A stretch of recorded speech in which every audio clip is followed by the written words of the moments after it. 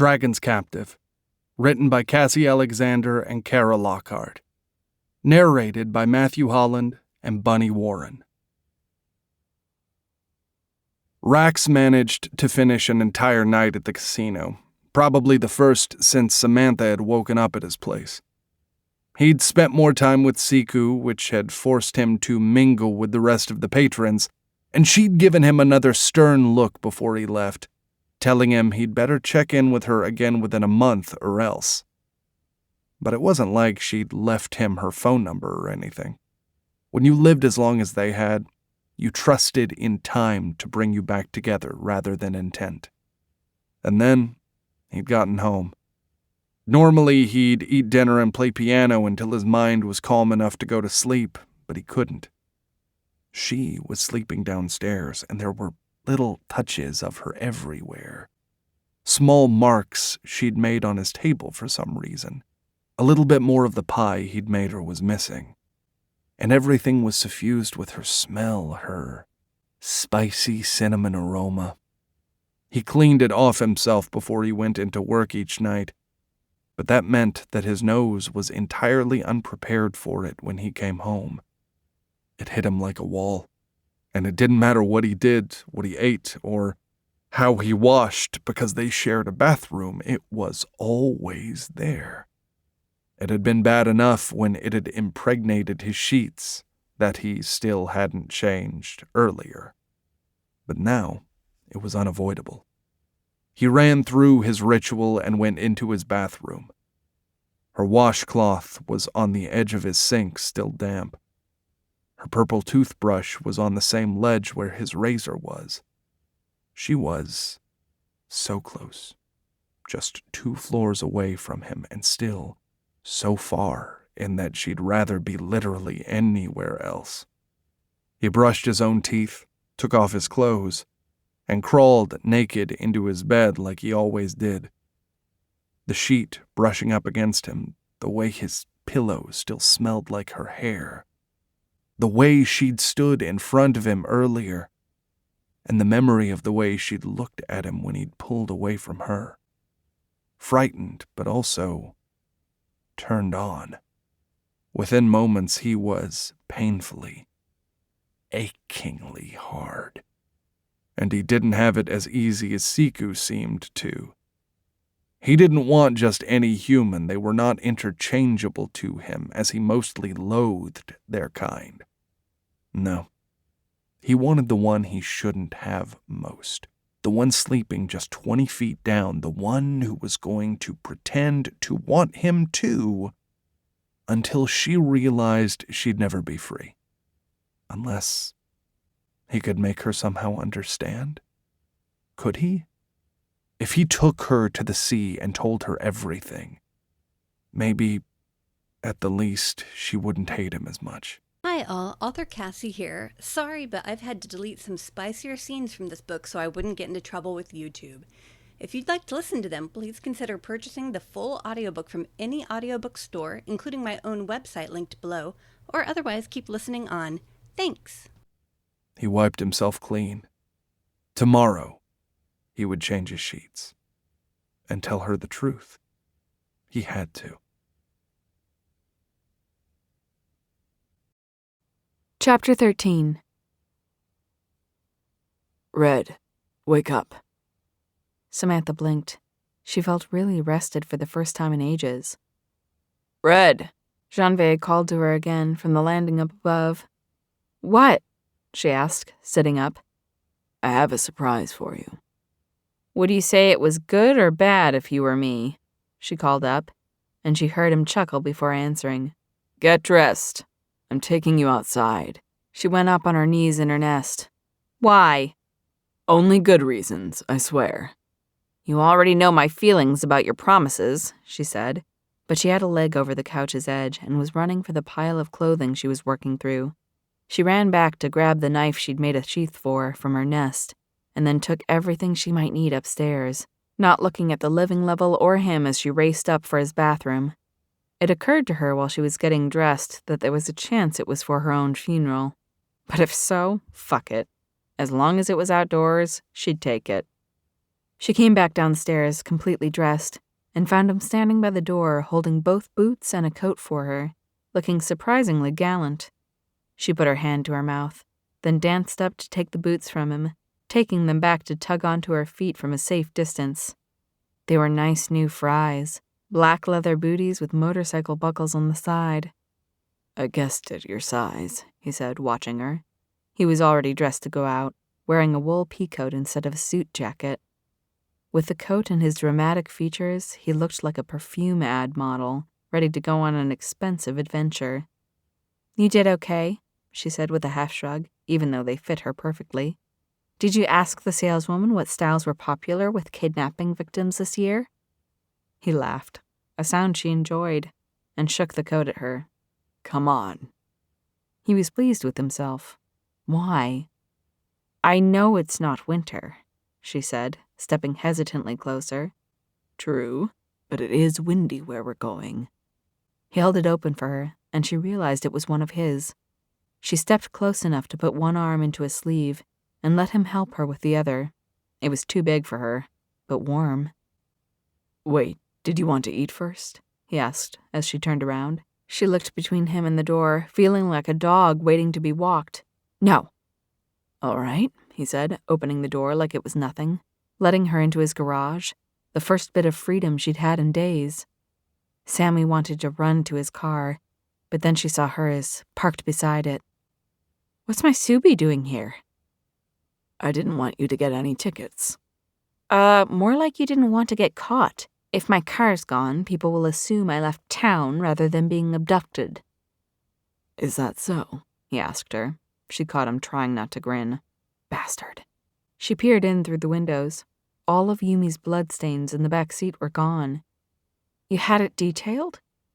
"Yes. It looked like there was blood on the upholstery. It took them ages to get out, apparently. My guy charged me a premium." "Oh, it didn't just look like blood, Mr. Worst," she said with a headshake. "That was like my most violent period ever. Oceanic amounts of blood everywhere, like a horror movie. Your sharks would have been crawling out of the tank to get to it if they'd been there." He paused, amusement and disbelief warring for control of his expression until he snorted. "Good thing I bought you tampons for your next one, then." He hit something on a key fob, and she heard the doors of his Jag unlock. "Get in." Sammy sat, perched in the passenger seat, wondering what else he'd updated on his vintage car from the 70s, but not wanting to let on she knew anything by asking questions. "Where are we going?" she asked instead, craning her neck for even the tiniest bit of light as his garage doors opened. They were someplace desolate, outside of town. She didn't recognize the road, and it was nighttime. "No sun," she whispered. "No. But there's sky, though," he said, pointing up. "What about wind?" she asked, looking at her car door disappointedly. The usual hand cranks for a car this old were gone, clearly replaced with more modern gear, but there were no buttons for her to try. "Just as you don't trust me, I don't entirely trust you, alas. But I was hoping," he began, glancing over at her. "Just wait a bit. You'll see." She huddled back into his coat in frustration. It smelled like him. "Do you really think I tried to throw myself out a window on the open road?" He gave her another look, as half his full lips curled into a grin. "Red, I wouldn't put anything past you." It seemed like they were going further away from civilization, not toward, and she realized they were on one of the highways that paralleled the ocean when she saw a road sign not long after. What time was it? It was truly dark out, and there wasn't much traffic. She leaned her head against the window glass, staring up at a sliver of moon, trying to remember what it had been when she'd last seen it. But truth was, she'd never paid attention, and she wouldn't know whether it was waxing or waning besides. You needed to see a moon more than one night in a row to know which direction it was going about its business. But with people, sometimes you could just guess right the first time out. "What are you thinking?" he asked her, looking over. "The usual. How long we're going to play this game. How long I can stay sane while we play it." "The moon," she only half lied. "I read about werewolves in your book. Do you know any?" "Yes, quite a few." She turned toward him in the car. You're not teasing me? He shook his head roughly. No, not anymore. She inhaled deeply and settled back, playing her tongue against her lips in thought. What? He asked. I thought you'd appreciate the honesty.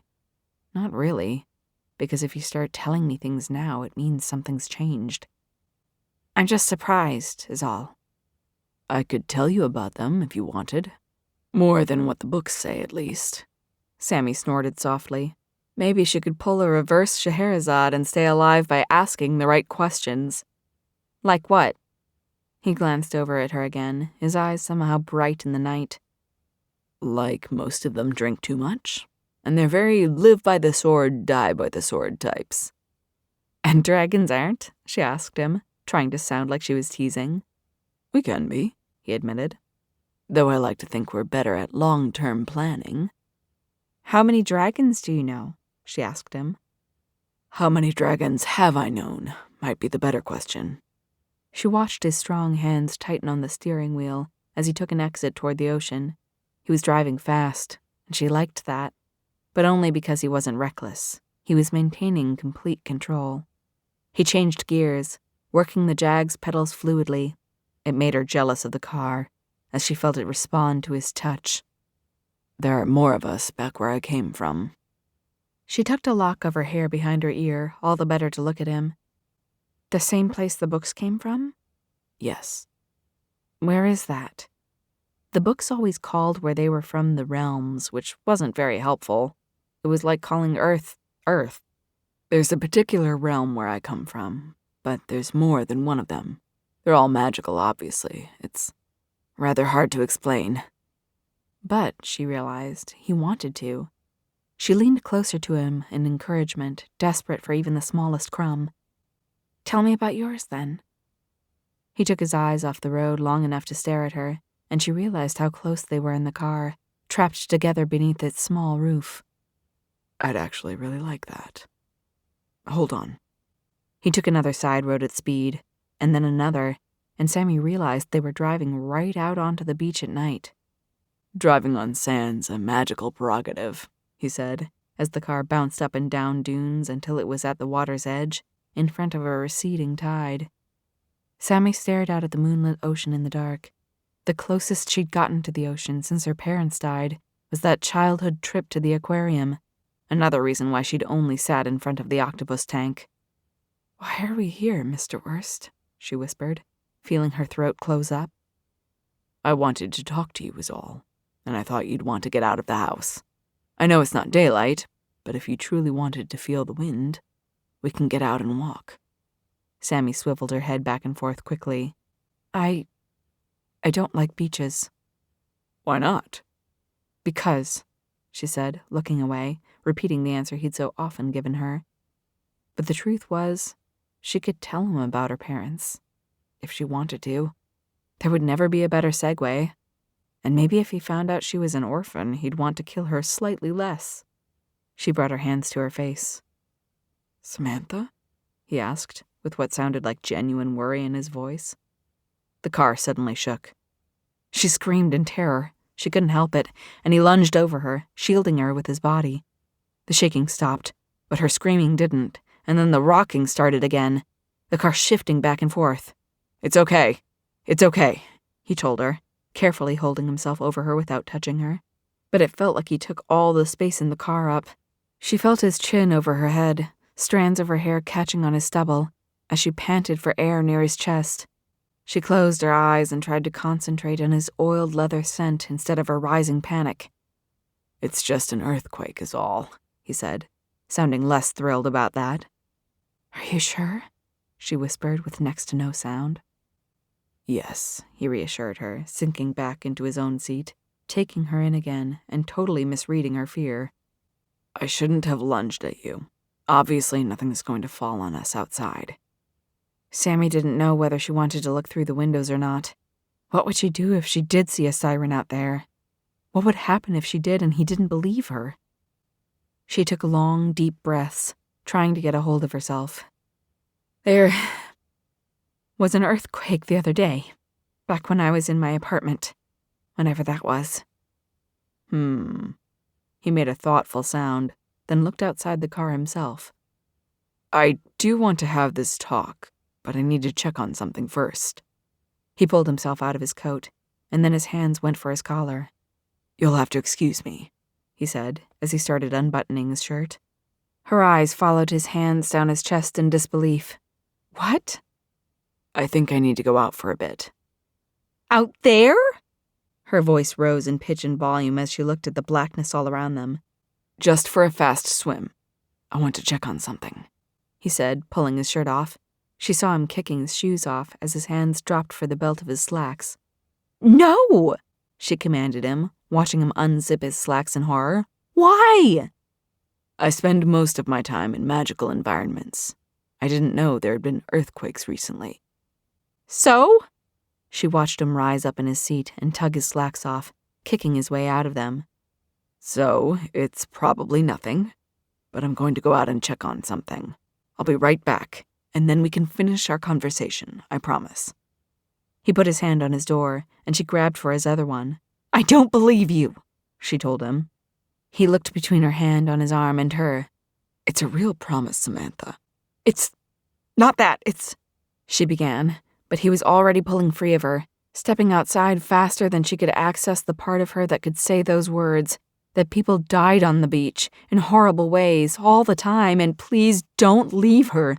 Please, she said, and realized she was almost as unfamiliar saying it as he was now. Please stay here, she pleaded. I'll do anything. It's not you, Samantha. Anything, I'll be good. Her voice rose and broke. But then he closed the door on her and looked in at her, standing outside in just his boxer briefs. The moonlight slid over all of his muscles like he was a statue, but he wasn't. He was about to leave her. Her stomach clenched and churned. I'll be back, he repeated, and did a thing with his hand, waving in the car's direction before turning to walk into the ocean. Sammy beat on the windows and started screaming at him not to go. Rax walked away from his car and Samantha inside of it, listening to her shout at him. So panicked, all of the time. It made him feel sorry for her, which was what she wanted, of course. He looked over his shoulder and didn't see her. She must have ducked down inside his car for some reason. She was so strange. Beautiful and compelling, but also broken. Too prideful to admit it, or perhaps she didn't think it true. But she had more sharp edges on her than all his knives put together. If she bunned her orange-red hair atop her head sometimes, just like a furling rose, well, the rest of her was wrapped in thorns. He was up to his thighs in the freezing water now. He dove in and swam beneath the waves straight out, feeling in his element again. Not that he enjoyed swimming in the open ocean as a man. It reminded him of everything he missed. The ocean's strength and power reminded him of when he'd been able to be his dragon, fully. How he'd been able to slice through the waves, utterly unstoppable, at home in his domain. Swimming in it as a man couldn't begin to compare. The shore dove away from him into darkness, and he followed it, dropping as it did, trying to feel for anything out of place. Earthquakes weren't improbable locally, but they were uncommon. And now that the gate below was sending drowned ones for the key, it hadn't occurred to him earlier, but Rolm's reanimated corpse had to have come from the oceans of his home. But if so, how did it get to Earth to visit him? There must have been some point of connection, and that's why the earthquakes made him worried. Shifting tectonic plates weren't the only things that could create pressure that needed to be released. He swam deeper in the dark, relying on his other senses to answer him, feeling the profile of the seafloor below him as he swam over it in a way he couldn't have quantified on the ground. It was just that he knew where it was, the same way he could smell, taste, feel the salt water around him, and knew what else swam near. A shoal of fish parted around him. He couldn't see them, but he could feel the rippling of their efforts to swim out of reach. their tiny currents reporting in all along his body as the thing that was still predator in him told him of their heat. If he'd wanted to grab one, he could have, easily. He surged forward, concentrating his power and pulsing it out in bursts, listening, feeling, intuiting anything that might be out of place around him. And then he heard it. The low, thrumming sensation of the siren song. Underwater it was safe to hear, its maddening magic blunted by the medium it traveled through, but it was unmistakable. How? He followed his ears until light he didn't want to believe he was seeing began to brighten up the dark. The quality of the water changed around him, changing from the polluted sea of earth to waters just as cold but far more pure. He was horrified, but he couldn't stop himself. He kept going forward, threading himself along an ever-brightening magic course, where the taste of the water was familiar, knowing what he was going to find. A rift. A temporary connection between Earth and the world of his home, in this case, between the bottom of the ocean here and a space in the below, inside the gate. Arcane light radiated in all directions, almost painful for his eyes to see, and in the center of it, a cluster of madly angled wings, scrabbling claws and shining eyes. Sirens on the other side, desperate to break free. The magic from the gate below still managing to hold them back. And beneath their cries and songs and whispers, Rax heard a resonant, steady beat. His own dragon's heartbeat coming through? No, his dragon's was much slower in its currently suspended state. But he knew it was another dragon. Rax swam as close to the rift as he dared and whispered, "Tarian?" to himself. Oh, God. He'd assumed when he'd locked the door on his brother, when his brother had given him no choice but to, it was either shut the door or set the sirens free on the world, that the sirens would have torn him apart eventually. Not that he'd imprisoned his brother in there, too. Rax clutched his stomach and doubled over as the light from the rift dimmed. The connection between the worlds collapsed, and the gate below was realms away again. When Sammy lost sight of Janvier, she took off her seatbelt and put her head between her knees to breathe. He just left her, here, alone, on the beach, in a car, in the goddamned dark. Of course she was panicked. There was no reason for her not to be. He'd abandoned her, and what if he didn't come back? And that thing did. When she rose up, she beat at all the windows of the car with her hands, then leveraged her seat back so that she could kick out at each window in turn with all her strength, yelling out in anger, doing nothing but exhausting herself. After that, she caught her breath, laying down, staring up at the Jag's cream-colored ceiling upholstery, now dark gray in the night, wondering who or what god she'd pissed off for this to happen to her for a second time. Then she pulled out her knife from her waistband of her leggings and tried to crack the seam of the window. If she could leverage it in there somehow, maybe make a gap, and send something down to pop the lock. This was an older car. It should have worked. But whatever he'd done with his hand before he left, magic, had sealed it off to her. She pressed and pulled so hard with her knife that it seemed like it might break before she gave up. Where the fuck was he? She could barely bring herself to look out at the water. It felt like at least half an hour had gone by. The moon had definitely moved in the sky. She stabbed the driver's seat in frustration, ready to make him regret leaving her here alone any way she could. And then she felt the car rock. Sammy whirled, looking in the direction the force had come from, and didn't see anything. But the car rocked again. Another earthquake? She bit back a scream and dared to look toward the ocean, where a figure was resolving, coming out of the tide. Janvier, back at last. And she was going to give him such a piece of her mind. What the fuck had he been thinking? But whatever was walking toward her didn't have his steady stride. Instead, it lurched, looking like it was having a hard time pulling itself from the water. Sammy gasped as she spotted another one just like it, coming out of the next rolling wave, and behind that, a third, all of them lumbering for the car. No. A part of her mind started screaming and wouldn't stop. If she'd been back in her apartment or at Janvier's house or anywhere the fuck else but here, she maybe could have handled it better. But something inside her mind broke. She felt a rush of heat between her legs as she screamed helplessly and peed herself. Right as the first creature put its hands on the other side of the window and shook the car again, looking in with dead black-on-black eyes and dripping, puffy skin. One by one they surrounded the car, hands on the windows, repelled by the same magic, she hoped, that kept her trapped in. She screamed until her throat tore as the car rocked, and she scrabbled into the back seat. If she saved herself in a trunk once, she could do it again.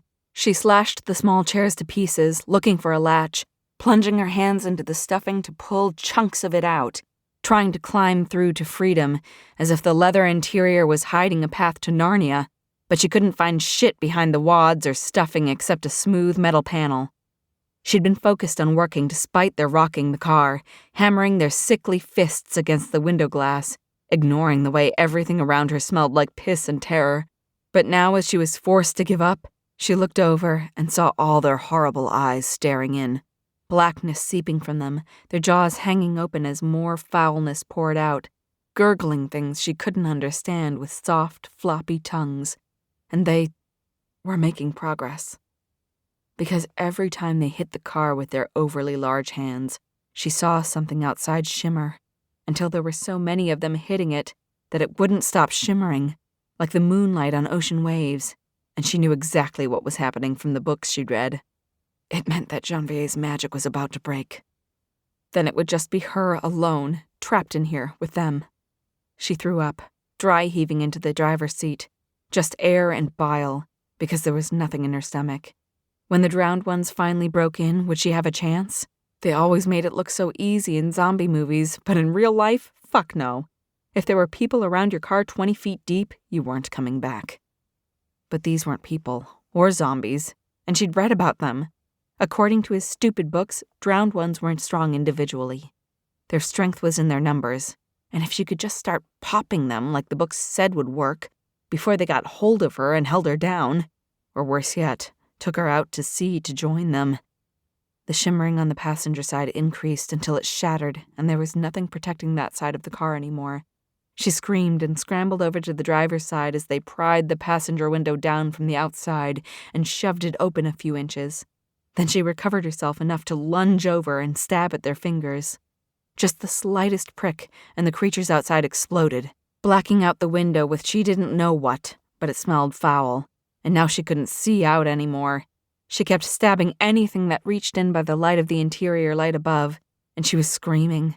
She distantly heard herself like she wasn't her anymore, like she was just some creature made of anger and fear. Then the window shattered, and now there were whole arms coming in, swatting at her, and she wasn't fast enough. She was never going to be fast enough, and the whole car was rocking like they were already out to sea. She shrieked in terror and rage, and her left shoulder hit the horn on the steering wheel, and suddenly she was a little girl again, utterly lost, completely forgotten, alone in the entire world. She sobbed, blindly swiping her right arm out with its knife because she was unable to see through her tears. This was it. There were too many of them. It was her time to die, just like she should have died the first time with her mom and pop. The sirens were right, just like they'd told her. She wasn't worth dying for. They'd always been right. She'd never mattered to anyone, and now she never would. She curled into a ball, leaning against the horn with all her might, waiting for the death that she'd always known was stalking her entire life to finally catch up. "Samantha!" shouted a voice from the direction of the sea. It wasn't real. She didn't hear it, and the arms didn't stop. It was just the fever dream of her overheated brain, granting her one last wish before she disappeared. "Samantha!" she heard shouted again.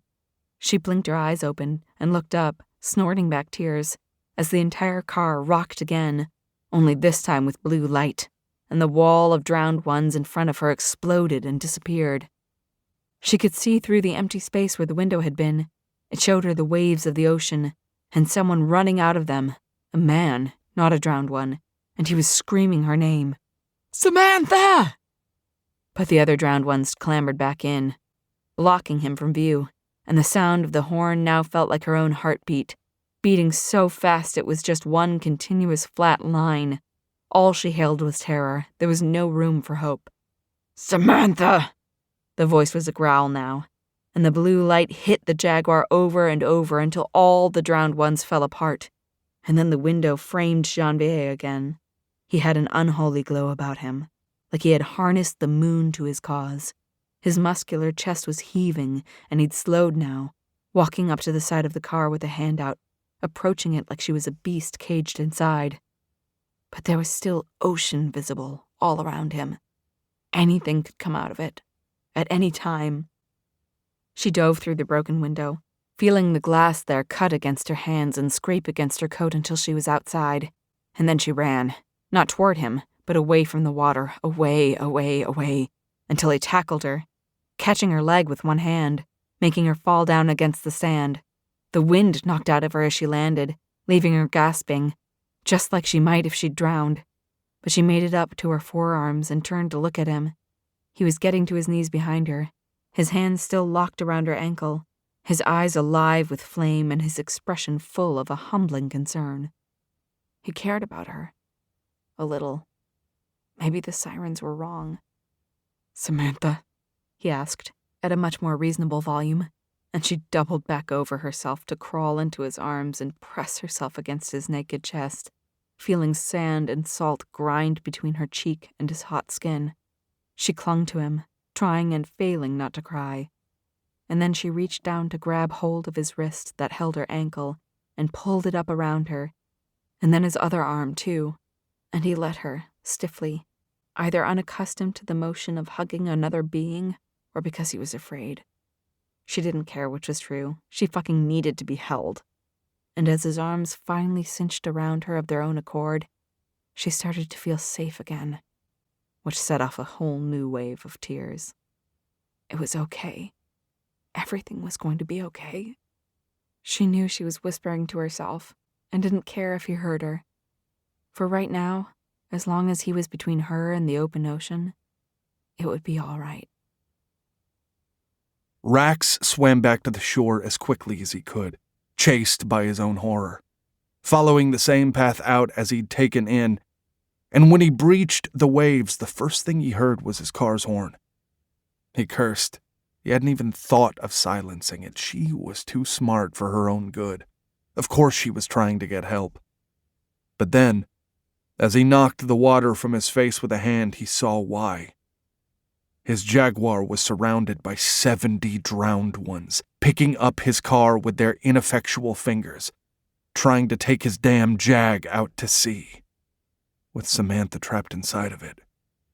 He was not a dragon anymore, but he felt flooded with power as though he were, and he'd never felt an urge so strong to change before while trapped as human. Not even prior times he'd risked his life.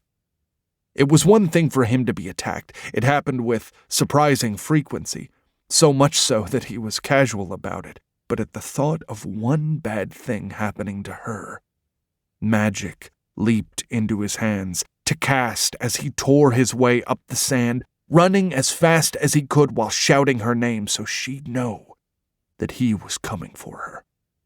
"Samantha!" If they had hurt so much as one strand of hair on her head. "Samantha!" he shouted, the wind ripping her name from his mouth. He couldn't see into his car past them. He cast out a magical wave ahead of him, wiping out all the drowned ones on his side. He watched his car rock with the force of it. He caught a glimpse of her inside the car through a broken window, clearly terrified but alive, as drowned ones from the other sides of the car mindlessly moved over to replace their brethren. The gate didn't care if he gave up his life for a fate worse than death in joining his dragon at the bottom of the sea, just like it didn't care if Samantha died underwater in the arms of a drowned one. All it cared about was being locked. And as long as Samantha still held a portion of the key, they would be relentless. Her shrieks of terror pierced his soul.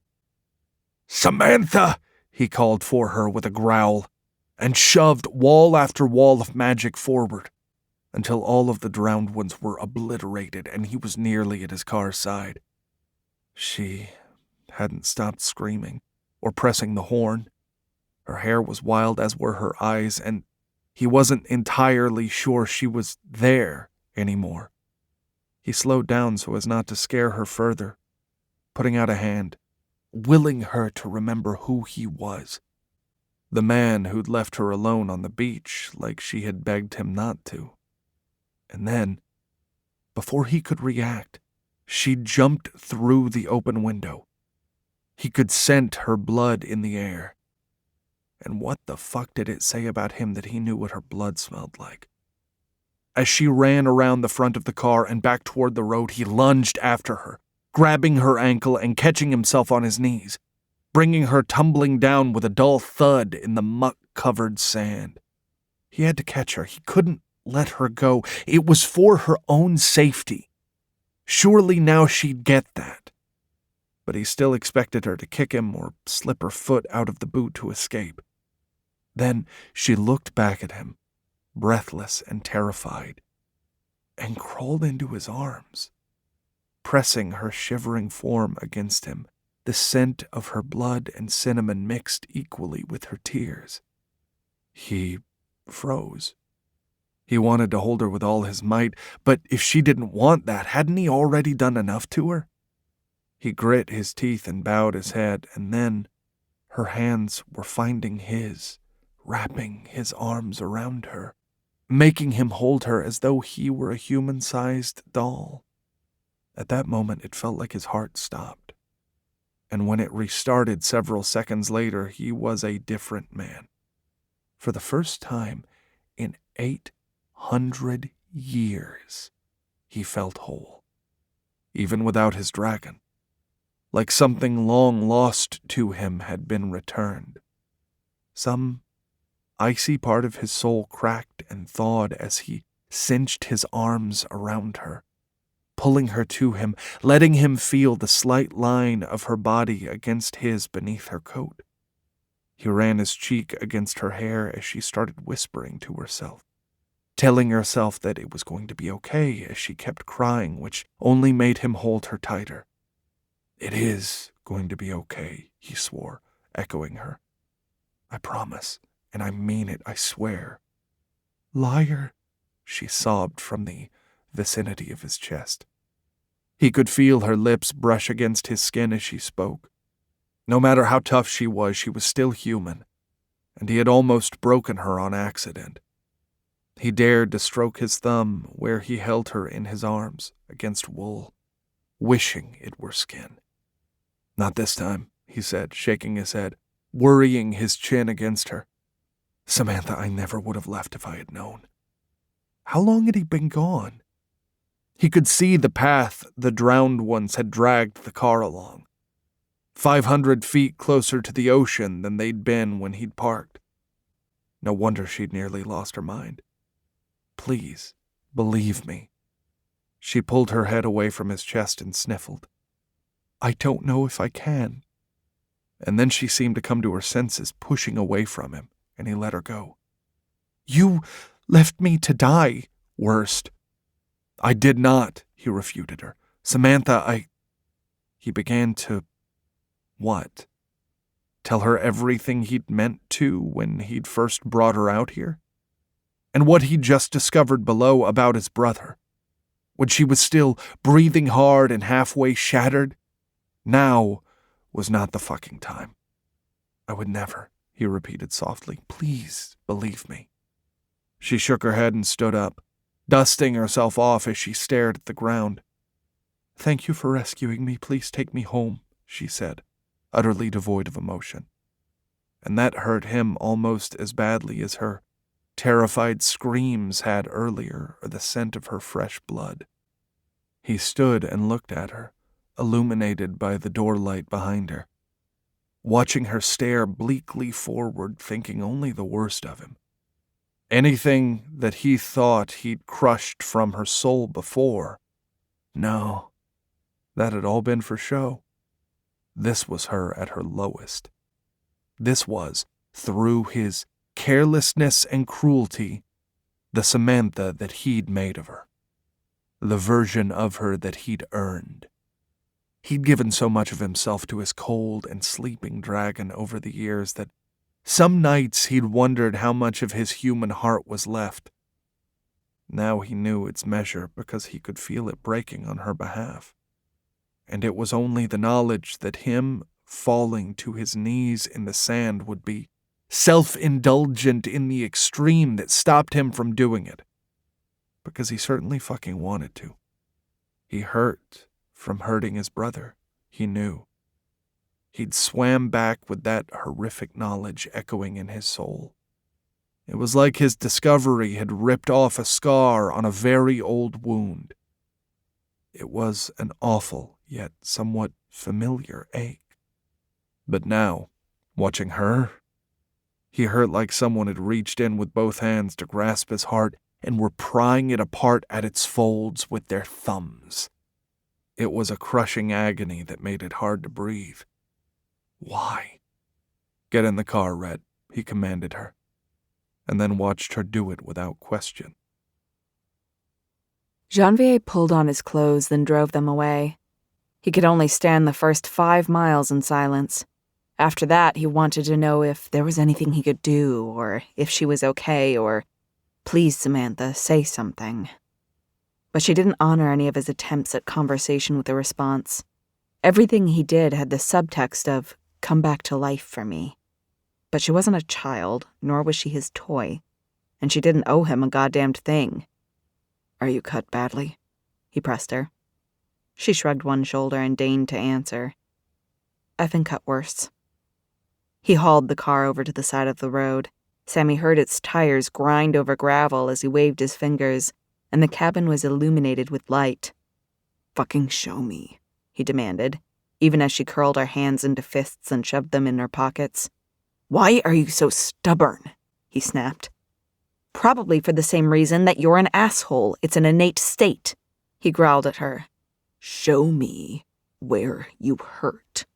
He enunciated slowly, like a threat. Sammy stared at him blankly for a few moments, trying to actually quantify that with a response. When had she started hurting? And when the fuck would it end? Had it ever let up in the meantime?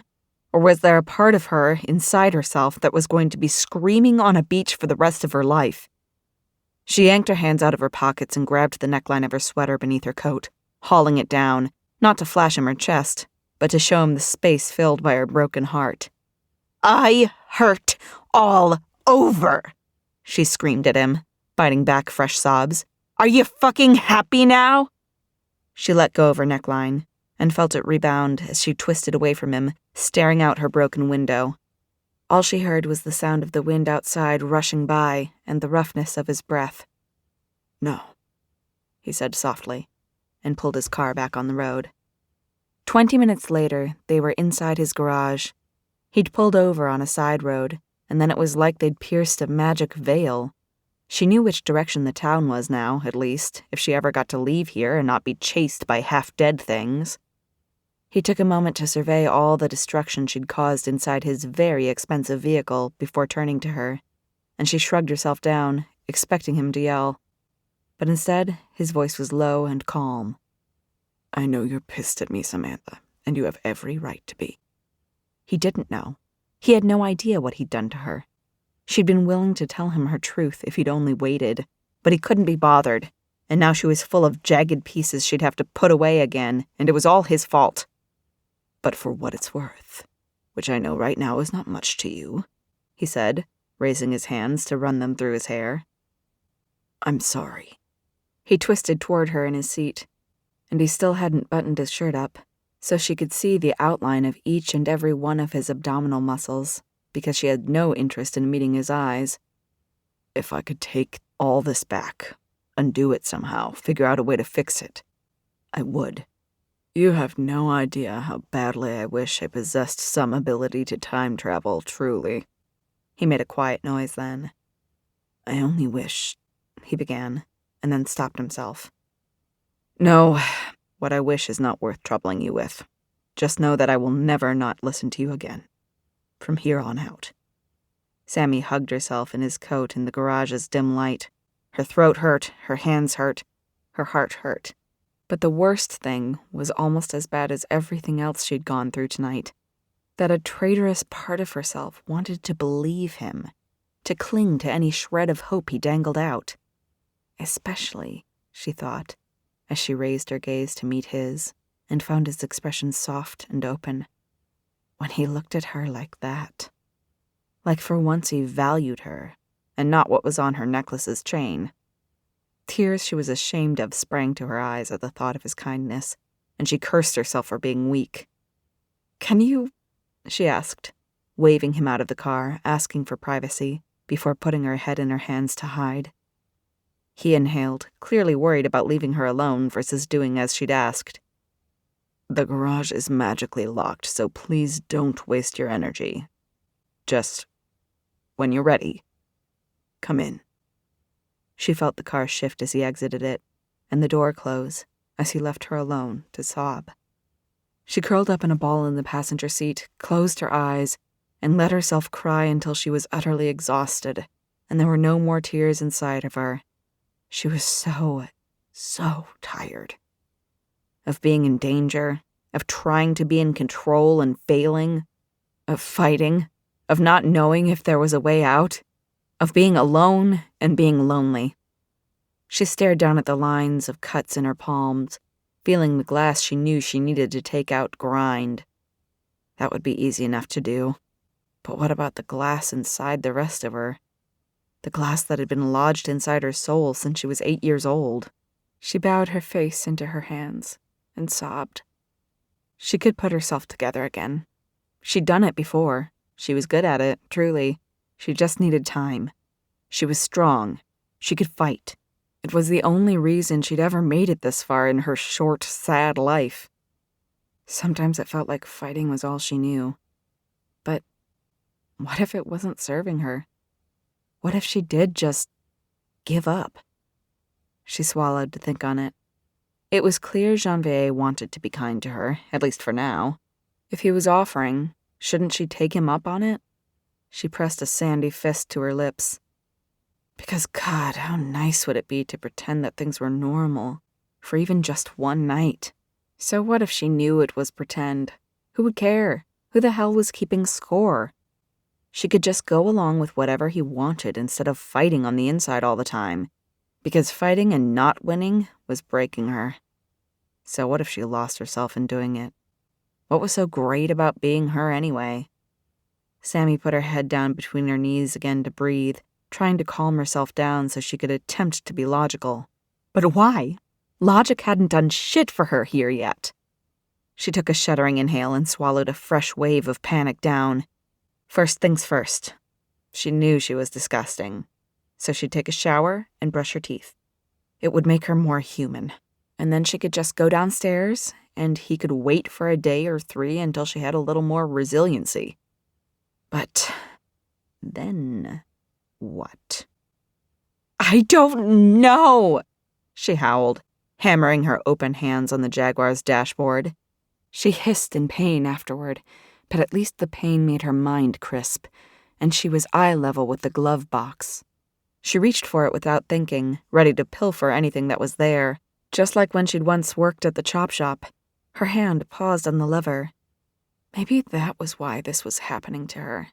Because once upon a time, she hadn't been a very good person. When she'd been working there with Danny, she'd figured she was in the clear, because her childhood sucked so bad she thought the world owed her. Maybe all of this now was proof that it did not. Fuck it. Now was not the time to start being good. Especially not for him.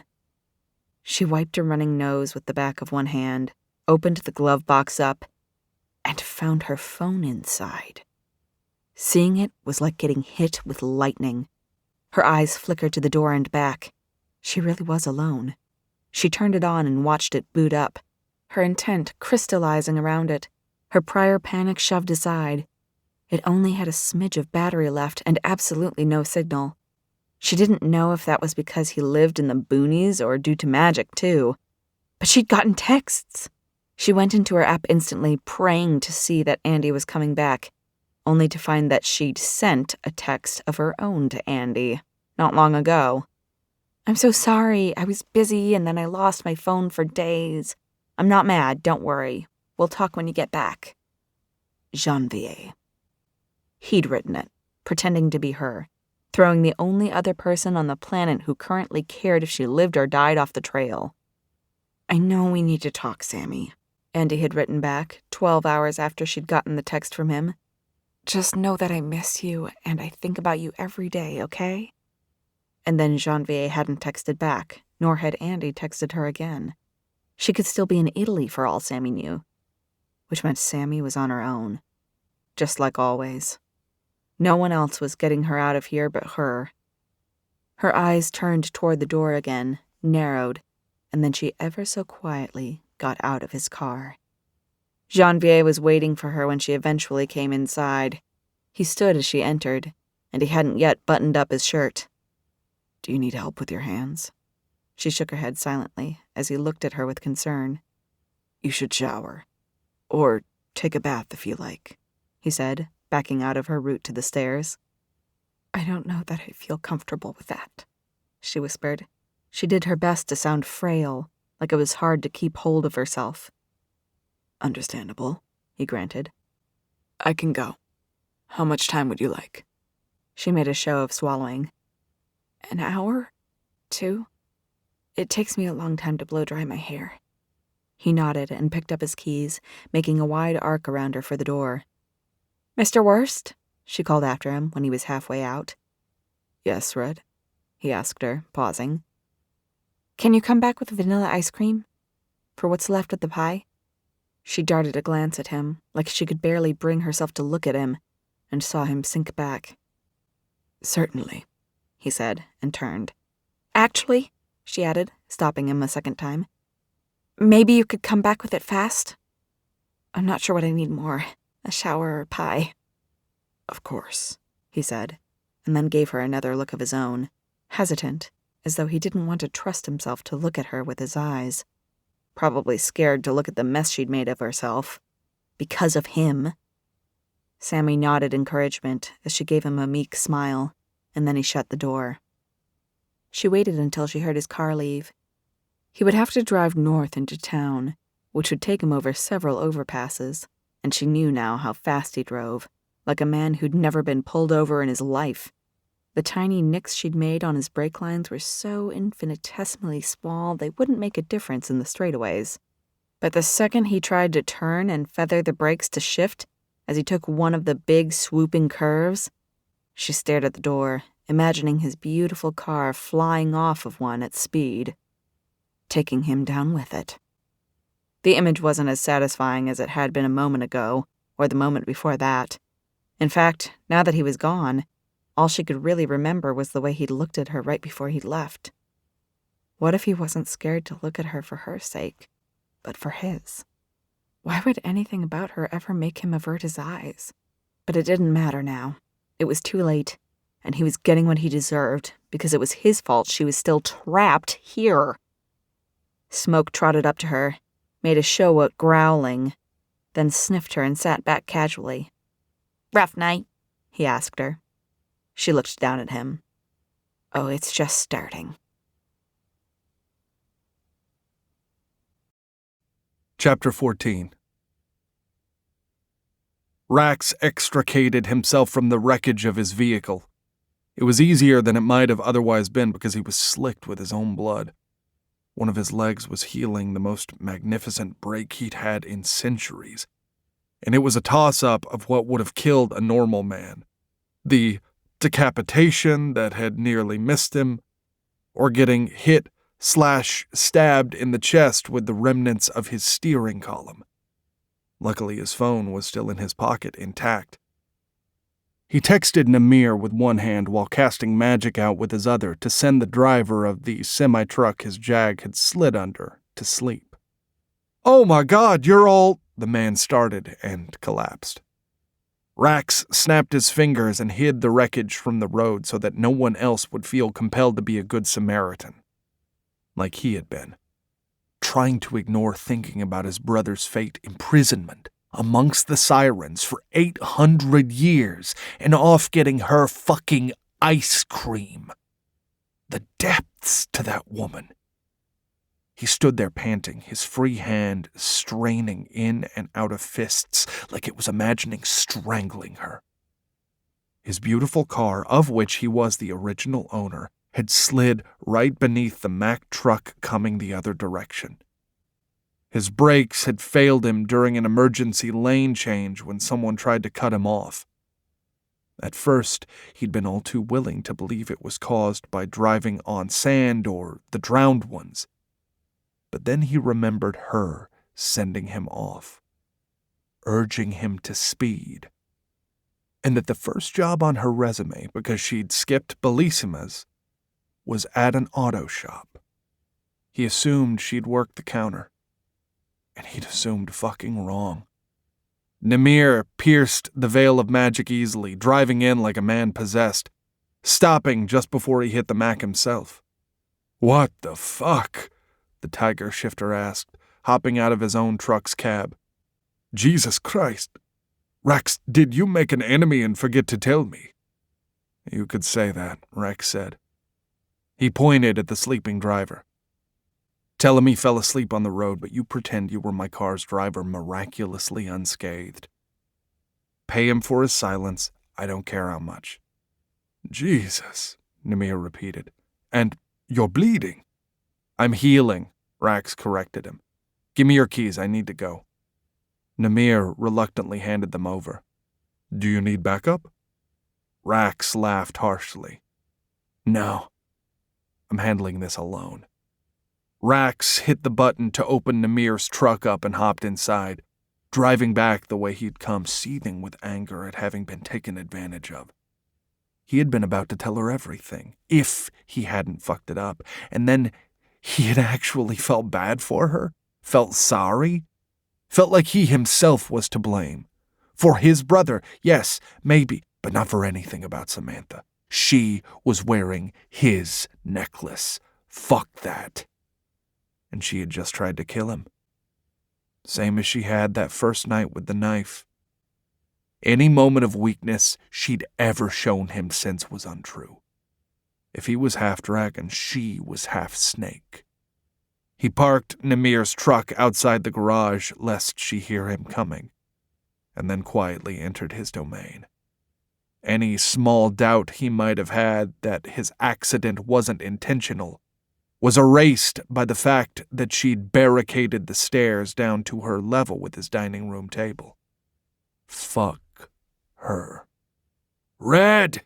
he bellowed, slamming the door behind him. "I survived!" Smoke leaped to stand on the table's top edge. "She's down there with knives. She wouldn't tell me what she's doing." He stormed over and Smoke jumped to the side as he kicked his dining room table in half, sending splinters raining down the stairs, where she'd pulled his dining room chairs to act as further barriers. He flung the first one down into his study below and heard her squeak at the violence. Yes, well, she should see what she did to his jag. "Red," he snarled. "Come up and face your consequences." "Fuck you," she shouted at him, not apologetic in the least. He growled and ran down the stairs, feeling her slash out from behind them at his ankles and only barely missing as he leaped into his study halfway down, whirling to corner her beneath the stairs against the aquarium's glass. She'd upgraded from the small knife Smoke had told him she'd been keeping to a butcher knife and a carving knife, one in each hand, and he stopped in front of her, breathing hard. "You're a little viper, and I should have treated you as such from the beginning," he said, his voice low and full of threat. "You should have," she shouted. "You should have just killed me, because at least then I would be free." "It's not too late," he said, reaching for her with both hands. She screamed and tried to defend herself, but he caught one blade in one hand, twisting it away from her without even cutting his skin, and the other lightly slashed the back of his arm before he batted it aside. And then he grabbed her, still screaming, hoisting her up over his shoulder, to carry her back up the stairs, fully considering just tossing her into his shark tank as he picked up one of the chairs he'd kicked with his free hand, hauling it upstairs with him. He ignored her blows and planted the chair in the middle of his living space, sitting her down upon it. She shut up as he pinned her there with his eyes, likely trying to figure out her next move. If his brother was still alive, inside with the sirens, then in addition to saving his own dragon, he needed the fucking key. "Beg me to save your life," he told her. Her lips lifted in a snarl, and the words coming out of her mouth dripped with sarcasm. "Please, oh, please don't kill me, Mr. Worst." He growled, "Say it like you mean it, Red." "Fucking make me," she said, and spat at the ground by his feet. Evil things in him lurched forward. He'd already tolerated levels of insolence from her that would have made him slaughter any other living being. Whatever pain he thought he'd felt on her behalf earlier at the beach, her behavior now had burned away. It didn't matter what hung around her neck when it was attached to the rest of her. But he inhaled and caught the scent of bile. She'd gone straight from retching her guts out in his car to luring him in, using his kindness against him to plan his murder. He ran his eyes over her. One simple little human was the only thing that stood between him and a chance at freedom. Why couldn't he just kill her? He wanted to, and he'd already killed so many others. He'd spent centuries among their kind, unable to avoid them on this planet, trapped with them on sailing vessels or moving alongside them across continents, before he'd built up his casino and shielded himself with shifters. But somehow, she was different. If he'd been sure he could anneal the pieces of the key and save himself, and now save his brother, maybe he could have. But he wasn't. And if he killed her for nothing, her orange-red hair was wild and tangled. Her breath was acidic. She smelled like the essence of terror, and she was still here, hating him with a raw fury that made her shine like the sun. Over the course of his long life, he'd met too many humans. He knew he'd never seen the likes of her before, nor would again. He crouched on his heels to bring his head even with hers, and even though her eyes were bloodshot from crying, the blue inside them still flashed. No normal man could ever be her master, and perhaps not even a dragon could manage it. He rocked up. "Stay here," he commanded, and went up to his level of his home. He walked around his bed and opened his altar. Smoke followed him, moving with alacrity. "What are you doing?" the fox asked as he pulled his dragonbone knife out. "Finding out what she's made of," he told the fox, loud enough for her to hear, coming back to her side with the knife and a bowl full of warm water. She hadn't moved because she knew there was nowhere she could hide from him here, which didn't mean she'd given up. "How strong are you, Red?" he asked her. Her eyes danced between his face and the knife, ignoring the bowl entirely. "As strong as I need to be, forever." "That's what I thought." He tossed the knife into her lap. "That's the only thing in this whole house that can kill me. Not a car accident, not the sharks. You cut me with that, and I may as well be mortal." "That's a sick fucking joke," she said without touching it. "Look in my eyes, Red. I promise you I'm not joking." She did, and then quickly looked away. He knelt in front of her, setting the bowl to the side, and then pulled her chair closer so that his shoulders spread her legs. He grabbed her hand, wrapping it around the knife's hilt. "I mean it. You really want to kill me? Now's your chance." He yanked the blade in her hand up to rest at his throat, feeling her pulse race beneath his fingers before he let her go. "But before you do, I want you to know I acknowledge that everything I've put you through is bullshit. Her brow furrowed as she frowned, and the knife trembled against his throat as he went on. We both have problems, Red. And we are the solution to each other's problems, possibly. I know you're strong enough to fight me, but now I need you to be strong enough to fucking stop. He swallowed and felt the sharp edge of the knife ride the motion up and down. I won't beg you for my life, Samantha. But if you can't finally fucking behave, then you probably should take it, because I don't want to have to hurt you. Truly. He closed his eyes, same as she had with him not long ago. Only he knew he wasn't making peace with God. He was trying to make peace with her. The strangest, fiercest, strongest creature he'd ever met, or prepared to die trying. Her hand steadied, and he wondered at the irony of him dying at a human's hands after all these centuries. But better cleanly here than at the bottom of the sea. Then, she let the blade go. It dropped to the cement floor, clattering by his thighs, and he dared to look up. She was gawking down at him, breathing hard, smeared with the green of his blood from where she'd cut him. There was sand in her hair, and she smelled like piss and fight and cinnamon. And fat, salty tears rolled down her cheeks. He wondered what ocean they tasted like. He knew he'd already made her cry enough for him to swim in. If it makes you feel better, I couldn't kill you either, he said. I still hate you, she whispered. I know, he said. He went up to his knees and put the bowl of water in her lap. Give me your hands.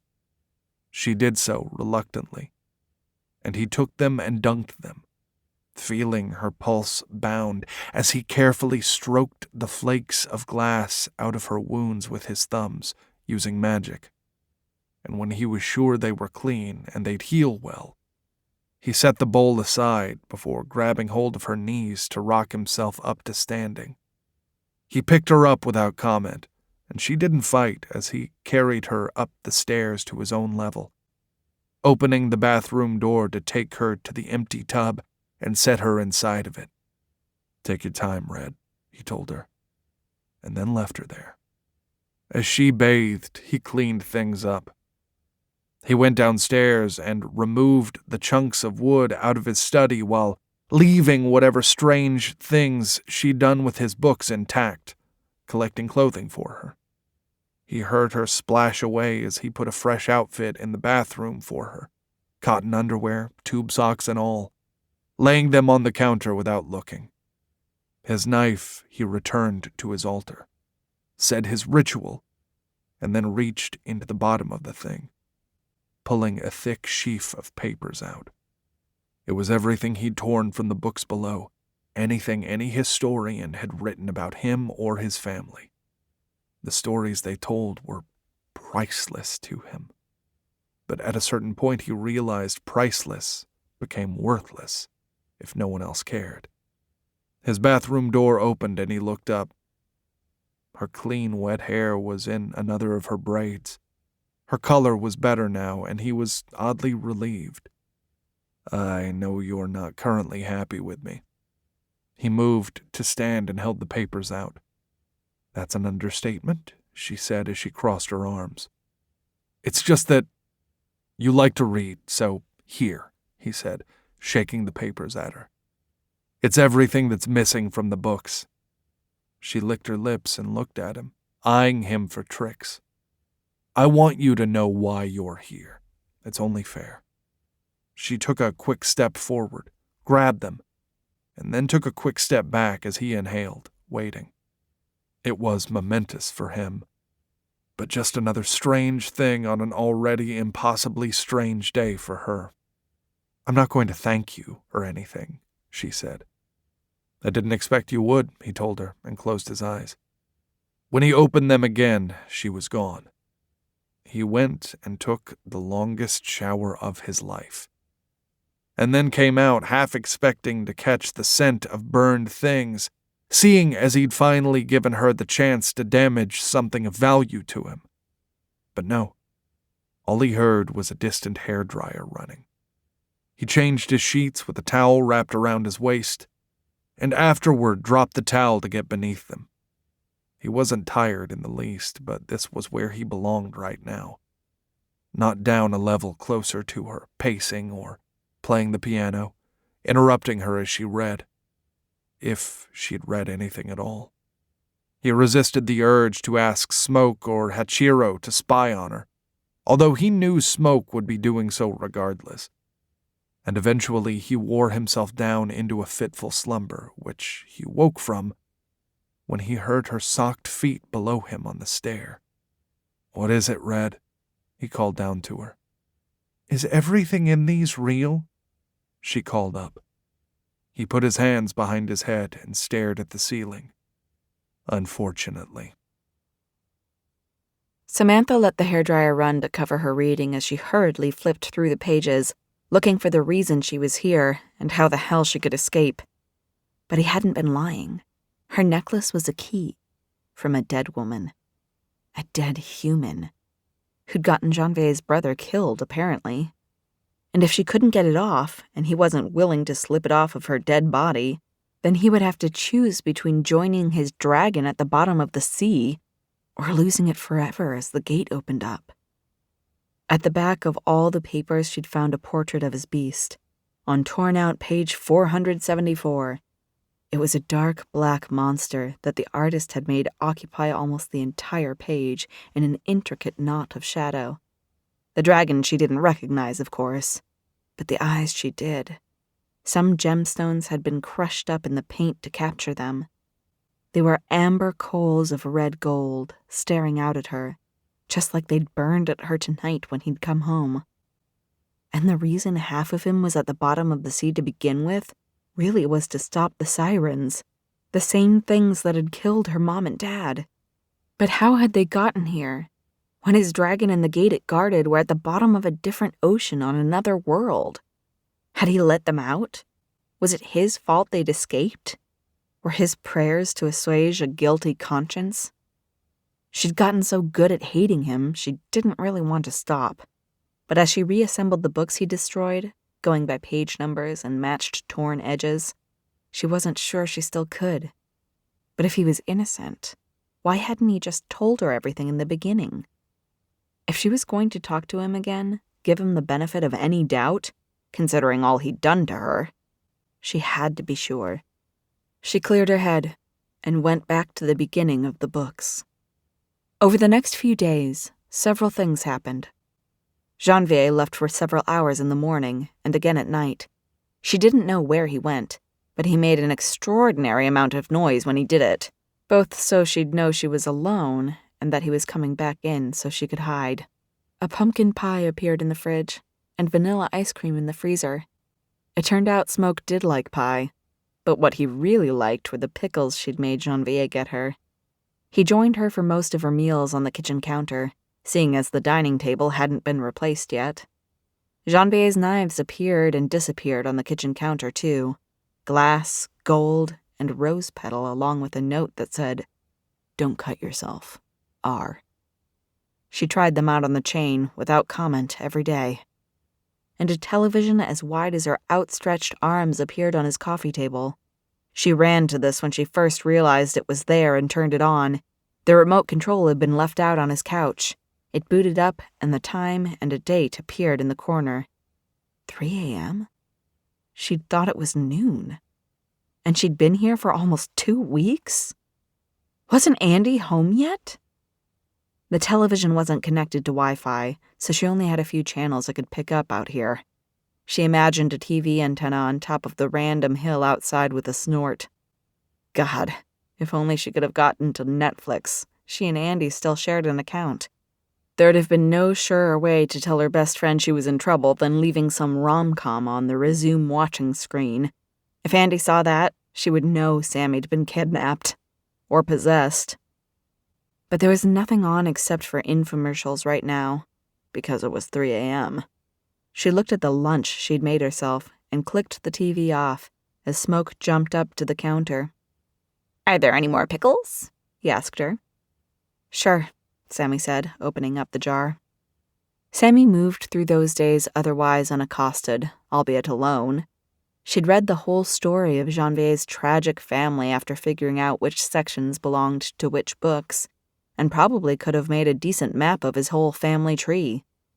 So she understood what had happened to him, how he'd been imprisoned for 100 years, if that wasn't an elaborate metaphor meant to make him seem more macho, and where his dragon was now, at the bottom of an ocean on an entirely different planet, and that his clock was slowly ticking. She was certain he felt it too, but he never called for her nor wrote other notes. Sometimes he'd play the piano, and she wondered if it was for her, much the same as the food he cooked was. But that was that.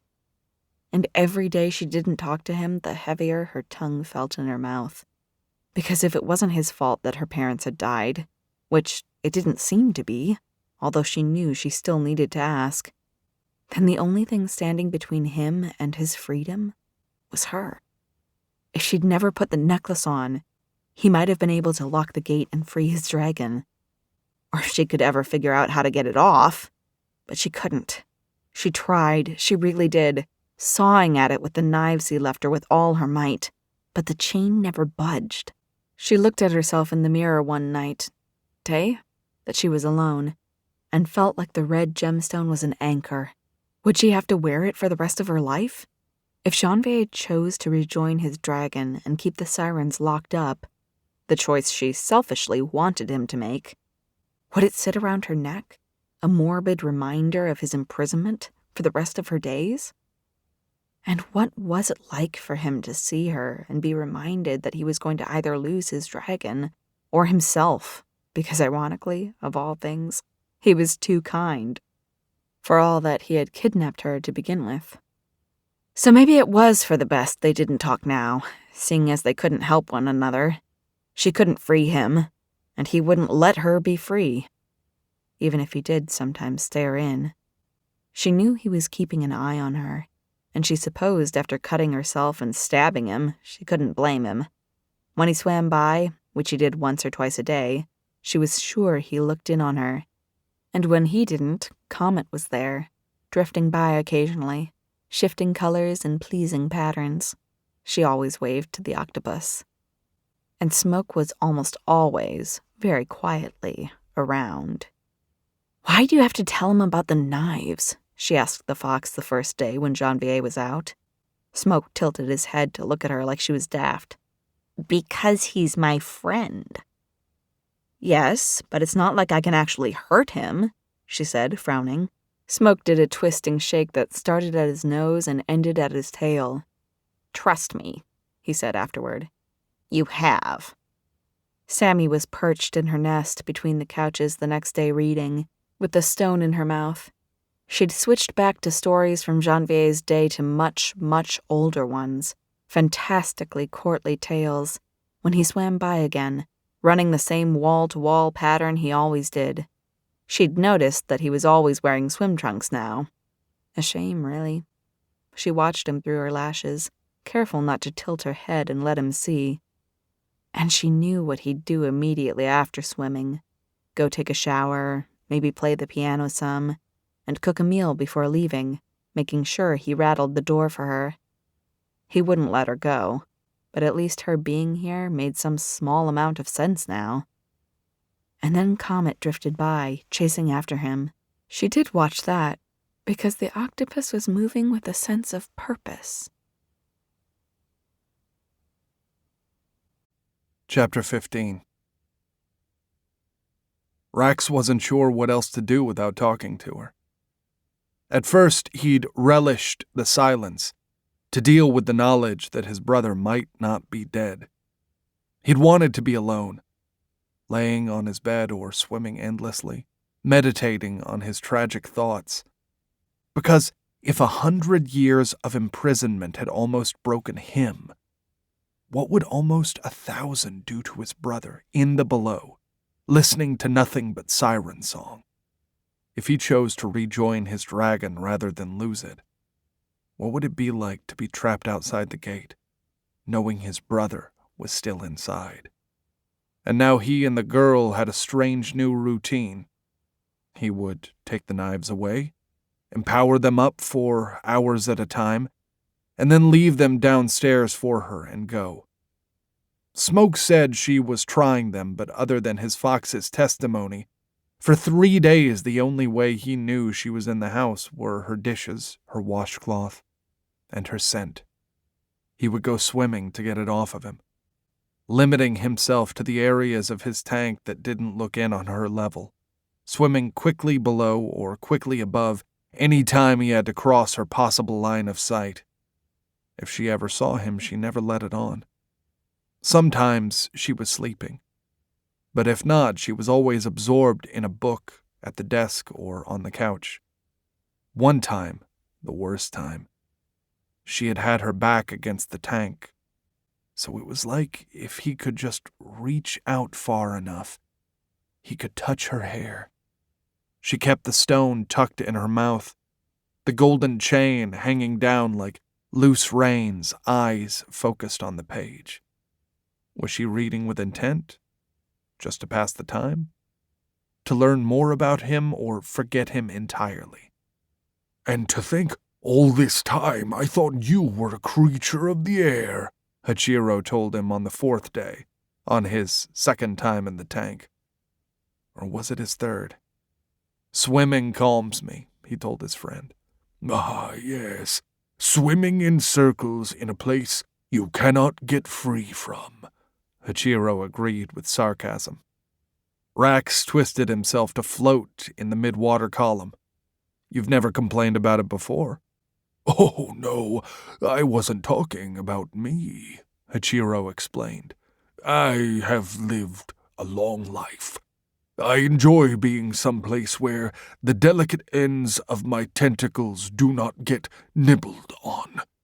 But you, however, the octopus said, billowing nearer, this is not your home. Not fully. It feels like it is. Or perhaps like it should be. Maybe he was just getting himself ready, no matter his choice. He largely turned the lynx over to Namir, choosing to drive aimlessly for hours when he was away from her, always ready to drive back.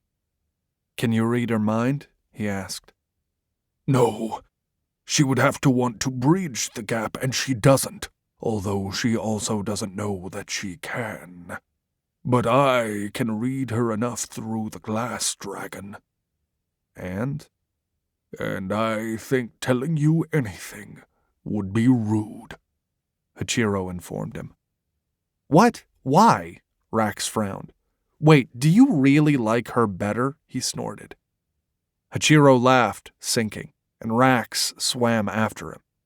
No, but I won't be a party to you hiding anymore. Hachiro sent out a row of suckers, winding it around Rax's arm. Hachiro, Rax thought as another tentacle bound him up, and the creature used its great strength to pull him further into the tank. What the fuck are you doing?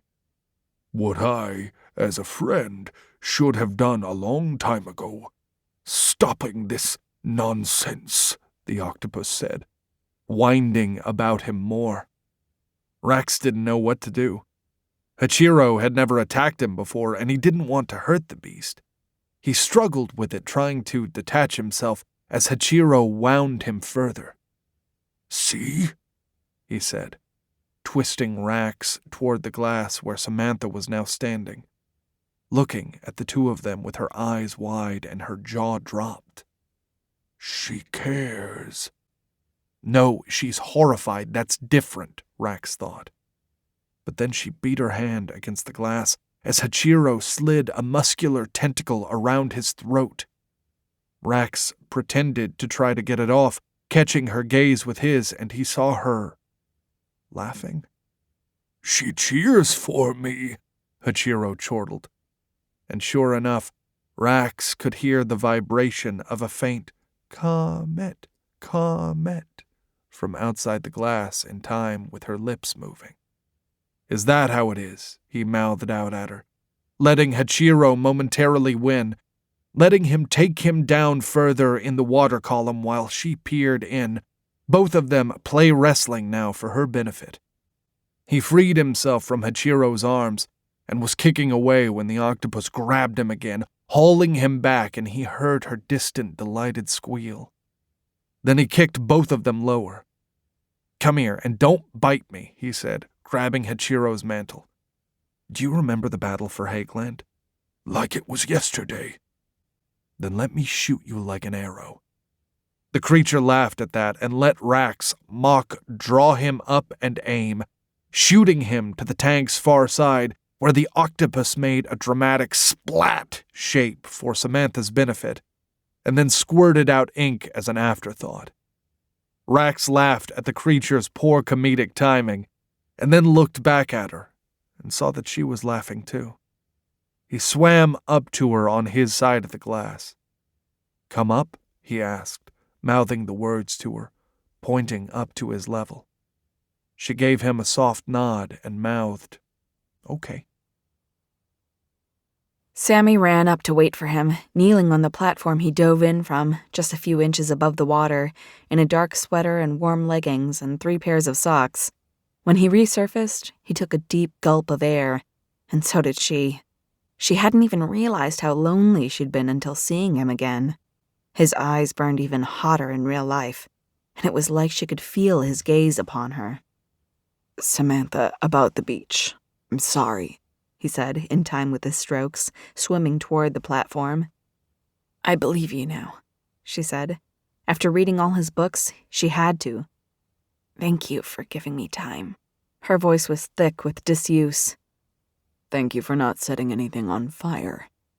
He tread water below her, knocking water off his face and pushing his hair back with a hand. "That I know of, at least," he added, with a grin. She caught herself smiling back, unintentionally. It was just the once, she defended herself, and Comet put it out. He caught his fingers on the edge of the platform and held himself there. "Why didn't you just tell me all your stories from the beginning?" He blew air across the surface of the water. "Because I made the grave mistake of thinking you were normal." "Far from it." Sammy hugged herself and rolled her eyes. "Was everything in the pages you gave me true?" Her gaze caught his again. "Were you really imprisoned for a century?" He nodded his chin just above the water's level. "I was. You think I don't know about prisons, Red, but I do. Only I wasn't allowed to fight. If I fought, I'd set the magic off course, and what they were doing to me would have taken even longer. I had to let them torture me for my country's survival, so I didn't get to show half the ingenuity that you have shown." "Ingenuity," she repeated his word, making quote marks with her fingers. "It's kinder than saying you have a propensity for chaos," he said, still smiling. He'd missed her too, she realized. It made her feel something warm inside her belly, a fire she should definitely put out. "What about the sirens?" she asked. "Still locked away below. That's what I was checking the other night when we were at the ocean." And he sounded so sure. "When your family made their pact, did you trap all of them?" "Yes," he answered quickly, and then grimaced. "And then some." She blinked. "What do you mean?" Sammy could read him deciding whether or not he should tell her something. "I think my brother might still be alive, inside the gate." She gasped. "But the books say he died." "They thought he died, and so did I. But if he didn't..." "You'd have to release all the sirens, and let your dragon die to free him." She put a hand to her mouth in horror and watched him nod. "Yes, you see my dilemma. I don't know what to do, Red." He took a stroke back in the tank. "So, murdering me's still on the table?" she asked, half teasing, half not. He looked over sharply. "Of course not. No. It means I just wonder what I owe people who don't remember I exist. I've already paid a terrible price to keep them safe. Do I still owe them more? Or could I just let the sirens out along with my brother?" Janvier raked a hand through his wet hair. "Who's likely mad, by the way. Tarion was already insane with grief when he went down there. I can't imagine listening to sirens for 800 years has helped anything. Sammy frowned. Unleashing sirens on the countryside. That's not very princely of you. He shrugged beneath the waves. I'm hardly a prince anymore. No, just a kidnapper. The words leaped out of her mouth before she had a chance to stop them. They were true, yes, but she hadn't come up here to have her first conversation in days just to stab at him with words. Janvier sighed and took another stroke back in the water, even further away from her. For your own good, Red. You saw the drowned ones come after you on the beach and at your apartment. While I agree with you 90%, I feel like there's a 10% chance you're lying just to keep me here. I would protest my innocence, but I'm afraid we both know otherwise. He gave a rueful snort. Have you really been trying the knives? Smoke hasn't been reporting back my every move. She doubted that. Apparently, she was the fox's only entertainment. He has, Janvier admitted. But I want to hear you say the words. I have been trying them, especially after what I read. It seemed safe enough to confess. Thank you, he said graciously. Sammy bowed her head slightly in return. You're welcome, Mr. Worst. He closed his eyes as though pained. Call me Rax. She shook her head. We're not friends, Worst. I'm still trapped here. Yes, you are, he agreed with a sigh and kicked himself toward the platform. Step back or I might splash you, he warned. Are you getting out? She asked, moving to stand without giving him room. He looked between her and the water. Unless you want to come in. She contemplated it quickly. That water's freezing. His eyes lit on hers. So, you can take a tub afterward. And there's sharks in it, Worst, she protested. He laughed. I won't let them hurt you. Although knowing what I know about you now, I should be more concerned with protecting them. She looked between him and the water below. How many times had she watched him through the glass, envying him his weightless freedom? I can't believe I'm even considering this. Me either, honestly, he said. But how often do you get to swim with sharks, Red? He asked, and his eyes traveled up her, asking her for something. She didn't know what. A second chance? Her hands reached for the hem of her sweater. I'm not skinny dipping, she said. Don't get your hopes up. I would never, he swore, and pushed back. She could feel his eyes on her as she pulled the sweater up and off, folding it neatly before setting it down and taking out the small knife she carried to place on top of it. Then she stepped on her socks and turned to free her feet, and her hands went to her hips to help shimmy her leggings off, leaving her there in just a gray sports bra and dark green cotton underwear. She hadn't asked him for a razor, and didn't want to try using his straight edge, so she knew there were little licks of orange-red hair at her armpits and the edges of her underwear, and faint traces on her legs. When she was done, she stood, already freezing, surveying the water, and caught him staring up at her, rapt. She looked away and asked, What's the least bad way to do this? Like so many other things in life, all at once, he counseled, kicking further back. She scrunched her face up, held herself tighter, then jumped in. It was like hitting a wall of ice. There was no part of her that wasn't instantly cold. She resurfaced seconds later, sputtering. Oh my God, oh my God, oh my God, she said and flailed. Shh, he said, swimming closer to grab her by her upper arms. Just because I can control the sharks doesn't mean we should torture them. You can swim, right? Yes, but oh my God, Worst, this is freezing. The only place she was warm was where he touched her. You get used to it, he said, pulling them both further out into the water. No fucking way, she hissed, blinking, drops of water trapped in her eyelashes. She twisted free of his grasp, and he didn't try to keep her. Seriously, are my lips blue? He seemed to take her request seriously as he inspected them. Not yet. They will be, she said, and laughed, chattering. This is such a bad idea. No, not in the least. Put your hand out, he said, even as he reached for her wrist to make her. She went with his movement, and then one of the huge fish, half again as long as Janvier was tall, circled around. She fought the urge to flutter kick away. "Remember, you promised not to hurt it," he reminded her. It was clear he was teasing, but as a sleek 300-pound shark neared, her heart leapt into her throat. One bite from its broad mouth would kill her, making her bleed out, crushing her internal organs, and its flat black eyes said it wouldn't care. It passed by at the last moment, but she could feel its skin beneath her fingertips. "It's rough, like sandpaper," she exclaimed softly. "It is," Janvier agreed. "I feel like I'm in Jaws," she said, turning to follow its path. "These are bull sharks. Those were great whites." Sammy looked over her shoulder at him.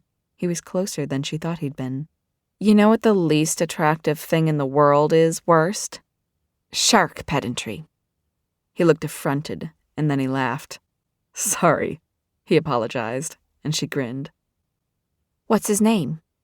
"Her name," he corrected her. "And they don't have ones." "Why not?" she said, as the beast took another circle around them. The closer it got, the happier she was to be near Janvier. "They're killing machines. They don't get names." "Huh, you don't say." "I know what my name is," he told her, giving her a look. "I'm sure.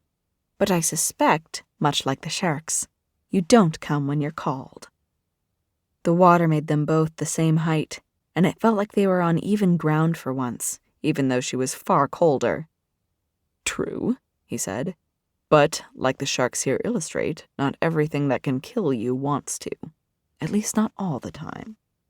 "What about the sirens?" she asked. He frowned lightly. "What about them?" "They always want to kill, don't they?" There'd been no stories in his books about them ever showing mercy. "They're malicious, yes." "And you're willing to consider setting them free?" He took a deep inhale and closed his eyes. "For my brother's sake, also yes." "Even if it meant losing your dragon?" "Losing my dragon more?" he asked. "You read the books, Red." She nodded, thinking. "But what if," she said, swimming nearer as he swam back, more to stay away from the shark than close to him, she told herself. "You were protecting someone you knew, instead of all those people you don't." "Like whom?" he asked her, his brow crawling up his forehead at her hypothetical. "Namir." Janvier rolled his eyes. "Namir's a big boy. He'd be able to handle himself." "Okay, then. What if it was just some humans?" she pressed him. "Just some humans, eh?" He tilted his head at that and took a stroke back in her direction, coming near. "I had no idea you were such a philosopher, Red." "I'm not. Just answer the question." She didn't think he'd gotten her parents killed, at least not on purpose. But she also didn't know. And if she just straight up asked, there was also no way for her to know if he was lying. He watched her with his eyes narrowed as he swam closer still, and the sensation of dangerous mass nearby was not altogether different from when it had been the shark. "I suppose it would depend on the humans," he answered, and the corners of his lips quirked. "I mean, I've met many humans I would have fed to sirens personally," he went on. She frowned and recoiled, but then his hands were at her waist, pulling her near. Before she could say anything, he pressed her against his body, and his lips were on hers. His tongue asked them for entrance, and her body moved entirely apart from her mind. Her head tilted to fit his, her own lips opened without thought, and the inside of her knee slid up the outside of his thigh until she came to her senses and pushed herself off his muscular chest. "If we're not friends, Worst, we're definitely not that," she sputtered, wiping his kiss off her lips with the back of one arm. He surveyed her coolly. "It seemed like you were looking for something to be angry about. I thought I might save you the hassle of digging so hard." He swam past her for the platform and boosted himself out of the water easily and stood, looking back. "Your lips are blue. You do need to get out," he said, offering her a hand. She ignored him, to grab hold of the edge and pull herself out much less gracefully. Chapter 16. After that, things changed. He was worried she'd wind up hiding in his study again, but she didn't. She began to bring whatever books she was reading up and read them freely on the couches, leaving them all around the living room. He took initiative and moved one of the couches to be closer to his piano, where the dining room table used to be, and she sat and read on it without comment as he played, ignoring him completely as he ignored her. Except he wasn't, really. He knew where she was at all times with a ridiculous precision, listening to her soft-socked steps, the flip of pages as she read, the quiet sounds she sometimes made at night as she dreamt, or by how close he was to her scent, the cinnamon that filled his house the same as she did. They acted like celestial beings, wandering the same sky, always within view of each other, always keeping an appropriate distance between them. And it was starting to kill him. He thought he knew what cold was in the deep dark of the unforgiving sea, but it turned out that what was colder still was her disregard of him. When he was so close, when she was so close. They were both right here. And yet, while she'd eat the food he made, try cutting the chains with the knives he empowered, and listen to his music, she wouldn't do any more.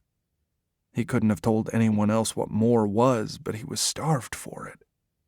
And the longer he lived without it, the more he could feel its absence gnawing at his soul. But there was no way to tell her that safely. Not when he still had to keep her here. He'd stolen a kiss in his tank because he'd wanted to. But what good would inflaming his passions do when he would never force himself on her?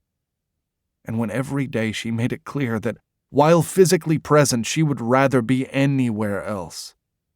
It started to make giving himself over to his dragon seem preferable.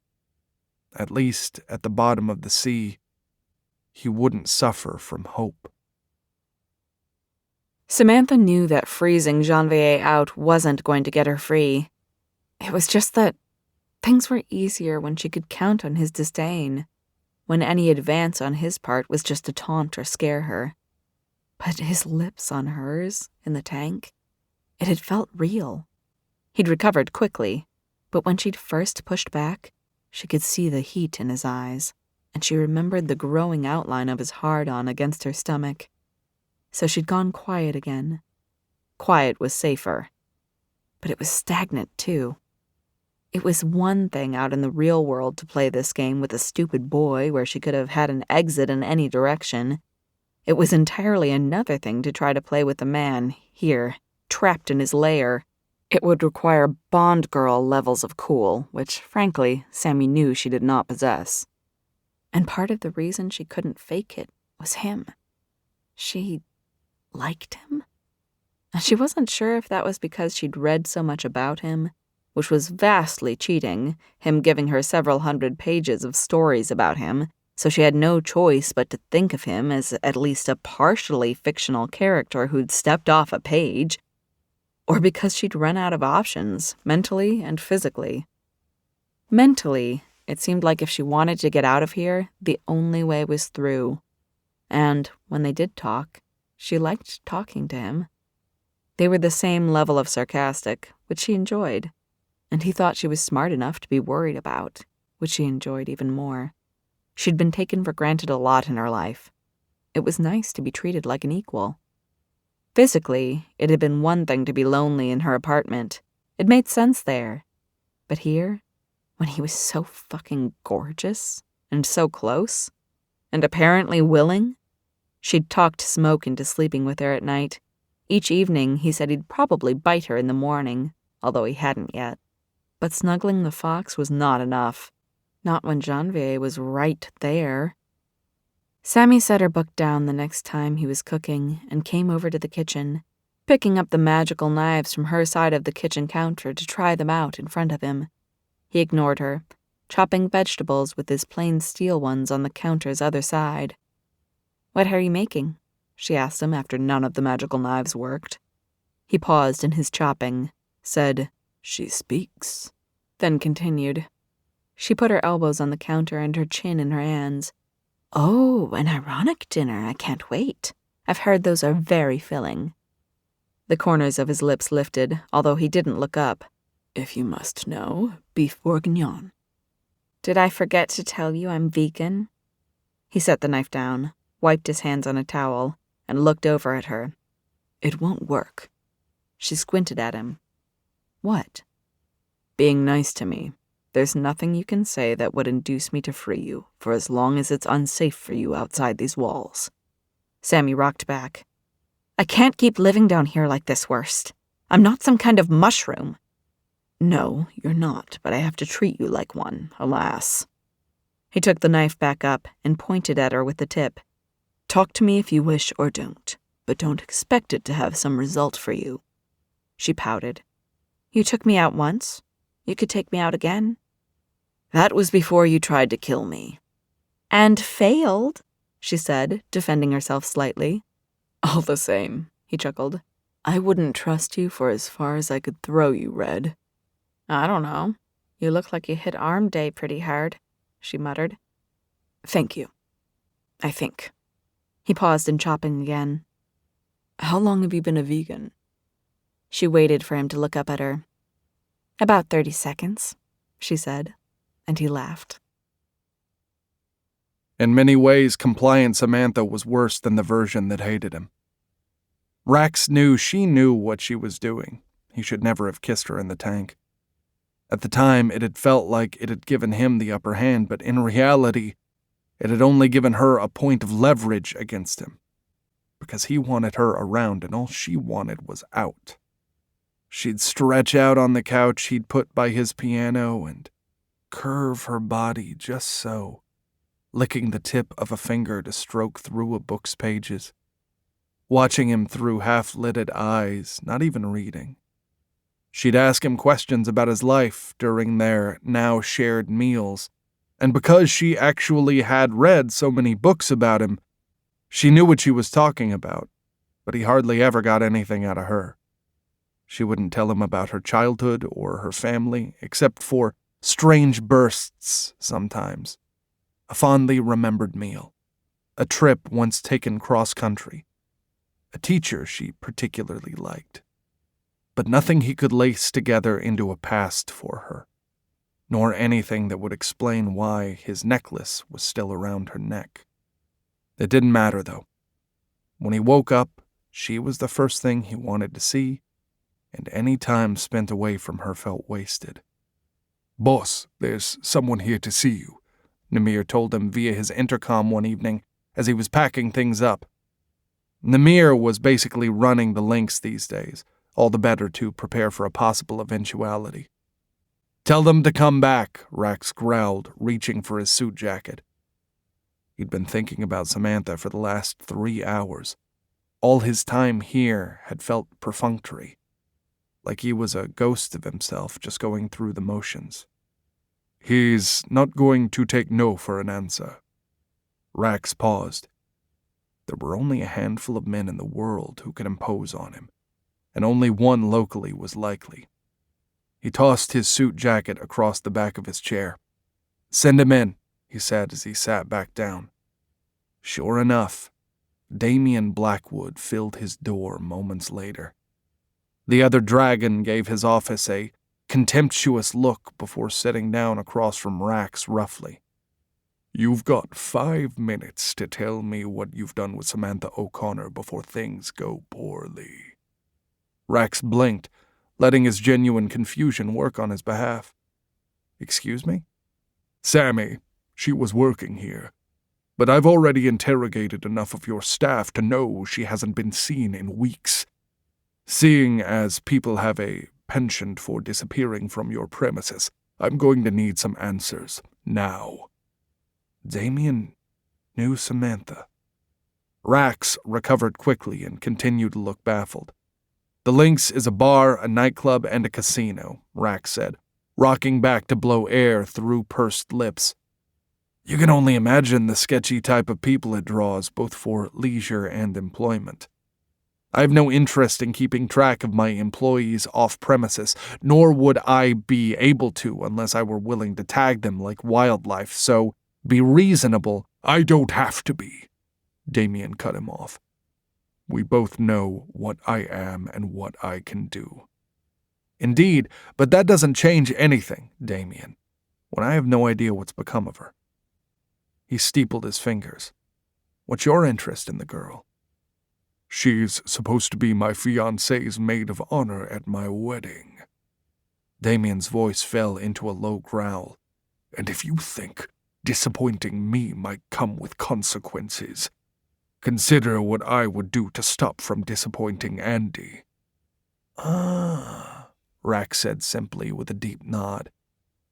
He'd had the bad luck to meet Andy not long ago when her brother Danny had killed a hunter inside his casino.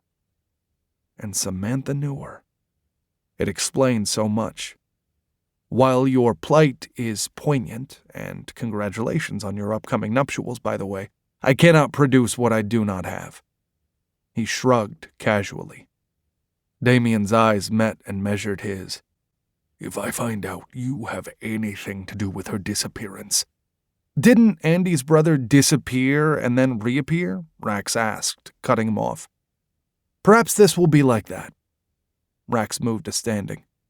I was on my way out the door when you barged in, he said, picking up his suit jacket and sliding it on. I'll report anything back to you I hear, I promise. And I forgot to thank you for killing so many hunters recently. It's been excellent for business. Where are you registered? I'd love to get you a place setting or two.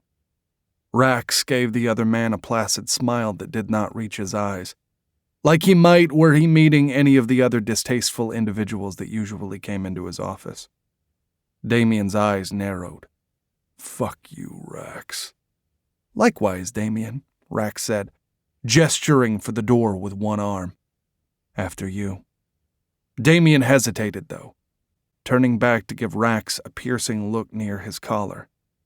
Rax's gaze followed his, and saw a single strand of wavy red hair. He'd done such a good job of erasing her scent every night, he'd never noticed that he'd had anything of her still on him. Well, how did that get there? Rax pondered, as if he didn't know.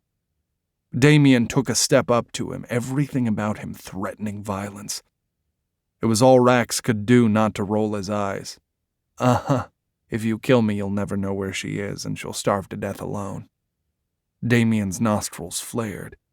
Maybe if you were to invite me to your wedding, I could see...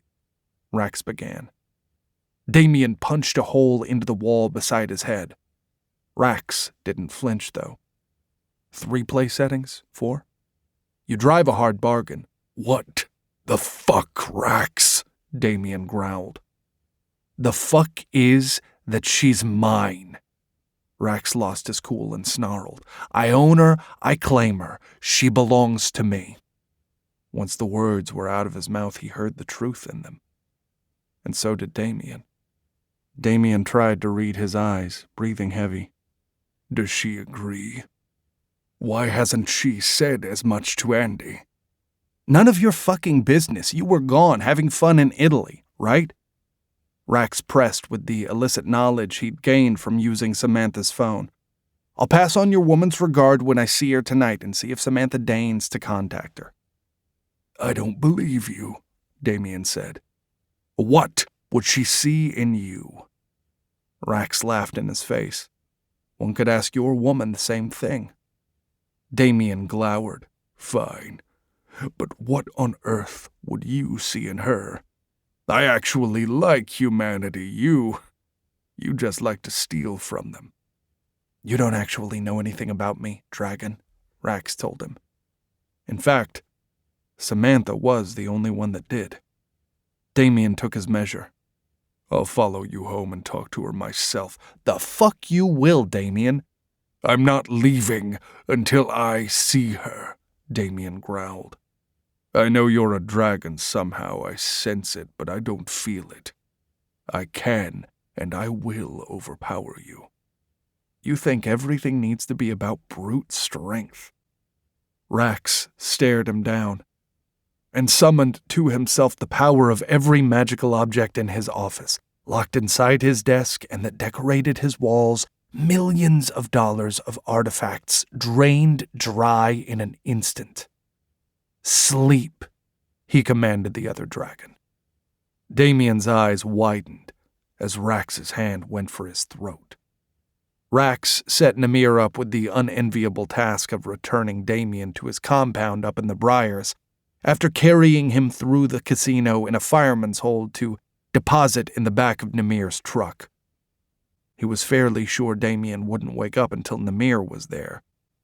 He just hit the other dragon with the equivalent of a nuclear blast's worth of magic.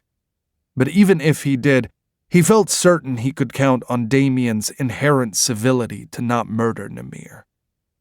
Mostly. He took another employee's car home, one Damien's people would not be looking for, and drove aimlessly for half an hour before turning the correct direction, making sure he was in no way or shape followed. The driving gave him time to consider things. If Samantha knew Andy, it explained so much. How she knew of magic and why she wasn't that worried he was a dragon. What it didn't explain is why she'd never told him. She must have thought she was protecting Andy, and her loyalty to her friend made him want her all the more. But want was quickly becoming an inadequate word. The longer he was around her, the stronger his urges and needs became.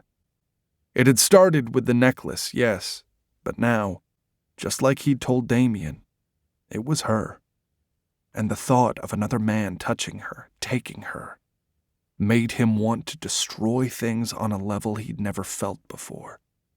If only Samantha were as loyal to him as she was to her friend.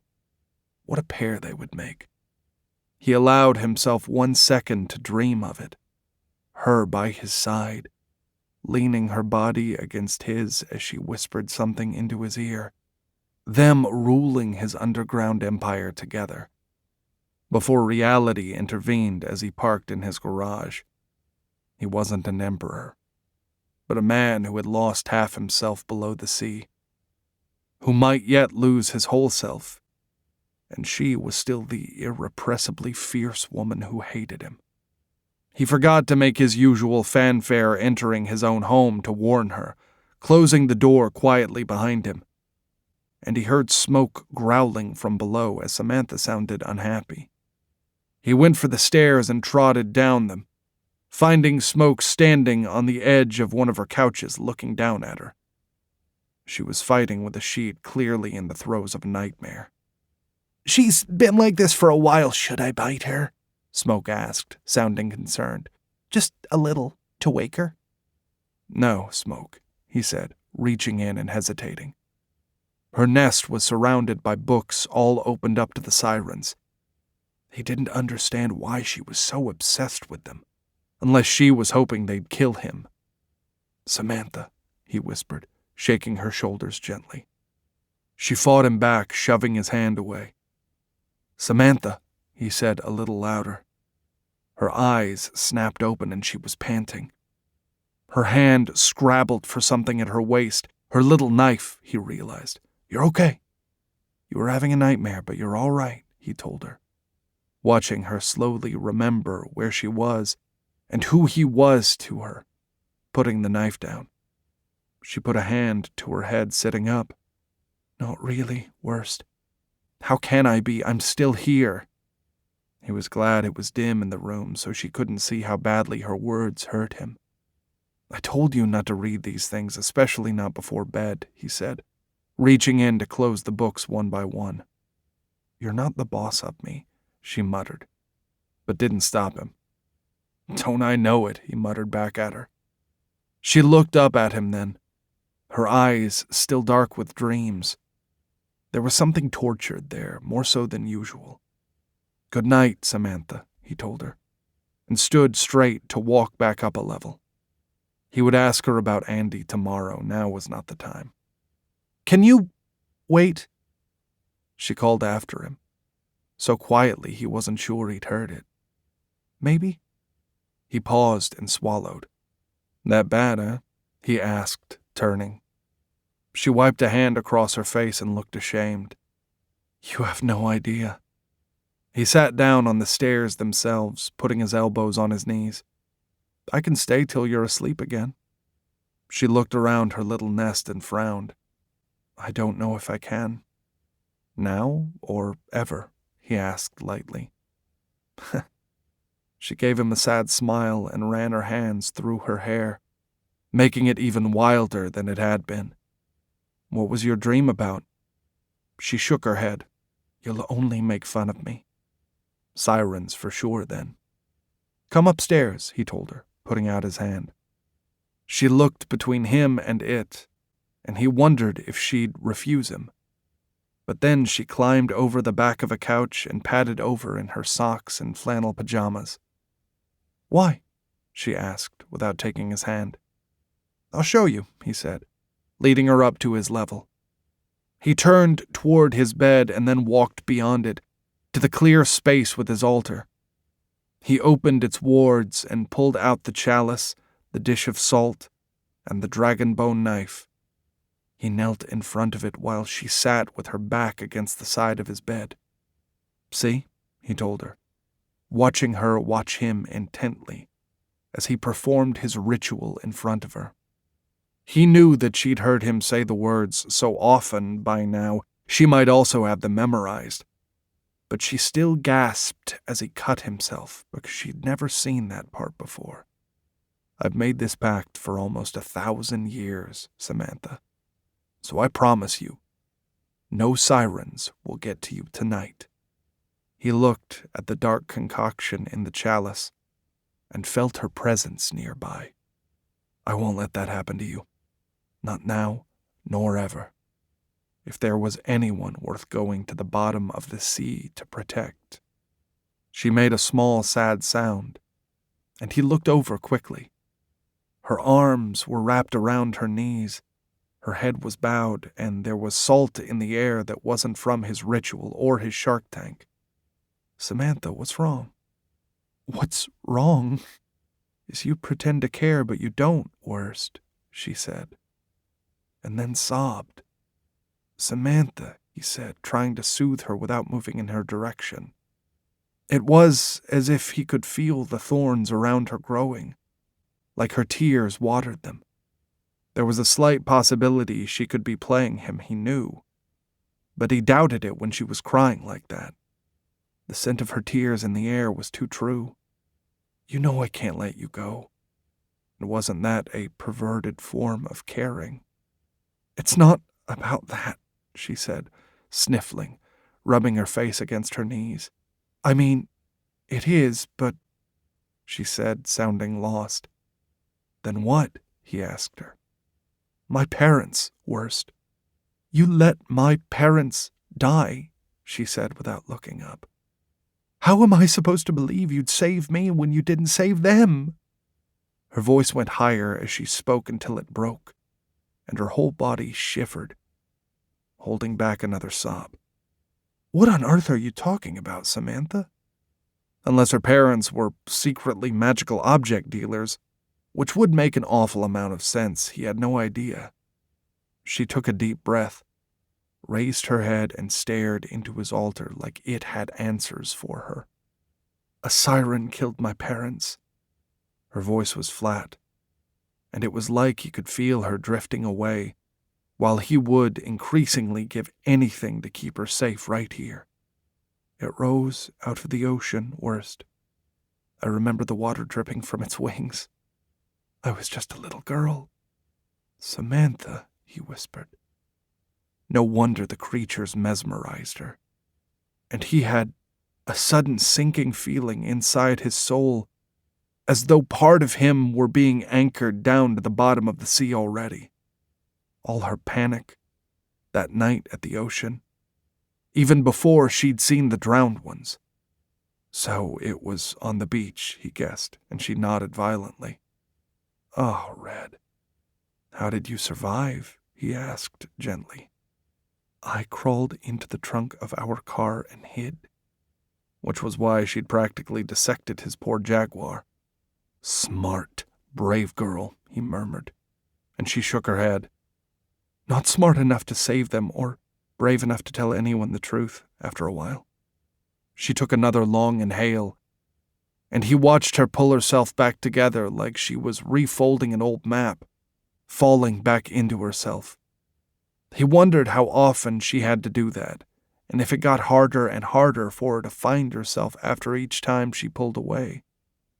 "This is the first time I've talked about it in probably a decade." She set her chin on her knees, and her tousled hair covered half her face. "I was little. Everyone told me it was some random act of violence, that I hadn't seen what I'd seen. They made me think I was mad when they weren't making fun of me. And all this time, he thought he'd been the worst thing to ever happen to her. You have no idea how strong they are, and they're nearly indestructible. I can't believe you survived. I couldn't either for a very long time." She lifted her head high enough to give him a sad half-smile.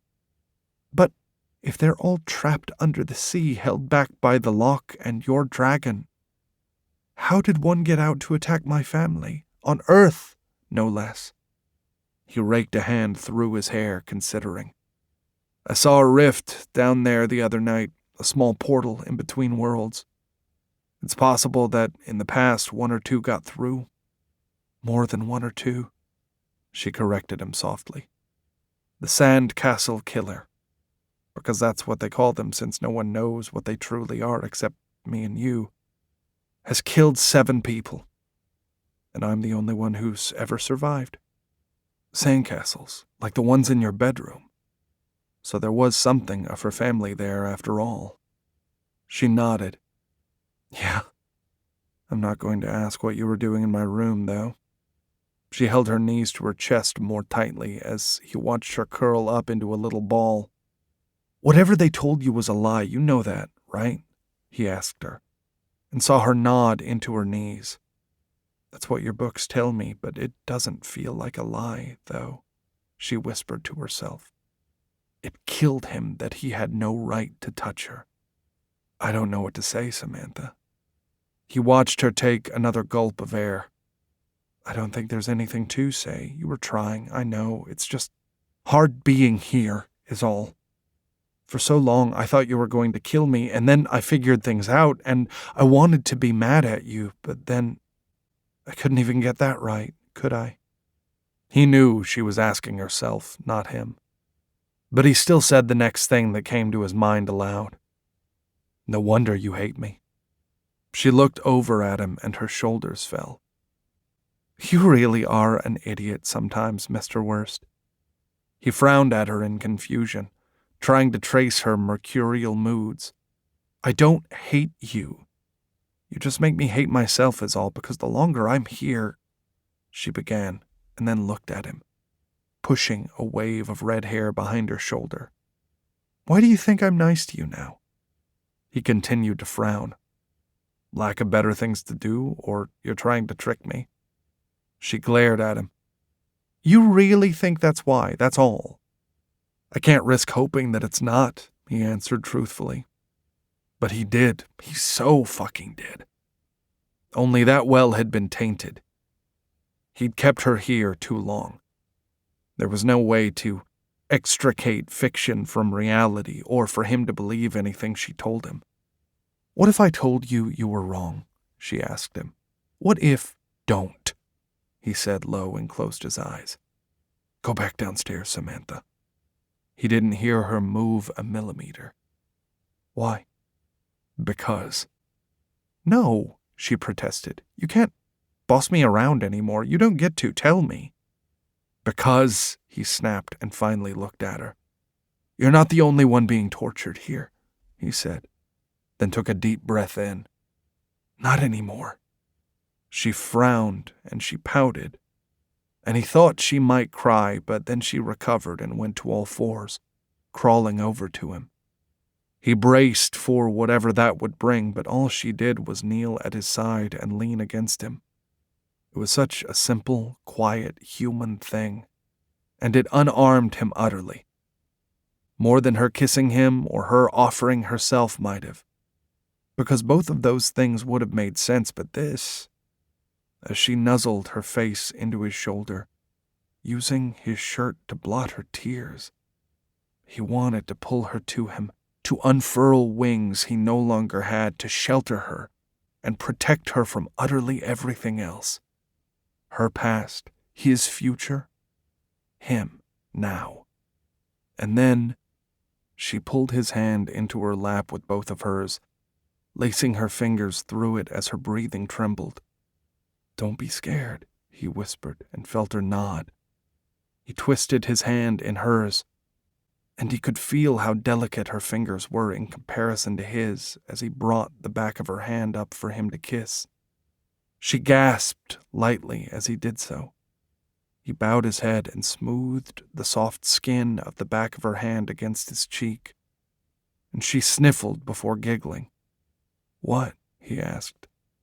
"Sandpaper," she said, freeing her hand from his to touch him on her own, stroking fingers across the stubble on his chin and down his jaw.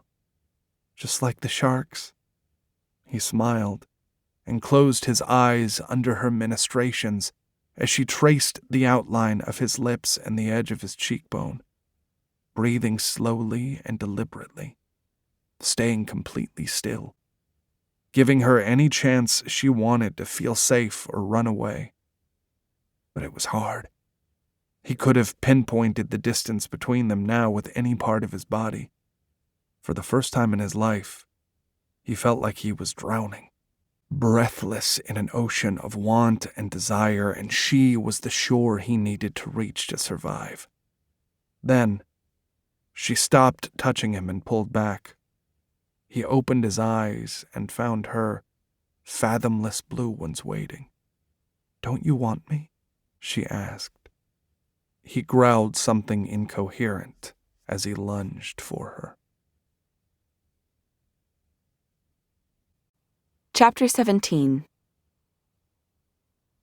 Sammy had no idea how much Janvier had been holding back until he rushed at her like a tidal wave. His lips met hers and took the both of them down, and she was so surprised she would have hit her head on the floor if his hand had already been behind her to catch her. And then it was like she was being submerged in him.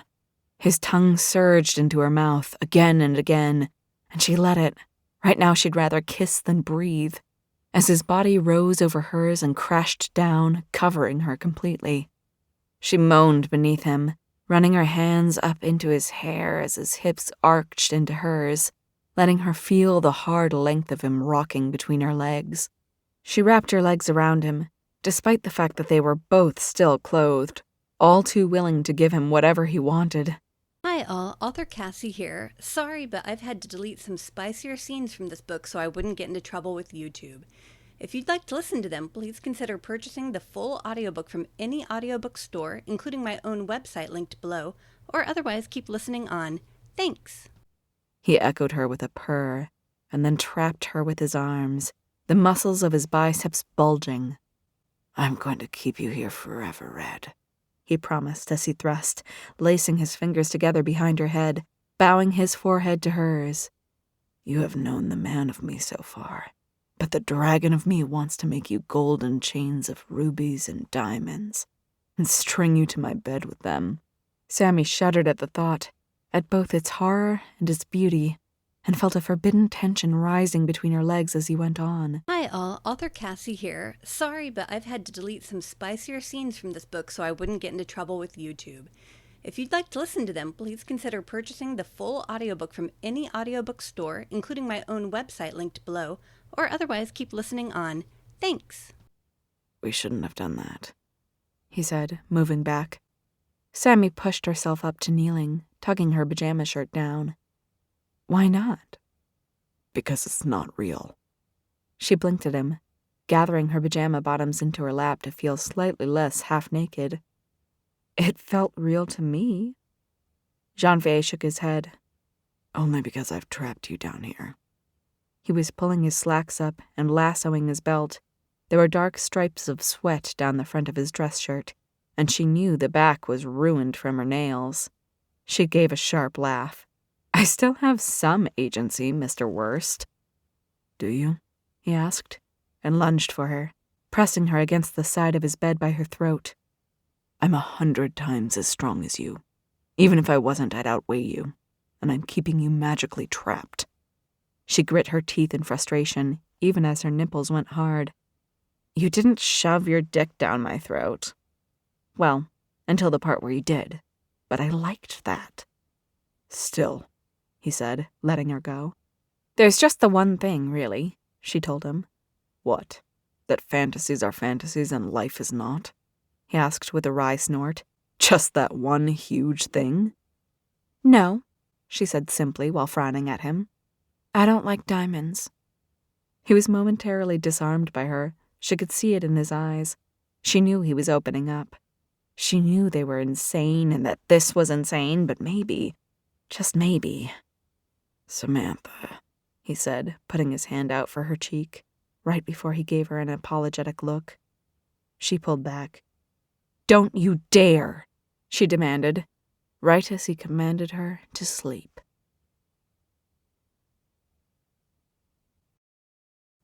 Chapter 18. When she woke up next, it was daylight. She knew because the room she was in had a window. It was half open, and there was a light breeze coming through it. She sat up, finding herself in a large bed in an airy space, with a somewhat familiar Siamese cat sitting at the end of the bed. It saw her wake up and disappeared before she could pet it. Literally. Disappeared. What the? Sammy said, putting her hand to her head. She had a headache, and the last thing she remembered, the door on the far wall burst open, and Andy raced in at full speed. "Sammy!" she shouted, and she didn't let the bed stop her. She jumped aboard and climbed on over. "Are you all right? Did he hurt you?" "Wait, what? Who?" Sammy blinked and moved the hand she'd been touching her head with to her mouth. It felt like she could still feel his lips there. Why was she here? What had happened? "Oh my God, I was so worried about you," Andy said, engulfing her in a hug. "If he did anything, I'll have Damien dismember him." "No, he didn't. I'm fine," Sammy said, hugging Andy at the same time as she tried to hold her off. "He's had you for 3 weeks, Sammy."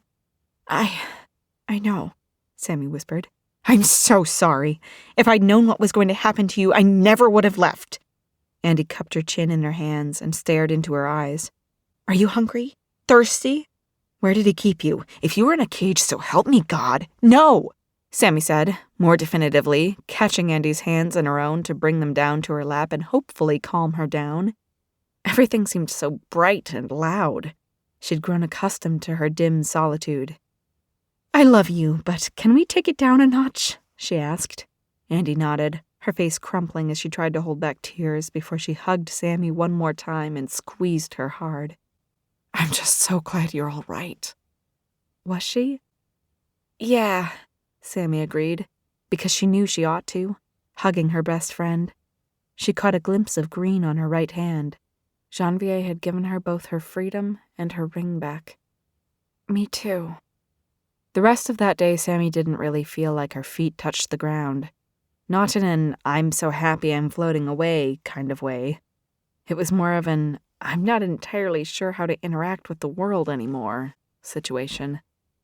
She'd spent so much time with Janvier trying to get free, but now that she was, she couldn't for the life of her remember why she'd wanted it so badly. Apparently, Janvier had shown up on Damien's doorstep, rung the bell, and passed her sleeping body over without comment, and then she'd slept for half a day before waking up. Andy had assaulted her with love, and then a few hours after that, she was in a fresh change of clothing and being introduced to everyone. Werewolves, a princess, and a witch, at length inside a conference room, while they quizzed her on just what had happened to her. Sammy only told them what she felt they needed to know, though. The necklace, the key, the sirens, the gate. She skipped as much as she could of Janvier's personal history, most of his time with her, and anything about her past. "So you really believe he was trying to protect you?" Damien mused aloud. He sounded upset to not have a reason to go pound Janvier's head in. Yes, Sammy said, nodding strongly. A dragon protecting a human? Who would have ever believed? Rihanna the princess scoffed, taunting her brother Damien. She herself was half-dragon, and she had wide green wings that arched behind her. Sammy was having a hard time not gawking. Mills, who'd been introduced to her as a witch, made a thoughtful noise. She was a well-put-together woman in her late 30s, early 40s, with what must have been floor-length salt and pepper hair in a huge bun. Well, while I'm unfamiliar with the magic involved, I can see why he was concerned. You're radiating energy. Jameson, a black man not much older than Sammy, made a time-out T-shape in front of his chest with his one human hand, and his other metal one that was attached to a metal arm that rose up to a socket at his shoulder. Hold up. So we're saying rifts can happen under the sea? How the fuck are we supposed to stop those? We don't even have any sensors down there. But we have fought sirens before, Sack said, leaning back. He was a handsome but very serious-looking werewolf wearing a black suit. And we didn't know where they came from, Max said. He was tall and lean, with pale skin and paler hair, and Andy had said he was a polar bear sometimes. The goggles he had on covering his eyes made him hard to read. Now we do. Wait, Sammy said, looking around the table at their group. You fought them? And survived? Yeah, said Austin, another werewolf with auburn hair, who was the most down-to-earth appearing of the group. If someone had told Sammy that she'd been at a party with him before, she would have thought, yeah, seems likely. I mean, they fucking suck, and I wouldn't want to take one on alone, but... He went on. Sammy's brain did a double take. Andy's new friends really had fought sirens. Sammy? Andy asked, clocking the amazed look on her face. Sammy centered on Mills as the brains of the operation, based on questions she'd raised so far. I think you need to map times of earthquakes, all of you fighting sirens, and the Sandcastle Killer's victims. I think you'll find some overlap. Mills's eyebrows rose, but she nodded. Easy enough. Thanks, Sammy said, and stood. I, really appreciate all this, and you've been very kind to me considering the odd circumstances around my arrival. But I'm ready to go home. Mills looked to Andy and then looked back. I'm sorry, Samantha, but you cannot leave our compound. She gestured to the necklace that was still at Sammy's throat. I'm willing to experiment on removing that, of course. But until we do, leaving our grounds without protection would be like having a bullseye painted on you. Sammy's hand rose to touch the red stone without thinking. Everything she'd gone through, everything she'd lost, and she wasn't even truly free. It's nice here, Sammy. You'll like it, Andy said, grabbing her free hand and then adding, I'm so sorry. Sammy sighed, sitting back down slowly. I know. There was a knock outside her door that evening. Sammy felt a stupid lurch of hope inside her heart. As long as the door was closed, anyone could be behind it. And then she heard Andy's soft, Hey. Hey yourself, Sammy said. She'd just been staring out the window, missing sharks. Andy came in and shut the door behind her, leaning against it. I want to ask if you're okay, and I know that that's stupid, but also I can't help myself. I don't know, really, Sammy said. She sat up and pushed a group of pillows behind her against the wall. Andy'd remembered her appropriate pillow ratio, 7 pillows to every Sammy. Like, I know that I will be all right again, eventually, because I've done this kind of thing before. And that's good, I guess. But right now, I'm just really tired and really sad. Andy crossed the room and sat down on the ground, putting her chin in her hands and her elbows on the bed. I wish I'd known what had happened, Sammy. We would have dropped everything and come back right away. Sammy shook her head. I'm not sad about that part. What part are you sad about, then? Andy asked gently. Sammy looked down at her best friend's beautiful, kind face. The part where I was finally getting to know Janvier? Or the part where I was finally letting him know me? It's okay, Andy said, reaching over to pat Sammy's leg beneath her blanket. There's no rush. We can just hang out here if you want. Or in a room with a TV. Sammy gave her a tight smile. Andy was just trying to help, and hanging out with other people was probably better for her soul, even if they weren't the right person. "With popcorn?" she asked. "Of course," Andy said, moving to stand and holding out a hand for her. 2 days later, and Andy's mansion didn't feel like home, but it wasn't entirely strange anymore, just perpetually disappointing. Everyone in it was nice enough to her, and Andy was awesome, of course, but she couldn't shake the sense that she'd lost something profound.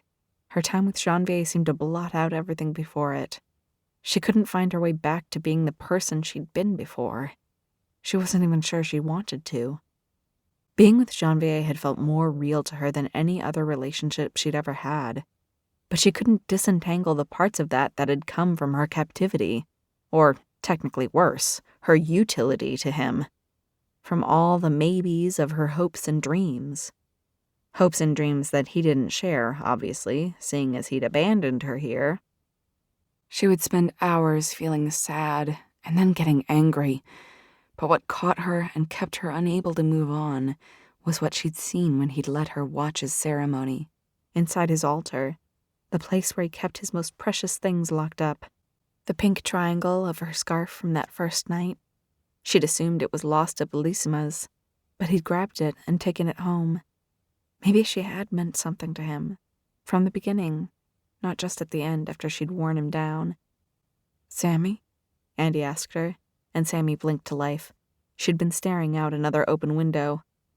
"Sorry," Sammy said. She was sitting at lunch, and Andy had made her a sandwich. "It's okay. You don't have to apologize to me. Except for the fact that you like pickles," Andy said, giving her turkey sandwich a glare as if it had bitten her. Sammy snorted and took a bite of her sandwich. It was crisp and sour and delicious. She jerked her chin at the window. "Hey, can I go out?" "You don't have to ask me either," Andy said. "You just can't go past the gate is all." "Yeah, that's how gates work, they keep telling me," Sammy muttered to herself. Andy gave her a strange look, but with love. "Want company?" "Maybe on round 2 this afternoon," Sammy said, picking up her sandwich, putting it on a napkin to take with her. She was already dressed in shorts and a t-shirt, and she put sneakers on before going outdoors. Damien's cage was a little prettier than Janvier's, if you liked sunlight and fresh air. Sammy was trying to get used to them again. Hard to think that she'd taken them for granted for so long, then had wanted daylight like she was starved, only now to find it much too bright all the time. What was with all this light? How did anyone stand it? She walked to the perimeter behind Damien's castle and started making a big circle, past his garage where his Pagani was parked, which now, thanks to the necklace, she couldn't take on any drives, and around the back of the castle, where there was only a narrow gap before a very substantial drop, and lastly, through his garden. It was her favorite place outside so far, lush and wild, and she'd found a bench hidden inside of it yesterday. She sat down, listened to the water trickle in the fountain closer to the house, and tried to get back to normal. There was a rustle in the underbrush behind her, and she turned around, kicking her legs to the back of the bench as Damien's cat Grimalkin appeared. It seemed like he followed her a lot. "Well, hello there," she told him, pulling a pickle out of her sandwich to offer him. He made a hairball sound to show his disgust. She popped it into her mouth instead, and then spoke around it. "So rude," she teased. "More for me then, I guess." She fished another one out of her sandwich to crunch on its own. "I used to know a nice fox who was addicted to them, I'll have you know. And unlike you, he had good taste." "I'll tell Smoke. I'm sure he'll be charmed." Janvier's voice from behind her made her shiver even before she turned around. "You," she said, going up on her knees on the bench, sandwich forgotten. It was the first time she hadn't seen him in a suit or swim trunks. He was just in a dark gray t-shirt and blue jeans, and he had a stack of books under one arm. His eyes traced over her hungrily as she dismounted the bench and stormed over. "You made another decision without talking to me." There was a bright green light behind Janvier, and the sound of more than one weapon arming, the familiar chuck-chuck of someone sliding a shotgun shell into place, and a more ominous high-pitched whine. "Austin, Rihanna, Jameson and Mills ran out, and she heard Damien's voice boom, "Get the fuck off my property," as he advanced. Suddenly, the Siamese cat beside her was the size of a tiger. "No!" Sammy figured out what was happening and ran to the front of the garden, where all of Damien's crew was pouring in, blocking them from Janvier bodily. Damien was frightening. Like all those times Andy had told her he could be an asshole, she hadn't really wanted to believe, because he was Andy's boyfriend, and who could scare her anyway? But the way he looked walking up, cold, cruel, collected, and entirely capable of murder, Sammy finally got it. She grit her teeth, though, and she stood her ground. "Hiding behind women?" Damien addressed Janvier. He didn't even spare Sammy a glance. "The view is marvelous. Can you blame me?" Janvier said, then stepped to the side. "I only wanted to talk to her," he said, and Sammy watched Damien clench his jaw. "I would do it anywhere else if I could, but I can't." Janvier held up both his hands, as much as he was able to with the books under one arm. "I merely brought books for her to read, nothing else." "Mills?" Damien asked. "He's got at least one magical object on him," the witch said. Sammy looked up and caught him frowning. "A gift. For her," Janvier said. "You lied," Damien growled. "Well, it was meant to be a surprise," Janvier said dryly. Damien advanced, and so did Sammy, to cut him off. "Look, I know you want to yell at him and all, but so do I. So can I get some privacy?" Mills brought a hand to her mouth to hide her chuckle, whereas both Austin and Rihanna straight up laughed, and Jameson tilted down the front of his gun with a smile. "Other than that, Damien, I think it's fine," Mills said, reaching for the dragon shifter's arm. "We'll have Grimalkin keep watch, just in case?" Mills asked of Sammy. Sammy nodded quickly. "That's fine." Damien glowered at Janvier one last time. "You hurt her, and—" "I know," Janvier agreed. "I won't." The others stepped back, and Grimalkin went back to just being the size of a normal cat. He leaped up to the bench, sniffed at Samantha's sandwich again, and then batted it over the seat's edge with an affronted swipe. Janvier turned toward her once they were alone, and the way he looked at her made her want to go easy on him. "I can see why you survived the sirens." "You're still in trouble," Sammy told him, staying strong. You abandoned me." Janvier tilted his head and looked around. "No, I brought you here, to the sunny and apparently well-armed abode of your best friend." "I didn't want to be here." "You wanted to be free." "This isn't freedom!" Sammy shouted at him. "You just made another decision for me without asking, without listening, even though you promised not to." She wanted to throw herself at his chest and hit him. He deserved it, and she knew she couldn't hurt him, and maybe that was the problem. It didn't matter how pained he looked right now.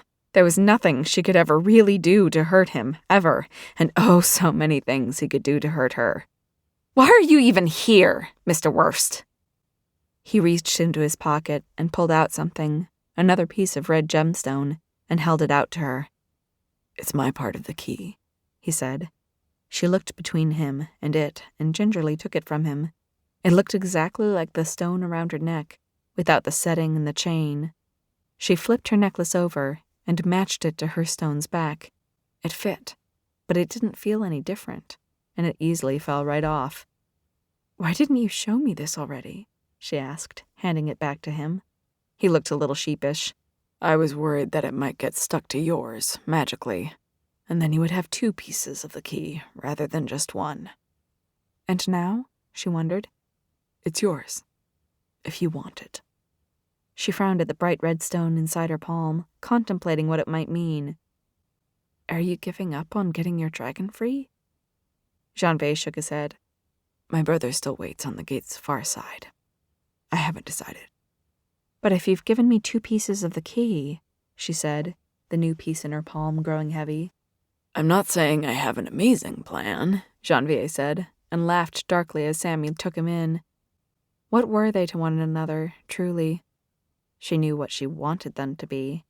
But if he didn't want that or didn't feel capable of returning it, she dared to reach up to cup her hand along his jaw. "How long do you have to decide?"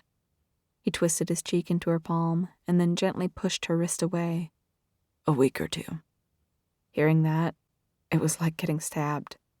It made her forget that he didn't want her to touch him for a second. I don't want you to go, she told him. His eyes lit on hers and looked like flames, but then he sighed, stepping back. As enjoyable as that is to hear, Red, I don't truly believe you want me unleashing a flock of sirens on anyone either. Hot tears she was angry at sprang to her eyes. But Damien's people, they fought them before. They're not strong enough for this many. And if I go, I'm going where they can't follow. And where I can't follow either. She grabbed hold of the stone so tightly it hurt.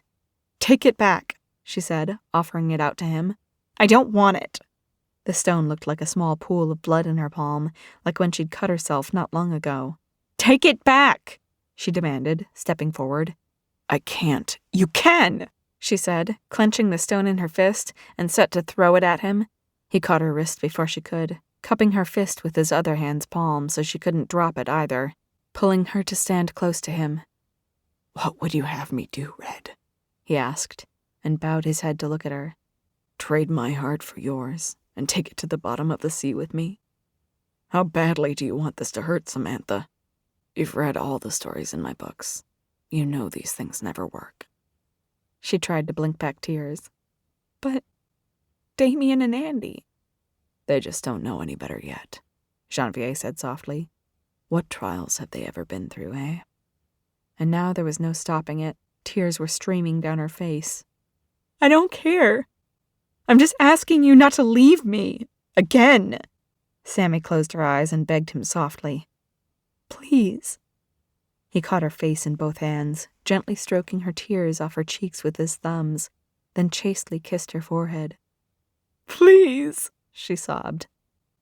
Goodbye, Samantha, he whispered. She felt him step away, and by the time she opened up her eyes again, he was gone. Sammy buckled to the bench behind her, put her fist with the stone she didn't want to her stomach, and sobbed. She didn't like crying outside, in semi-public, but if she went indoors, Andy would know she'd been crying. Andy would want to hear everything, and it would only make her feel worse. She didn't know how long she'd been morosely staring at the ground when she heard someone gently clear their throat. Samantha? Asked a woman's voice. The cat strode into the small clearing, followed by Mills, the witch, who looked much less put together currently in a death metal t-shirt and leggings, even if her hair was still bunned up. Present, Sammy said, defeatedly. Mills walked over and sat down on the bench beside her, grimalkin weaving through her feet. You're the Samantha O'Connor, aren't you? She asked, and Sammy knew instantly what she meant. The Sandcastle Killer's only known survivor. Yeah. Then, while I suspect it is cold comfort, you should know that you were right. There has been an overlap between small earthquakes and mysterious deaths on the beach here. For centuries, but it's gotten worse lately. Sammy nodded slowly. I had a feeling. And it's getting worse because? Mills prompted her. If I had to guess, she said, setting her free hand on the books he'd left her, and after having read so many of them in her captivity, she thought she might know. It's because his dragon's power's lessening. He'll have to go down and join it soon, or all the sirens in his realm will get free. What a horrible fate, Mills murmured. Yes, Sammy agreed. And what's even worse is that his brother is trapped inside the gate with them. There's no way for him to win. Either he stops the sirens and traps his brother for eternity, along with himself inside his dragon, or loses his dragon and sets his brother free at the cost of who knows how many lives. Sammy turned toward the witch. I told him you all could stop them, she began, hoping that Mills would say the right thing. But he thinks it's too dangerous.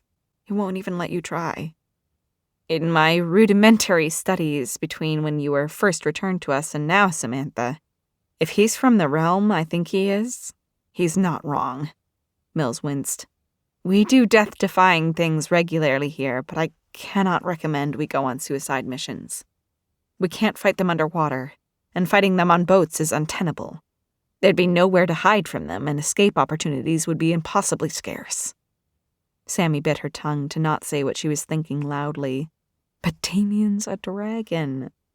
Somehow Mills seemed able to read her mind. All of Rax's people were dragons too.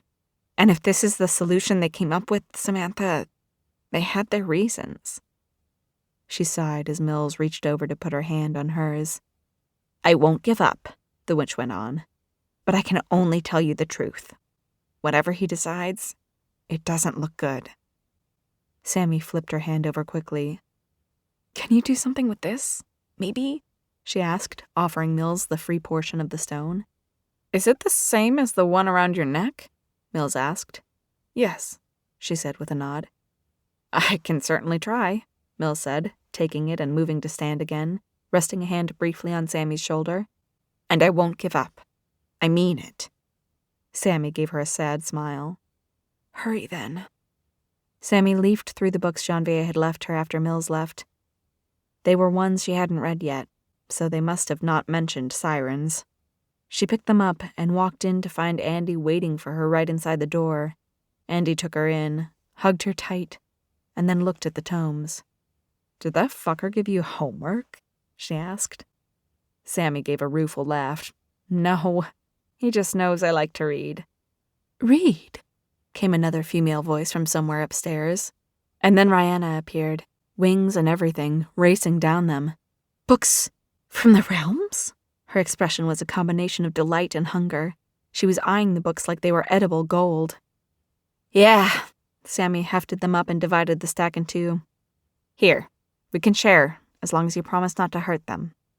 I would never, Rihanna swore, taking the offered books gently. Thank you so much.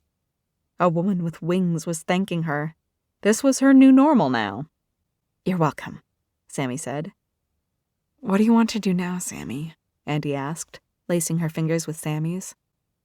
Sammy didn't give voice to the thought in her head. What I want is for him to come back. Giving Samantha up was the hardest thing Rax had ever done up until he'd left her again in Damien's garden. He'd managed to convince himself he was doing the right thing letting her go, back when she'd been asleep the first time beside him in Namir's truck. That he was somehow being noble, that she'd wake up, have a brief moment of appreciation, and then never think of him again. What he hadn't counted on was how much doing so would kill him. Every mile he drove away from Damien's house that day, it felt like a part of his soul was coming unstitched. It was the same feeling he'd had when they'd separated him from his dragon, and he knew he didn't have much soul left to spare. And then, coming back to his villa, full of her presence and her scent, the lack of her had almost killed him. He'd spent his 100 years of imprisonment meditating on what a fool his brother had been to let his grief at Ceres's loss affect him so. And then 200 years after that, cursing both of their names. But his first steps into his empty villa without Samantha there, he finally understood. Not fully, because Samantha was still alive, but Tarian's pain made sense to him at last. He finally cared, not about himself or his tremendous burden or the losses that he'd withstood, but about a singular woman he'd had to release for her own well-being. He ate alone, like he always used to, only now he felt it for the first time. He played the piano, and it seemed pointless because there was no one listening. And at night, he heard the tap-tap-tap of Smoke's claws on the cement floors as he paced below. He snapped for the beast, and the fox jumped up on the bed to lay beside him. I never got to bite her, Smoke complained. Rax ran a hand over the fox's wiry hair. Me either. So then, of course, he'd tried to move on, because that was an important thing to do before one made irreparable life choices. Clean slate and all that. Choosing between freeing your brother or letting heinous beasts out and undoubtedly losing the respect of the woman you discovered that you loved. Because that's what this was, wasn't it? This hollow emptiness and yearning. The shadow left in his life in the places she had been. Even if he was vastly unfamiliar with the concept, it seemed like there was nothing else that it could be. He had loved her in his own strange, cruel way. And now it was too late. Only he couldn't stop thinking about her. He couldn't bring himself to erase her scent from his home or thoughts of her from his mind. And then, as he was cleaning his study and putting all of the books she disrupted away, taking apart the nest she'd created in the couches, he'd found the note she'd created for future historians and hidden in its stuffing, from back when she'd been so sure he was going to murder her. Against his better judgment, he added to it and decided to see her one last time, to give her the final portion of the key on land, hoping beyond hope that maybe once the stones touched, they'd heal, free her, and somehow grant him the ability to open the gate. Then he could free his brother and close it again without losing himself or releasing the sirens. But that hadn't happened. And now, he was driving home with the scent of her tears on his fingers, and pain more crushing than the deep below, pressing on his chest. Chapter 19. A few days later, Sammy awoke from an evening nap to a knocking at her door. She still wasn't back to a normal sleep schedule yet, but that was okay, because Damien's house seemed to be a 24/7 situation. "Sammy?" whoever was outside asked. "Just a second," Sammy shouted, grabbing clothes up off her floor. She didn't even bother with a bra, as it was a girl's voice. She pulled a hoodie on over her t-shirt and tugged on a recently dropped skirt. "Come in," she said, and Mills opened the door. Sammy wiped her face to wake up, as Mills sat down on the purple couch Damien had bought Andy months ago. Andy had gone back by their old apartment and had brought back most of Sammy's belongings, her desk, their TV, and a dead houseplant. And so many things in her room were homier here now, but it still felt wrong. At Mills' sitting, though, Sammy moved to perch on the end of her bed. "Yes?" she asked, with hope. Mills opened her hand and showed Sammy an hourglass full of red sand. "Is that the key I gave you?" Sammy gasped. "What's left of it," Mills said, twisting it lightly without flipping it over. "It can shield your necklace from discovery for 3 hours, but only once." Sammy blinked. "What good will that do?" Mills set the object on her desk and gave her a look. "You tell me." Sammy contemplated the hourglass and what the sand inside it meant. 3 hours of freedom. True freedom. To do whatever she pleased. But the only person she wanted... "He's left me twice now," she said aloud. "True," the witch granted, with a nod. "But he's also taken on Damien twice now, for your sake." A fresh knocking at her door jamb interrupted their conversation, and Rihanna stepped in through the open door, tucking her wings down to enter. "I found this in the back of a book," she said, handing a piece of paper out. Sammy took it and saw it was written in the looping script of the realms. "You can read ancient dialects?" Rihanna squinted at her. "With the necklace on," Sammy said, touching the stone around her neck as if for luck. At the bottom of the note she'd written was a postscript in someone else's handwriting. "My name is Rax Janvier, and my heart is being held against my will. I think it's been 3 weeks. My captor is a human, and if you're reading this, Samantha, you may keep it for all time." She swallowed. Their relationship, strange and sharp and not right as it was, wasn't just about the necklace. And her feelings weren't just hers. Sammy stood as if compelled and picked up the hourglass, her feet deciding for her yet again. "Thank you," she told Mills, and meant it more than she'd meant almost anything else, before looking to Rihanna. "Tell your brother I want the keys to his Pagani. He still owes me." A slow grin spread across the other woman's face. "You really can read it," she said, and laughed. And then Andy was in the doorway with keys in hand. Rihanna told me what it said, and Mills told me what she was working on. Andy tossed the keys to Sammy. Just promise me you'll come back before you turn into a pumpkin? Sammy caught the keys with her free hand and grinned at her. I'll do my best. Sammy turned the hourglass over the second she passed through the gates, leaving Damien's compound in his $2 million car. She tried not to watch the red sand fall down as she navigated the twists and turns to get down to the links. She didn't know where Janvier's home was, so she couldn't meet him there. But she knew this time of the night the club would be open, and if he wasn't there, surely Namir would know how to get a hold of him. She raced into town, hardly able to appreciate the amazingness of Damien's frankly ridiculous vehicle until she double-parked in front of the nightclub and got out. She was still in the clothes she'd picked up off her floor when Mills knocked. She hadn't brushed her hair, or her teeth. But it didn't matter now. She held the hourglass in one hand as she approached the bouncer, cutting to the front of the line of fashionable-looking people queuing to get in.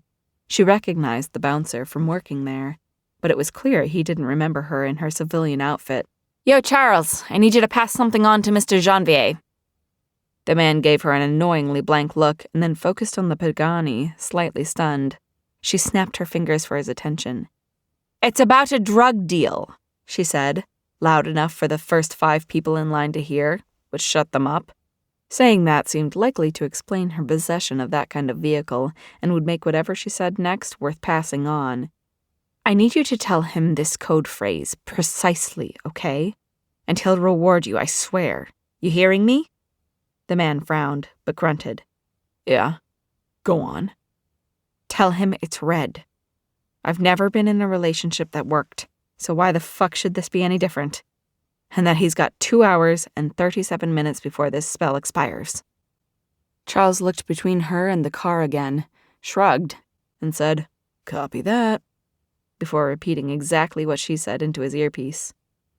Sammy rocked back, holding the hourglass tightly in one hand, swearing she could feel the sand run out inside it. Charles cupped a hand to his ear and gave her an appraising look. He says to give him 15 minutes and to step back. Sammy closed her eyes. 15 fucking minutes? Her very soul complained. And then she heard the fire alarms go off. Women screamed, men shouted, and people came pouring out of the club. Sammy stayed plastered along an outside wall as the people who'd been lining up dispersed, and people running out hailed taxis and Ubers. Charles made a bored, spinning motion with one arm, directing patrons out, muttering, Come on, come on. And after the first rush seemed to have stopped, Sammy stepped inside. A few rogue employees were shuffling out drunken patrons, and Namir was closing out the register behind the main bar. Hey, he said sharply, seeing her come in. And then he recognized her. One of his eyebrows crept up his forehead, and then he jerked his chin toward the door in the back. She fought upstream through the last of the stragglers, to the door that had never opened for her before. She tried it and found it unlocked. She stepped into a short, dark hallway with another door. She would have paused to make herself more presentable, but the sand was still sifting. She closed her eyes briefly, willed herself to be brave, and opened it. Inside was a massive room, full of card tables and booths, and a huge bar in back. People had just been here. There were cards and chips strewn about the tables, half-finished drinks on the felt, and Janvier was standing at the back of everything, in front of the bar, taking off his coat to drape over a nearby chair, and then work on the buttons of his cuffs, as he gave her a sidelong glance with his fiery eyes. I need you to know, Samantha, he began, that if you take one more step inside this room, I'm going to make you say my name. Sammy set her hourglass down on the nearest table and ran for him. Hi all, author Cassie here. Sorry, but I've had to delete some spicier scenes from this book so I wouldn't get into trouble with YouTube. If you'd like to listen to them, please consider purchasing the full audiobook from any audiobook store, including my own website linked below, or otherwise keep listening on. Thanks. Samantha, he whispered, kissing her neck. My precious and beloved Samantha. It's not just for tonight. Sammy held on to him as tightly as she could. Don't say I'm your mate and then leave me, Rax. She'd been left so many times before. She knew exactly what the moments before it felt like the change and the pressure before a storm. He raised himself up over her, stroking a sweaty lock of her hair off her face. Too late. Chapter 20. Before she could fight him, Rax willed Samantha to sleep again, just for a short time. He believed her when she'd told his bouncer her spell had limits and he didn't need long. He'd been preparing to leave ever since he'd dropped her off at Damien's house. Once he'd finished cleaning his study, he'd moved on to finalizing his business arrangements, making Namir the Lynx's and his casino's heir, and leaving his home and vault of treasures for Samantha. He'd left Namir detailed instructions, and not only trusted the tiger shifter to follow through, he'd cast enough wards that if Namir didn't, either his tail or his dick would fall off, so he felt sure he had the man's cooperation. He cleaned Samantha gently and pulled her clothes back on, arranging her on her side atop the bar, and then buttoned the last working buttons on his shirt out of habit, the ones he hadn't ripped. What luck for her to come to him tonight. His beautiful mate. She was breathtakingly gorgeous to him, even in rest, and he felt heat surge through his body. Were she awake and all their circumstances different, he would have had no problem taking her again and again. He knew he'd never tire of her. She was so smart, so strong, so fierce, and so lovely. And loving. Whether she'd said it or not, he knew she loved him. Just as much as he loved her. Which was why he had to go to the bottom of the sea. No matter what she said in the heat of passion, he'd been there that night at the beach, and when she cried over her parents' death. She felt for other people. And if he didn't go down and rejoin his dragon, there was no way she wouldn't think about all the other deaths the sirens caused, no matter the realm they flew in. Knowing that he could have done something to stop them and didn't because of her, would lodge in their relationship like a splinter festering, becoming gangrenous over time. She wasn't selfish like he was. She did love him, but she was different than him. She could have loved anyone, whereas his devotion was for her alone. He brushed another kiss across her lips, wishing she were a princess like in one of those stories children fancied here, that he could wake her up and set her free. But all he could really hope was that she would understand his reasons given time. He went and retrieved the item she'd put down when she ran in. An hourglass, how ingenious, and set it by her hand. He stole a final kiss because he couldn't help himself. The kiss that he would take down with him forever.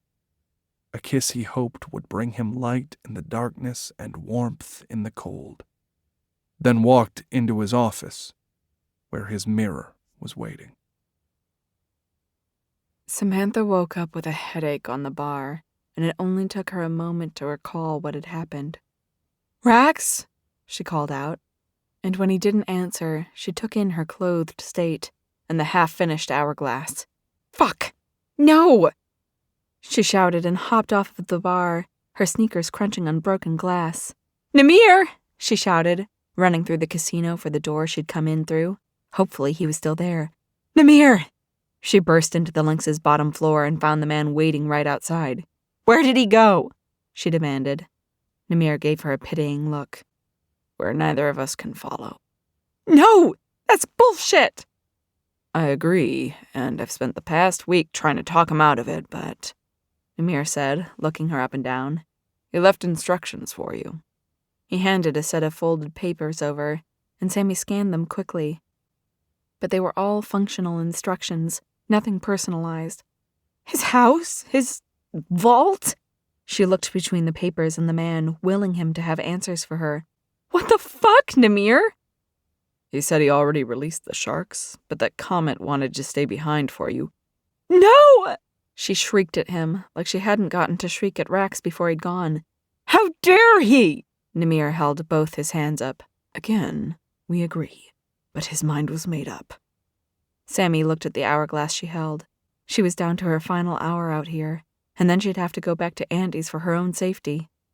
But what was the point of being safe if she wasn't going to see Rax again? She shook her head, thinking hard. "What's in the vault? Anything I can use to free him there?" Namir began. "Are you secretly magical?" "No, the fuck I am not," Sammy said. "Then I can show it to you, but I don't think you're going to be able to use anything. Come on," he said, leading her back into the casino. She followed him, her hands and jaw both clenched. "We were going to have to work together with this anyhow," he said, taking her into an office that had clearly been Janvier's. He had just been here. It smelled like him, which was like a slap to her face, and she wanted to cry, but she stayed focused. No giving up. Not yet. Namir went to the far side of the office and picked up the massive, fogged mirror that hung along one wall. The thing must have weighed several 100 pounds. "What are you?" Sammy asked him in awe. "Tiger shifter," Namir confessed, putting the mirror down. He dusted his hands on his slacks and gestured at the heavy-looking wooden door behind where the mirror had been. "This is your part." "What do you mean?" she asked.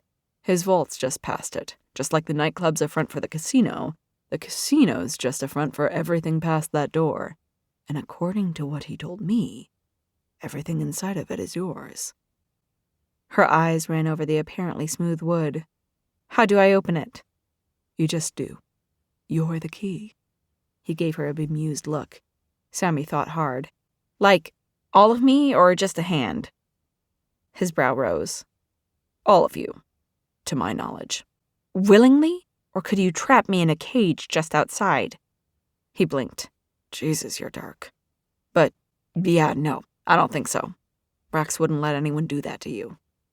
"So, I just walk up?" Sammy asked, doing so, and the door swung open. She stepped back, and it closed. "Huh." She stepped up to it again, couldn't see anything inside, but walked through it anyway. It was another massive underground chamber, as big as the casino, but outfitted like a museum, with floor-to-ceiling shelves, full of random-looking things carefully curated on them. Pillows, game pieces, ceramic cats, musical instruments, ornaments. It was like a very well-lit and lovingly displayed thrift shop of epic proportions. It would take her forever to go through, and even then, how would she know if she could use anything? "Whoa," said Namir, following her inside. "You've never been in here either?" she asked him. "No," Namir said with a headshake, and then let out a low whistle as he scanned the room. "My God." "What are all these things?" she asked, looking around, although from reading Janvier's books she thought she knew. "Magical objects. I knew he was hoarding pieces, that we were taking in more objects than he ever let go, but Samantha, you're rich now. Think Siberian oil heiress. There's more money here than you could spend in a lifetime." He walked to a shelf and inspected the pieces on it. "I'll help you sell them, for a cut, of course." She whirled on the man. "I don't want a lifetime. Not without him," she growled. Namir held his hands up under the force of her tone.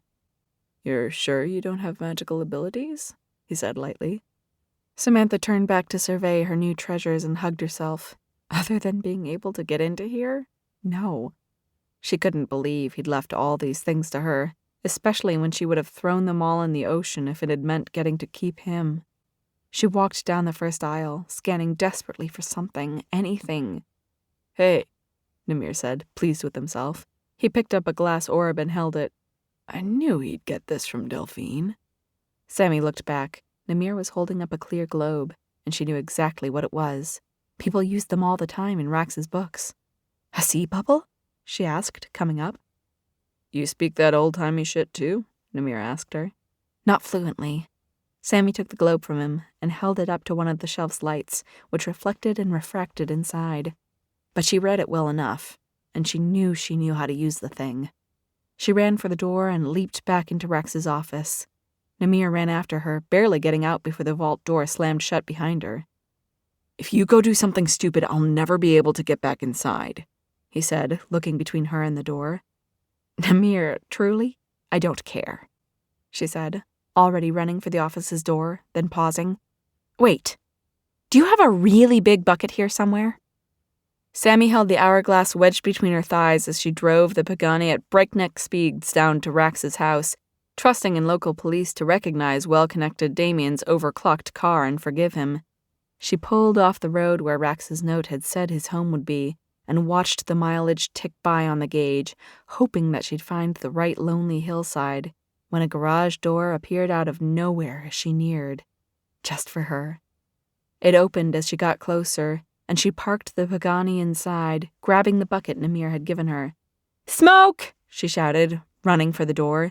She'd left the hourglass on the dash. She was down to her last 30 minutes of freedom, if that. "Comet!"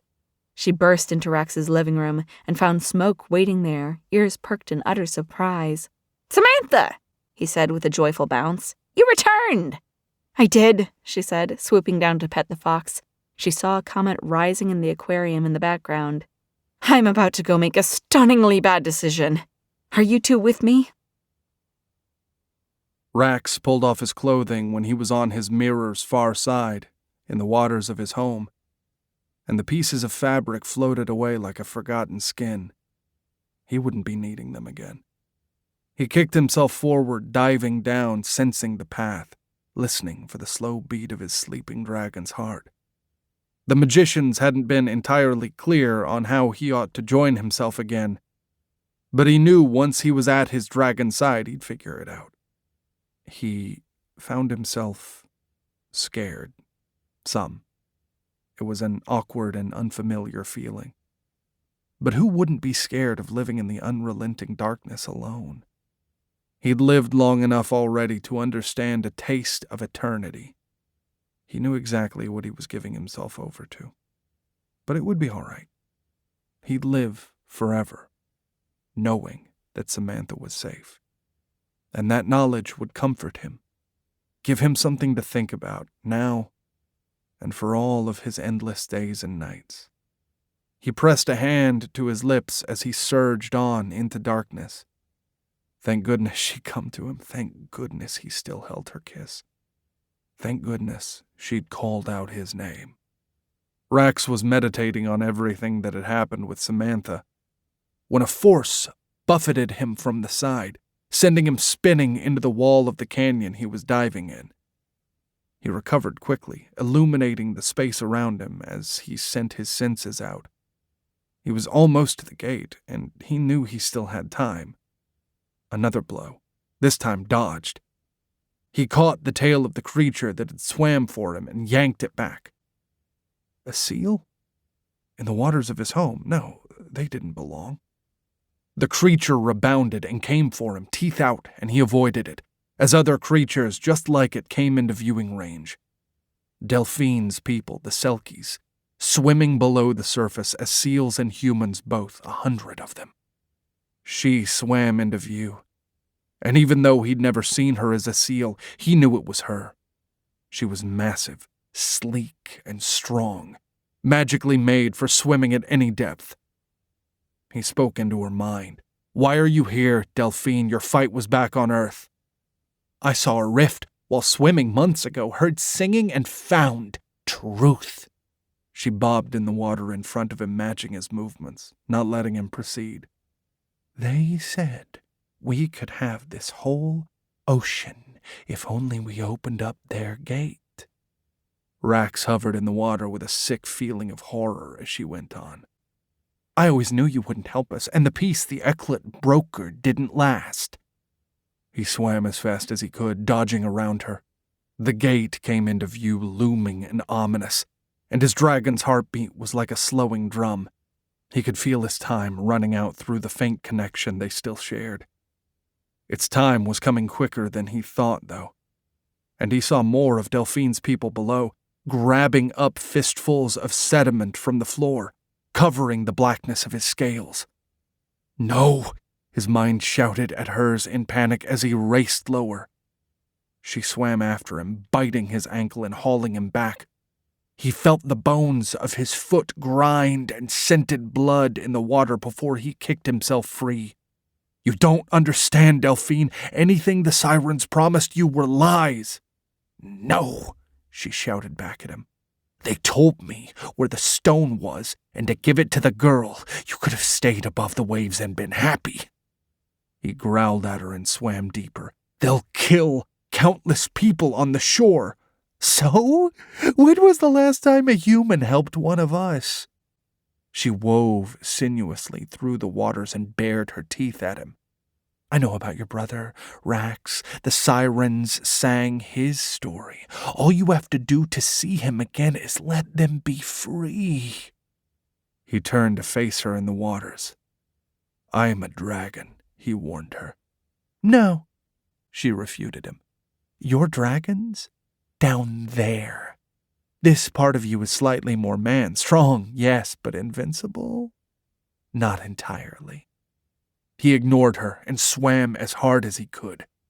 He had to reach his dragon in time before the other Selkies finished covering it up. But Delphine moved more fluidly under the water than he did. She was born to it in her form, and while he caught her and pushed her away, she snaked her teeth up his arm, cutting a deep gash. "I don't want to hurt you," he told her. He caught her as she surged at him next, spinning around with the force of her impact, grabbing hold of her jaws as though he were going to step into them as her mind shouted at his, "You already had your chance. You could have taken our side. The sirens will." Rax shoved her back rather than rip her lower jaw off, and sank as fast as he could. But more Selkies advanced, a living wave of them. At the same time, a group of drowned ones emerged from the ocean floor, shaking off sediment and slime like so many worms emerging after a rainstorm. Half of them started fighting with the Selkies upon his dragon's form, and the other half began to march across the seafloor. He was wrestling with the Selkie nearest him, but it was impossible without leverage. The things were made for swimming. Others bit his back and thighs as he tried to watch below. Where were the drowned ones going, and to do what? Had Samantha not gotten back to Damien's in time? He was blindsided again in his worry for her, and Delphine's teeth took a chunk out of his chest. "You can't trust them! They lie!" he shouted out with his mind to any of them that would hear. And then he choked out the Selkie he held onto. It was dangerous. The creatures could move their head in all directions, and it didn't stop the others from attacking him, but he was able to use its limp form like a kind of club and shield, whipping it through the water to protect himself as he raced for his dragon's sleeping form. "Don't let him go!" Delphine shouted after him. He summoned magic from inside himself and shot it out with his free hand. A sizzling bolt of energy to stun anyone too close, and he did it again and again, holding them back until his feet found the unsteady ocean floor below. The fighting drowned ones were malformed. Time had not done their bodies any kindnesses, and several of them had exploded, tainting the water with their funk. In his mind, when he'd done this, he had been able to take his time and figure things out, to brace himself and prepare. But now there was no chance, just the knowledge that he had to do what was needed to seal the gate, to make sure there were never any other crying little girls just like his Samantha. He plunged his hand forward through 800 years of particulate and dust, crushed and pressed near to rock on the ocean floor, and shattered it, feeling his dragon's side with his open palm as Delphine screamed in his mind and a small army of drowned ones held her people at bay. Everything narrowed to the point of contact between him and his dragon's scales.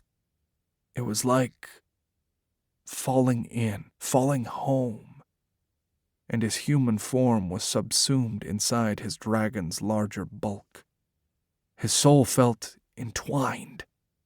All the ripping tortures he'd endured as the magicians had pulled his dragon away, all the scars he carried inside and out were undone. What had he been afraid of all this time? To be his dragon was to be free, even at the bottom of the ocean. He was the beast he was meant to be, doing exactly what he was meant to do, and he tightened his grip around the gate, biting harder onto his own tail, sealing the door fully. Delphine's anguish still shrieked into his mind, but did it matter? No, nothing mattered anymore. And soon she would go away, and he would be left at peace, finally whole in the deep. Chapter 21. Hachiro tells me to tell you that this is a very, very bad idea, Smoke said, sitting on the passenger seat. Comet was in a bucket full of water in front of him, and the sea bubble was in with him, and Sammy was driving as fast as she could to the beach. Well, tell him that I did explain this plan to both of you before you signed on board, she told the fox to tell him back. And look, I know it's not a great idea. It's just that I don't have a better one. She'd hurled the hourglass out her window miles ago, hoping it would crack and save her time, because she knew once she got to the ocean, the longer she had to wait, the worse it would be. She drove the Pagani over the curb once she got to the strip of asphalt that served as this beach's parking lot. But without any magic, it mired in the sand. Is there anything else he wants to tell me? She asked Smoke, unbuckling her seatbelt to get out. The fox conferred with the octopus. He says you should let me bite you. A thin jet of water sprayed out of the bucket and hit them both as Comet conveyed his disapproval, and Sammy laughed. She got out of the car, gave the waterline a nervous look, and raced around to the other side, opening the door to lug the very heavy bucket out. She should have brought Namir along for this part. There was barely any room for water inside the thing. She was just going to have to dump it out and let Comet climb to the sea. Smoke put his paws on the bucket's rim and sniffed inside. He actually says to tell you good luck. Thanks, Sammy said. She offered her hand out to the fox. Now or never, mister. Smoke lifted his lips, showed her his needle-sharp teeth, then shook his head. I will bite you when you get back. Sammy reached into the bucket and picked up the sea bubble. I can't believe I'm saying this, but I hope so. Just then, horrible mumbling sounds began at the waterline as the first of the drowned ones pulled themselves free, because the only way she could figure out to see Rax again was to let the drowned ones take her to the bottom of the ocean. Okay, she said, priming herself as well as Comet. She tilted the bucket over, and he sloshed out, using his tentacles to start hauling himself over the sand to the water's edge, while she held the bubble in her hands. I just need to, she told herself, trying to ignore the fact that she was at the ocean, on the beach, all alone, and monsters were coming for her again. Kiss it already, Smoke shouted at her. Hurry! She knew from reading all of Rax's books how the bubbles worked. They were for people who didn't have much magic to draw from, so that they could travel safely beneath the waves. But she wasn't sure it would work until she tried it, and she couldn't try it until it was too late. She didn't think the drowned ones particularly cared if she was dead or alive, judging by her prior beach night. But she didn't want to waste the magic when she didn't know how far she'd have to go. So she waited until the drowned ones were an arm's length away, closed her eyes, and brought the bubble to her lips. Air from another time and another world enveloped her, and right before any of them could touch her, she ran for the waves. Comet was waiting for her just beneath the water's surface, one of his tentacles wrapped around her wrist, and he began pulling her down. She wasn't cold, and she could totally breathe, although she was still scared of breathing too much. It was like she was swimming, but she was definitely dry, and the magic of the bubble illuminated everything around her, making it easy for her to see, which was good and bad. Seeing Comet swim up close was amazing. Watching drowned ones reach for her was not, and the sea floor seemed covered with them. Where the hell had they all come from? She tried not to hyperventilate. This was the plan. Get to the bottom of the ocean and somehow stop Rax.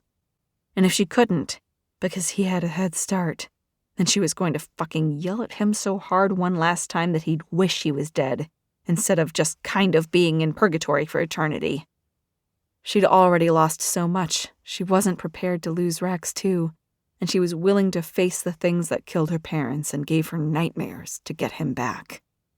The drowned one seemed all too willing to let Comet take the lead as he hauled her below, following their trail until some crazy, strange light shone out ahead of them. just like the kind of light she'd seen Comet flash the sharks. He pulled her through a ring of it, and while the ocean floor was still littered with drowned ones, she knew the sea had changed. It was a slightly different color, and the water was clearer. Comet took a moment to look back at her, making sure she was all right, and then a massive seal came out of nowhere and swept him aside. Sammy screamed inside her bubble, spinning with the motion as Comet let her free. And then she was drifting, and that was worse. It was like being stranded in space, until one of the drowned ones grabbed her ankle. She went to kick herself loose, but caught herself in time. This was what she wanted. She needed their help. That drowned one passed her to another one, and then another, and their slippery, disgusting hands were buffered from her body by the thin layer of air the bubble provided. She scanned for Comet as best she could, hoping that her foolishness hadn't cost him his life.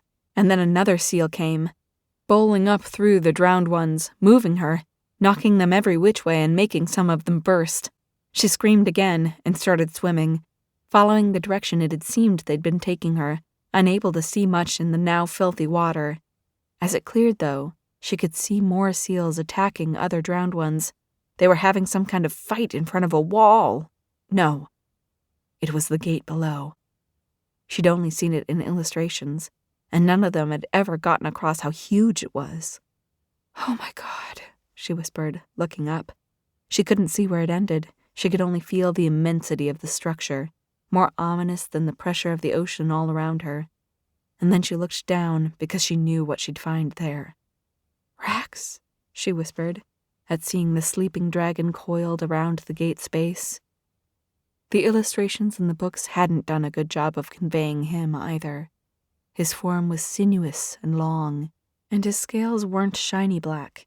They were flat black, the kind of black you could fall into. But the only ones left that she could see were a smattering of sharp ridges down the line of his back.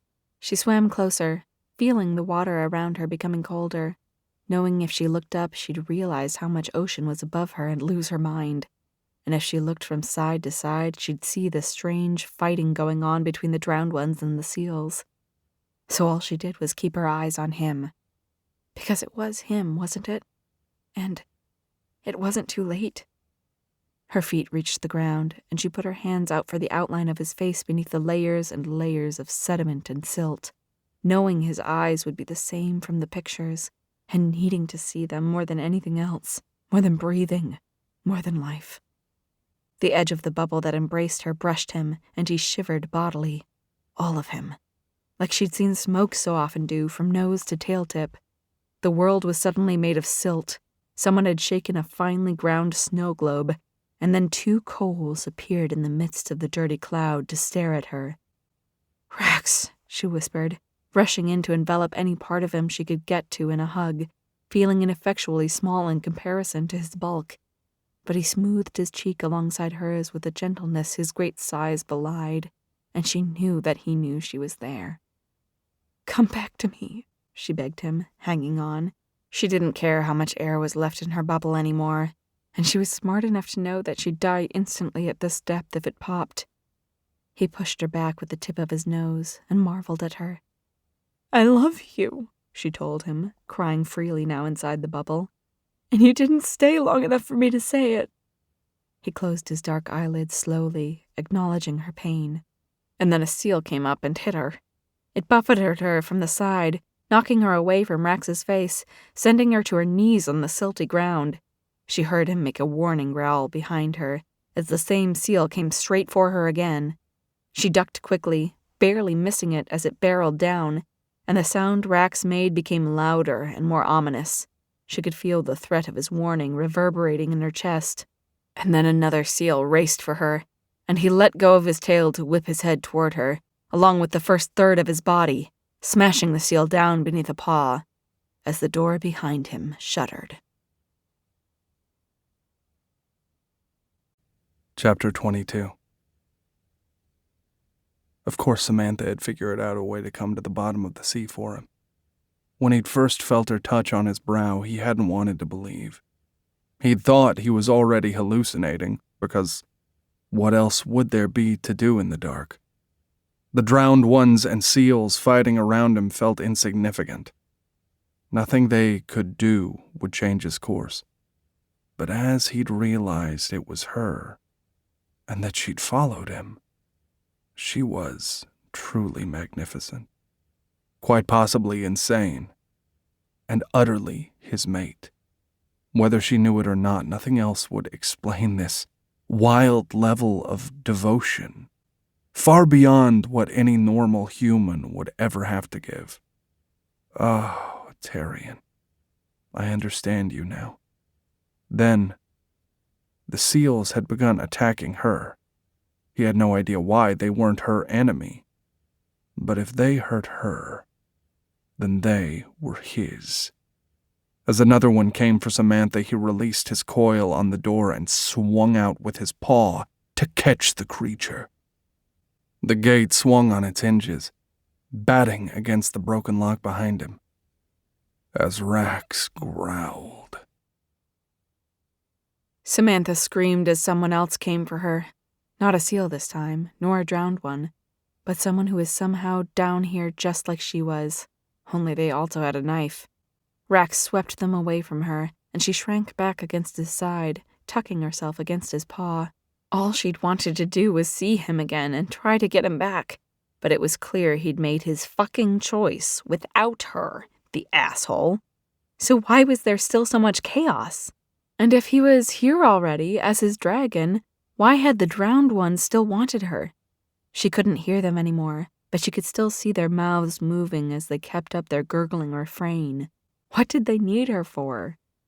Another person with a weapon rushed for her, and Rax snapped them in half with his mouth, spitting out the pieces. She tried to ignore the chum in the water, even as it made her want to puke. No puking in the bubble, she thought with a fast, manic laugh, and dared to close her eyes to think hard, trusting in Rax to protect her. There was still a piece of the key in the lock, and she still wore a piece of it. She opened her eyes and looked up. The lock was a good 50 feet straight up, but the gate looked climbable, really. She freed herself from him and started pushing herself up, first onto his back, his scales rough against her hands, then higher. The seal attacks became wilder, but Rax snaked his giant head up to bring them down and used his wings to shove waves out at the creatures, batting them back, clouding the water. She screamed against the gate and hung on, climbing blind. She didn't need to see. She only needed to go up. The second she stepped onto his back, Rax knew what she was doing. He rolled his eyes up at her, trapped where he was below, leaning against the door with all his might. When he'd let loose for a second earlier, he'd attracted the attention of all the things trapped on the gate's other side, and he'd be damned if he let a siren hurt his Samantha again. The creatures on the far side battered against the door. They weren't coordinated, but they were relentless, pounding the length of it, looking for a way out, closer than they'd been in centuries, except for the lucky few who'd managed rifts. And while that was happening, the Selkies continued their assault.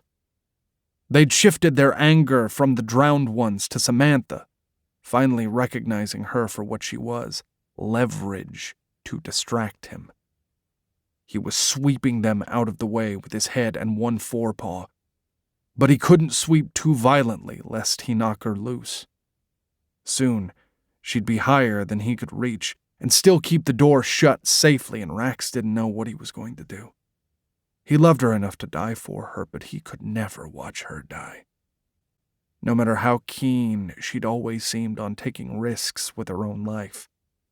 "Come back," he howled at her with his mind, but she didn't hear him. "My love, come back." Sammy was just 20 feet away. She could make out the lock even in the blurry waters. It was huge compared to her.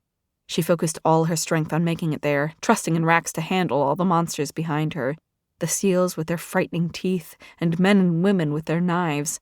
The air inside her bubble was beginning to taste sour, and she knew from all the books she'd read the bubbles went bad eventually. She didn't have much time. She felt a horrible reverberation from behind her as Rax wheeled his body to snake directly up the gate, leaning against it with all of his might.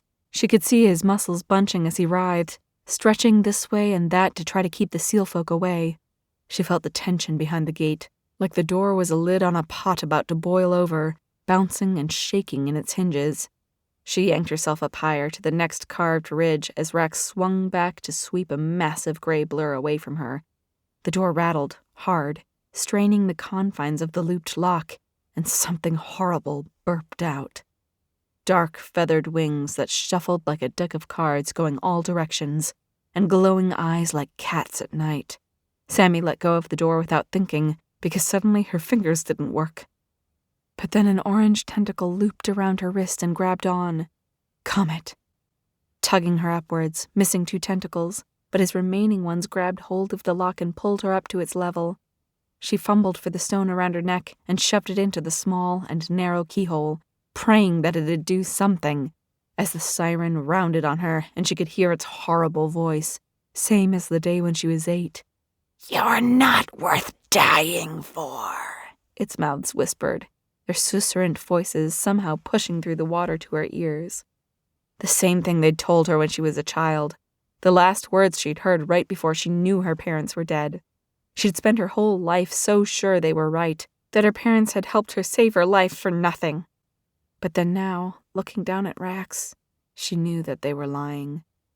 If him coming to the bottom of the ocean to stop the sirens wasn't a kind of death on her behalf, what else could be?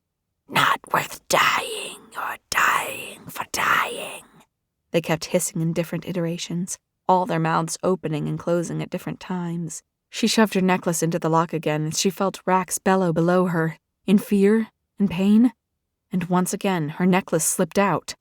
The air in her bubble was so bad now, and she was so scared, and the siren wouldn't stop. But it didn't matter, because there was no place she'd rather be. And there was no other man alive who she'd have come to the seafloor for. Rax was now her everything. And she had become his. It was just like the door to his vault, the door to his garage, and the door to his heart. It was never about the necklace, all along. "I'm the key," she whispered, and stuck her arm inside the lock, all the way. Rax had spent the past few weeks preparing to meet his personal nightmare, which he thought would merely be spending the rest of his life in the dark, not watching the woman he loved on a suicide mission after he let a fucking siren out. He snapped out at the thing as far as he could go, listening to it lie to her, wishing he could tell her not to listen. "Rax?" asked a mind he hadn't heard in centuries. He quickly angled his head down. The same violence against the door that had let a siren emerge had also let a familiar human-shaped form stumble away from the base of the gate like a drunk from Lynx at last call. "Tarion?" he thought back. His brother stared up at him. "It worked! Oh my God, it worked!" he thought, and then passed out. As someone who had stolen a lot of cars, and a few motorcycles, which were easier really, Sammy was intimately familiar with how locks functioned, so she wasn't entirely surprised when she felt the pins inside clamp down on her arm as she grabbed the fragment of the key that was still extant deep inside the cylinder with the tips of her fingers. What she wasn't ready for was the fire feeling. She shrieked as pain seared through her, feeling like her entire arm was being skinned and bleeding, and then after that, the salt of the sea hit all her nerves and stung, and for the first time of her life, she was on the verge of passing out. It was like when Garrett had put his cigarette lighter out on her, only so much worse because it was all over, and there was nothing she could do. But after the astounding pain came a certain clarity. It was like her circuits overloaded, and then there was nothing left but sheer analytical functions. Were her fingers still attached? Yes, surprisingly. Could she operate her hand? Barely. She made a fist around the end of the key, said goodbye to her arm up to her shoulder, and twisted it in the lock. Rax held Tarion in one protective paw, snapping out at any oncoming seals, which were lessening in number even as the drowned ones increased. As the scent of human blood blossomed in the water, he looked up in panic, just in time to watch the dangling lock jump into place after Samantha shoved her arm inside the keyhole. a pressure he'd felt bodily as a dragon for almost 1,000 years disappeared. He felt the reverberation of the gate closing behind him, and he knew that it was sealed. He began to unwind without thinking as the worst of his nightmares came true. Samantha's body, drifting away from the lock, her arm freely bleeding.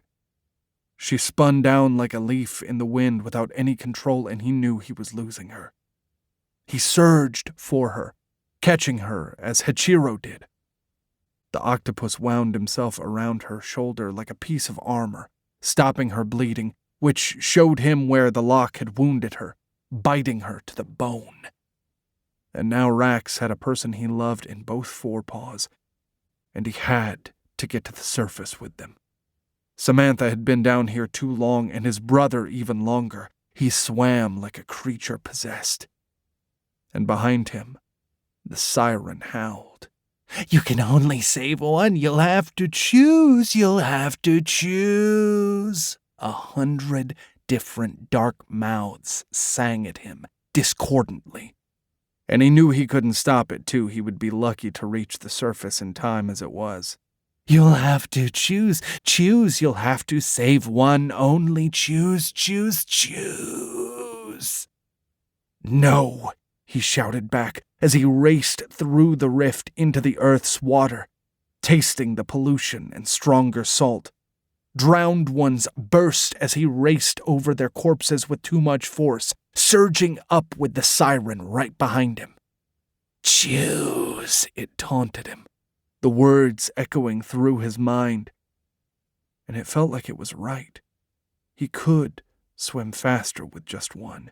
"Choose," it cackled maniacally, and he felt the weight of its temptation.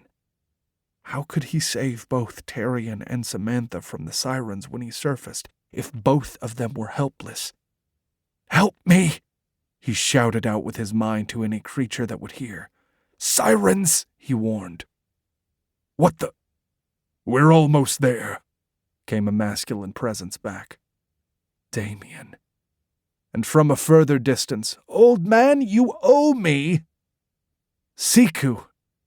He saw the light of the moon on the surface and breached, arching up above the water and almost taking flight, wheeling to land on his back, protecting Tarion and Samantha against his chest from being smashed as his body fell back against the waters below.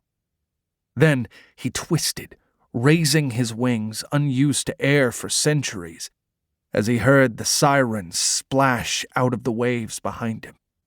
"Choose, choose, choose, you have to, only choose," they sang in their horrible chorus as Rax pulled both of his paws and their precious contents closer, dragging his wings at the sky, trying to fly with wings that had forgotten how. "Come for the shore," shouted Damien in his mind, and Rax wheeled, spotting small beings a distance away. He swung his wings up again, shifting his tail sharply beneath the waves to gain freedom, all the while listening to the sirens' howls. His wings grabbed air again, and he hauled himself free of the water, finally beating gravity to hover and then soar. He rushed for the distant beach where he could make out swinging lanterns, and he'd never flown so fast before. Tarion he could feel, but Samantha. "Choose, choose, choose, choose," the siren howled behind him, an engine of sheer hate. He dove into the shoreline, landing ungracefully on his back paws, each of his front legs held out, hitting the ground hard with his chest, but keeping the shock from his wards, using his wings to shield Tarion and Samantha from the siren's song. If the last thing she heard was it and not him. No. Damien's people ran up like he was a crashed plane, and they all had ear protection on. Smoke wove among their legs, a gray streak of concern. Rax caught a green light, someone's magic, and saw two of Damien's werewolves start shooting over his head, most certainly at the siren. And then he saw one of them mouth, "Oh, fuck," over the rattling sound of their guns. Rax ripped his head back just in time to see Siku breach. She was almost 3 times the size of a normal orca and with centuries more cunning. She caught the siren with her giant white teeth in her massive, crushing jaws and took it back down to sea. He sagged in relief and whipped his attention back to the contents of his paws as more of Damien's people ran up. He saw the girl, Andy, who he knew was a nurse, run up at the same time as Smoke did. "You have to," he thought at her, proffering her Samantha with his hand, and then realized she was as human as Samantha was. She wouldn't be able to understand him. "I love her too," Andy said by way of explanation as she ran up, completely unafraid, and one of the werewolves dropped their weapon to join her.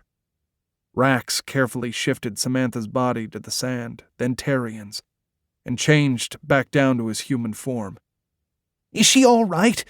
Did I miss my chance to bite her?" Smoke asked him, rushing up, nosing Samantha's swollen right hand. "Please," Rax asked Andy, begging her to tell him she would be okay. He wanted to throw himself across Samantha's chest, but he knew he'd only be in the way and he needed to stay beside his brother just in case. The last time he'd seen Terrian, the man hadn't been well, so he wasn't sure what to make of him now. He loved him, but he knew a mad dragon would be even worse than a siren. Andy ignored him, working over Samantha's body, feeling for pulses and listening for breath. "What's," she said, reaching for Hachiro and hesitating. Samantha's arm south of the octopus was white and swelling. "He's a friend, don't hurt him, he's helping her." "Tourniquet!" the werewolf by Andy shouted, and one of the others ran off to get it. "What happened?" Andy asked him. "She needs blood." "Give her mine," Rax offered, pushing out his arm as he knelt on the sand. Andy took his proffered arm and gently pushed it down. "That's not how it works." The werewolf replaced Hachiro's grip with a strip of fabric, and the octopus slithered back into the water. "Can they save her?" he asked. "I don't know. We've got to take her in right now," the werewolf went on to say. He lunged to pick her up, and Rax snarled at him, rushing forward as Damien blocked his path. "Do you want her to live or not?" the other dragon growled. "Come with us," Andy said, offering out her hand. Rax would have, but then he looked to Terrian. There was a small element of truth in the siren song. He had to make a choice. But he wasn't choosing between his brother and Samantha. He was choosing to trust her with her friends. "Go," he whispered hoarsely. Damien nodded, and the werewolf was already running off, Smoke racing after them. The other dragon spoke into an earpiece. "Tell Max to meet us at the hospital. We'll get her care and then wipe all their minds." He looked between Rax and his brother. "We're taking her to General." "Save her. Or else," Rax growled. Damien's eyes narrowed. Then he raced down the path his woman and the wolf had taken, leaving Rax and his brother on the beach. Chapter 23. "This ocean tastes wrong." Rax turned to find his older brother touching the damp sand, and then press his hand against his tongue. "Terrian," he whispered as his brother looked over at him. "How did you survive? I cannot believe you're alive." "No. So you thought you had killed me then, and that was better." Terrian stood slowly, looking around at his unfamiliar surroundings. He had a massive beard, but the rest of him was knife-thin now, where once upon a time he'd been bigger than Rax. That was why Rax had had to close the gate. There was no way he was strong enough to win. Memories of their awful fight flooded Rax. "You left me no choice, brother. I had to choose between the gate and you. You were mad with grief. You broke the lock. I still bear your scars across my back. I was tortured." "As was I," Terrian said flatly, staring through him with dark eyes. "What realm is this?" Rax swallowed. It is called Earth. It's non-magical in its base state, although certain magical creatures live here. He watched his brother inspect his surroundings, wondering at the wisdom of having brought a maddened dragon back here, even in his brother's weakened form. Tarion, it's been centuries, and this world is vastly different than the one you have come from. It is not safe. There are those that would hunt you here if they knew what you were. Tarion shrugged. If there are oceans here, they will not find me. Rax shook his head gravely. I don't need you to... Forgive me, Tarion, but let me help you. I do not need your help anymore, Rax, now that I am free. His brother took a step back to the water's edge. My priority is finding Sarah's. Tarion, Rax said, his voice low. His brother rushed him, and Rax let it happen. He fell backward rather than wrestling with the weaker man as Tarion put his bony forearm across his throat. He had fought his brother once and doomed him. He could not bring himself to do it again, especially not now, when it looked like he could snap his brother like a branch. Do you know that your woman is yet alive? Rax did, on some internal level he couldn't begin to explain. He nodded. Then trust that I know mine is, as well, Tarion said, pushing back, coughing. Rax stood up and offered his brother a hand. If you're so sure of her, then let me help.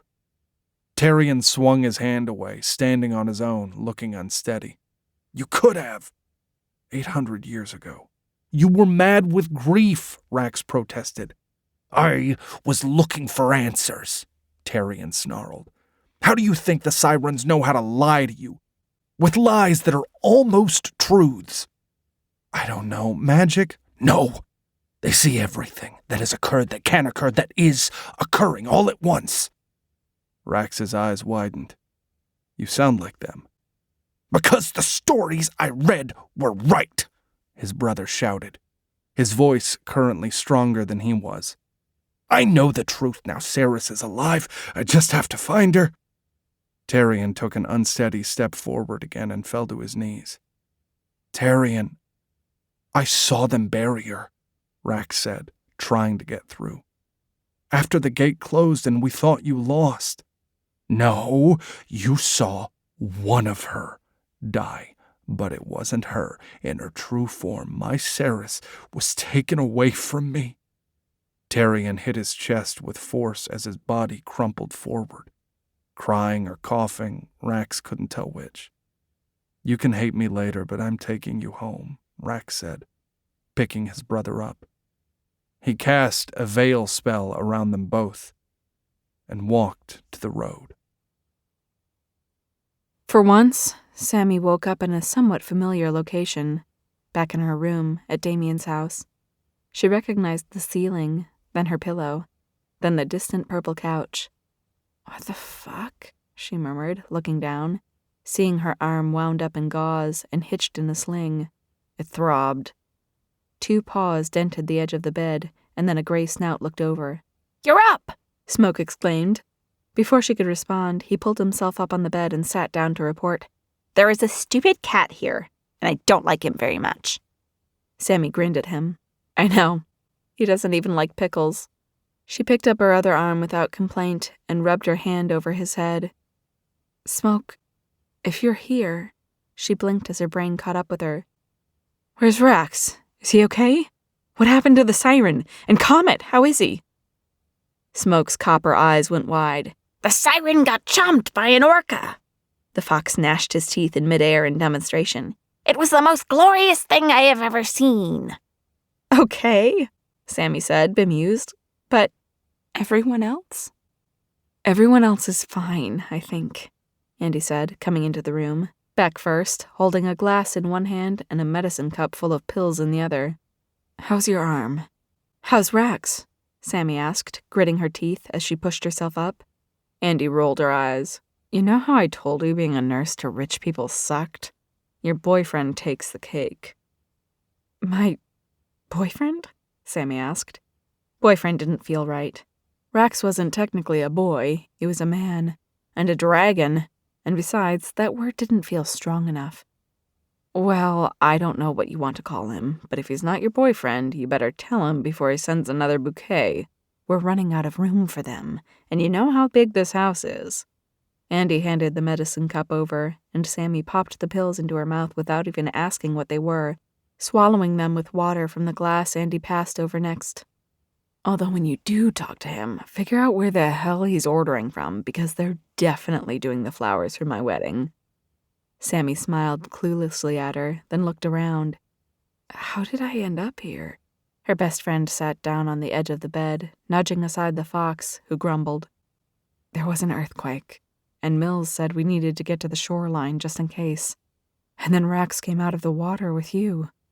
What happened down there? There was a fight. No, more like a war. And then a door, and a lock, and a key. She looked at her arm, which was reporting in slightly less pain now. How bad is it? And how long has it been? Pretty bad, and almost 2 weeks. Your arm was broken in 3 places, and you almost bled out, Andy told her, and winced. Honestly, once you're done healing, you might want some plastic surgery. You're going to have some gnarly scars. Sammy looked at her arm, still covered by bandages and velcroed up against her body. Scars are how you know you escaped, she whispered. Well, that's being melodramatic, maybe, but also pretty accurate. Andy rested a hand on her leg. You should go back to sleep now. Sammy blinked again, finding it hard to resist the suggestion. What did you give me? 10 milligrams of oxycodone and 1 pill from Mills's lab. I didn't ask what was in hers. She just said the more you sleep right now, the faster you'll heal. She's been using some heavy magic on you. You're already a ton better, trust me. Sammy nodded, because she trusted Andy implicitly, snuggling back down into her nest of pillows. But are you sure he's all right? Where is he? She asked, well aware she was sounding like a lovesick teen and not caring. Andy brushed a lock of hair off of her forehead. I don't know, Sammy. He calls every hour of every day, but he hasn't been by. Smoke stepped in, both verbally and with a paw, looking at her. He's with Tarian. Sammy fought sleep for a moment more, realizing all the things that meant. Oh my gosh, she said, and the fox nodded deeply. What is it? Andy asked, looking between the two of them and unable to understand the fox. But it was too late. Sleep had come for her. I don't want to know how you got my personal phone number, Rax, Damien growled on the far end of the line. I would say hefty bribes, but the truth is your witch took pity on me after I got hers, and she suggested I talk to you directly, seeing as your woman stopped picking up. My woman's at work, Damien said, mocking his tone, and then slightly more kindly said, and your woman's completely fine.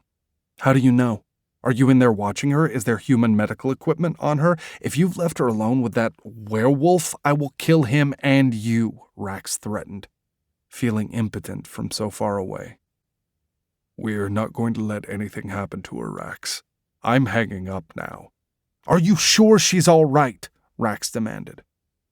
Not in the least, Damien snapped. She's in love with you, so clearly there's something wrong with her. That's not funny, Damien, Rax growled. Damien growled back, just fucking come and see her. I'm not so much of an asshole that I won't let you see your mate. Rax made a strangled sound. I can't. My brother's a dragon same as I am, and he's not well. I can't leave him alone, but now that she is awake, knowing I cannot see her is making me want to die, Rax confessed. There was an extraordinarily long pause on the far end of the line.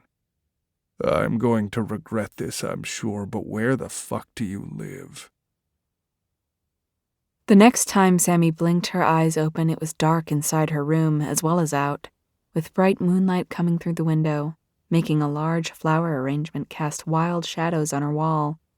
For a second she remembered the sirens and was frightened, and then remembered they were locked away for good this time, without a key. Because of her.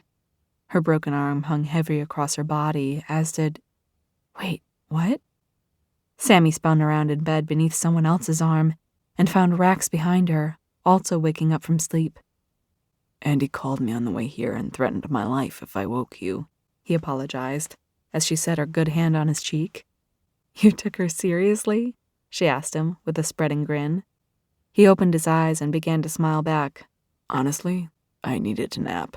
I've been watching my brother 24/7 for 2 weeks. He bowed his head to hers, and she breathed his scent in deep. Who's watching him now? She whispered. He really was here, with her, above the sea. Damien, he said. I'm not sure I can ever repay him for helping you heal and keeping you safe. I'm so sorry for not being here the second you woke earlier. And he told me you asked and shh. Sammy put a finger on his lips. You're here now. I am, he said. And I need to tell you, if I thought you were my mate before, I'm hopelessly in love with you now, Red. I knew it before I went down to the gate, but when I saw you join me there, I gave a piece of my heart to you that I will never recover. Sammy tilted her head from side to side. That's funny, because the only reason I was going down there was to give you a piece of my mind. I was so fucking pissed at you, Rax, for deciding shit without me again. She felt him tense beside her. I was trying to make things better. By abandoning me for a third time? She asked him archly. No, he said, sounding wounded. By being good. I knew if I didn't stop the sirens, you would never respect me, Samantha. But you didn't ask me, did you? She asked, and then sighed. Rax, I've done a lot of uncool things in my life that I haven't even told you about. She moved to sit up beside him. I don't want a good man. I just want someone who's good to me. And that means asking me questions and having hard conversations and not just putting me to sleep because it's easier on you. I know you've done whatever the fuck you've wanted to for 800 years, but if we're in a relationship, you don't just get to be the sole decider. He sat up as well. Would you have wanted me to go down there then? Be honest. No, but if you decided to regardless, I would have been braced, and I would have had a chance to say goodbye. You just leaving me was fucked up. He was frowning deeply at her. You told me you loved me at the bottom of the sea. So? That doesn't mean I can't ever get mad again. And I'm really good at being mad, as you should very well know. She crossed her left arm under her sling. I don't like the way this is going, he said, giving her a stern look, which faded quickly. And I'm afraid my usual solutions won't help me here, seeing as I can no longer make decisions for you, cast sleep spells, or boss you around. She shrugged. Not my fault if you don't have a deep bench. He considered her, making a show of stroking his chin in thought, before grinning wickedly. Well, you've left me with one tool still. What's that? She asked, eyes narrowed. Physical coercion, he said, carefully picking her up and pulling her into his lap, her back against his chest, where he could wrap his arms around her. She didn't fight him. In fact, she chased his hand beneath her sling with her good one and wove her fingers with his. How is your arm? He asked her in a whisper at her cheek. I haven't seen it yet. Andy says it's getting better, though. But maybe not so pretty anymore. I find that hard to believe, he told her, resting his chin on the divot of her collarbone.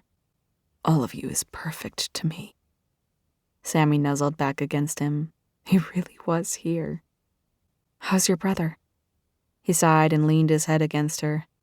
Broken. Time will heal his body, but he is prone to fits and moods and keeps claiming untrue things. Like what? That he's the person responsible for coordinating all of this. You, the necklace, and me.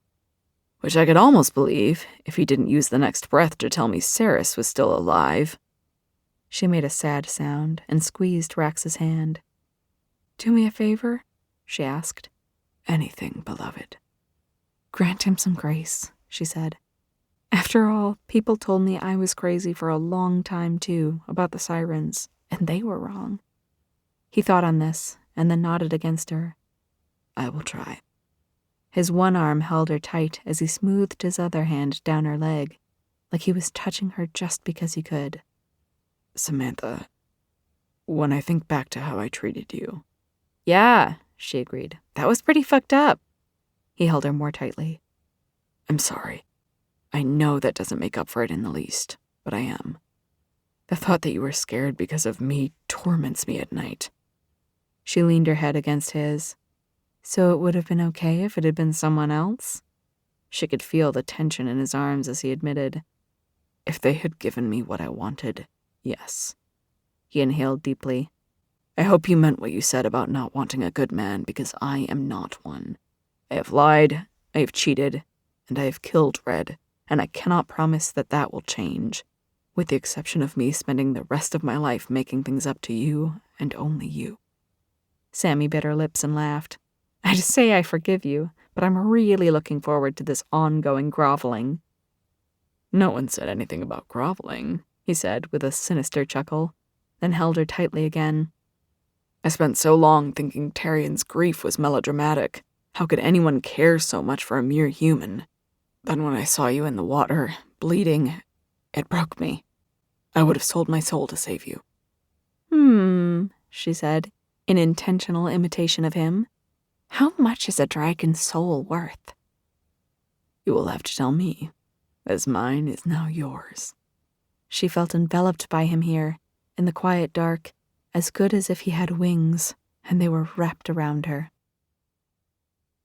Rax could have easily held her for the rest of his life, completely content. He never thought he was meant to find a mate, and then, when he had, he knew he couldn't keep her. So the fact that she was here beside him, above the waves, he had no idea who he should thank for such luck, but he felt deeply grateful.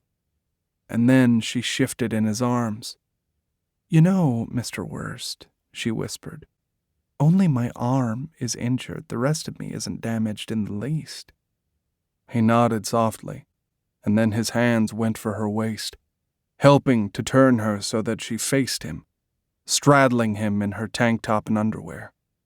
He pulled off his shirt and threw it across the room, then moved to hold her against him, one of her arms wrapped around his neck, the other folded between them, feeling the rough fabric of its sling scrape against his chest, a reminder of all the things he'd almost lost to darkness.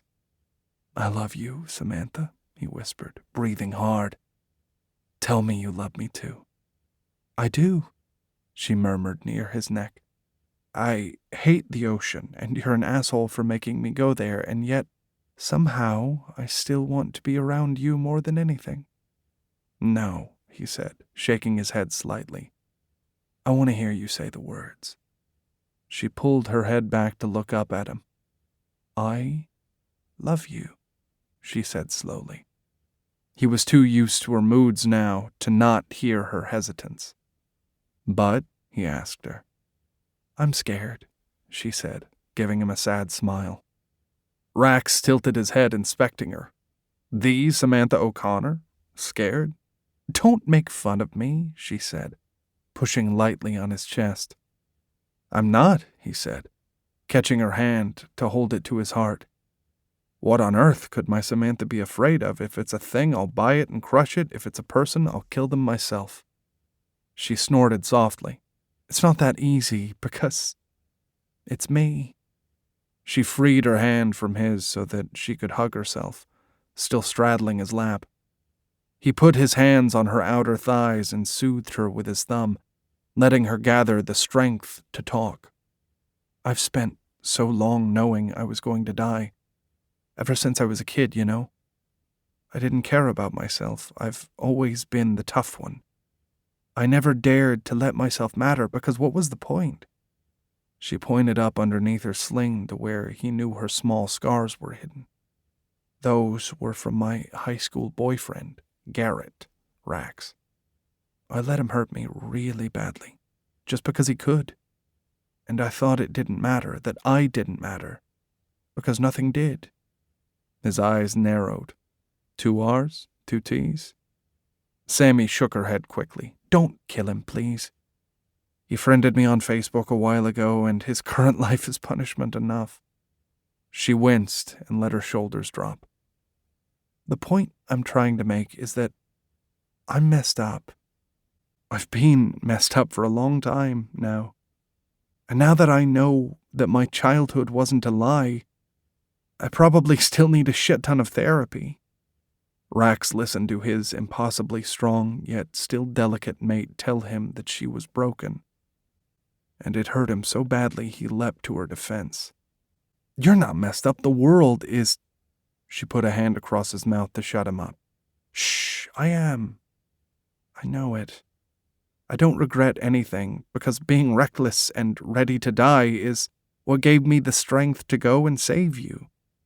But I think I'm so used to thinking I'm going to die it might take me a while to figure out what living feels like. He wanted to tell her she was wrong, to swamp her fears away with his affection and to do something.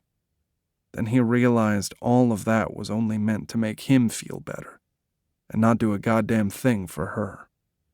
Rax set his hands at her waist and bowed his head, so it was on a level with hers. How can I help you, my love? Samantha inhaled and exhaled deeply. I think you already are. And then her hand went to the hem of the tank top she wore, tugging it up. He stopped her. I don't want to hurt you. Then you'd better help me take this off, she teased him, and his hand tightened on hers. You know what I mean, Samantha. Her eyes flashed up at him. Then you already know the truth, too. It's too fucking late for that. He closed his eyes and bowed his head even further, feeling her words slide in between his ribs and pierce his heart like a knife. Even though my dragon is back now, I have no more scales around you. Rax felt her head meet his with a tiny thump, and saw her red hair hanging between them when he opened his eyes. I'd say I'm glad to know I can hurt you back, but I'm not. Samantha, he began, lifting up, ready to start an infinite number of apologies. She leaned in and kissed him, her soft lips pressing his words back. Do you promise to be careful with me? And that you won't break me more? He slid his hands up into her hair, tilting her face up. I do. The look she gave him then was utterly unfamiliar to him. Out of all her many moods he'd witnessed, her eyes wide, her lips parted with just the slightest intake of breath, and something almost magical radiating off of her. He realized it was hope. Hope for herself, and hope for them. She'd never had cause for it around him up until now.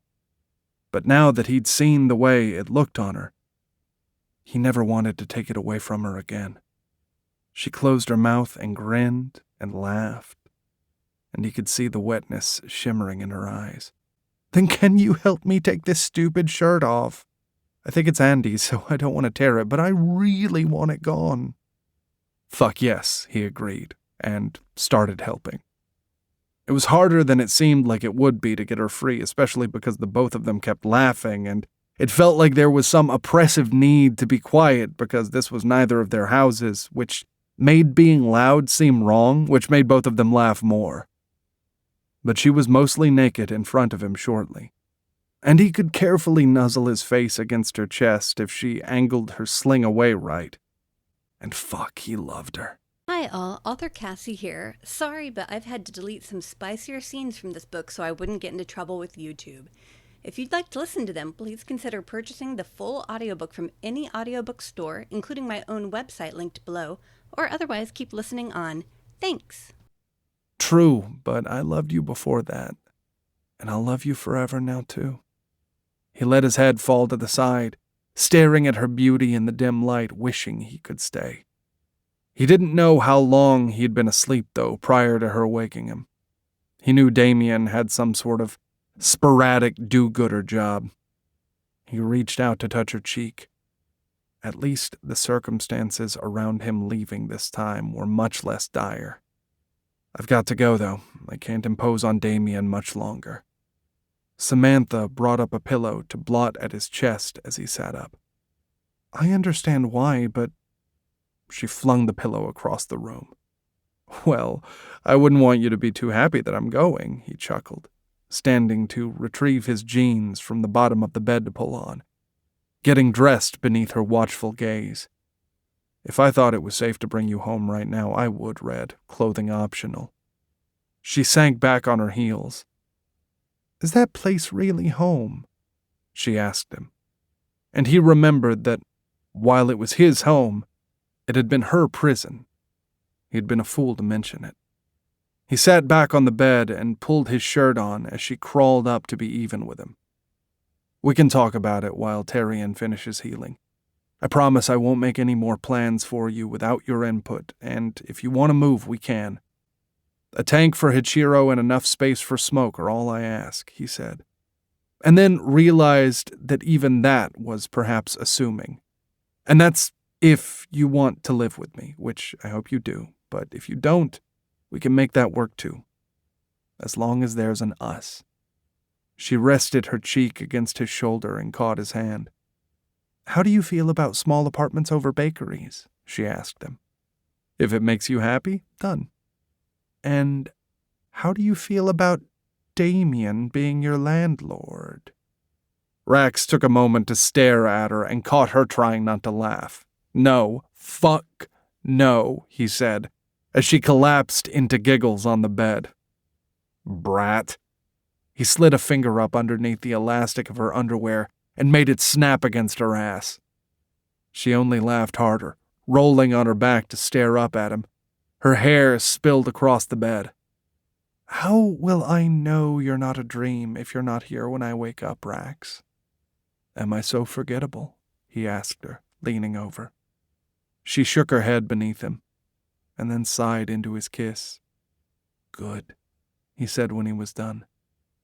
I love you, Samantha. I hope you can feel how much I mean it when I say it. We can work the future out together. She reached up and traced the line of his cheek with her fingertips. Now that I have one. He cradled her hand to his cheek and kissed her palm. Yes. Chapter 24. After that, Rax's phone conversations with Samantha were the highlights of his day. Damien's witch truly was magical because she'd sorted out some kind of shifter-aware therapist for Samantha, and she and Andy were apparently having fun planning Andy's wedding, even though it was still months off. He listened to all of her stories, rapt, and she finally started telling him older ones, so the pieces of her prior life started making sense. He also found out that she'd once dated Andy's brother, and he regretted not killing the man back when he was his employee. Tarian's health came back to him slowly, if not his common sense. He still believed extraordinary things, but Rax didn't think he was a danger to himself anymore. He gained an interest in learning about the new world he lived in, and in wanting to explore it, if only to find Saris.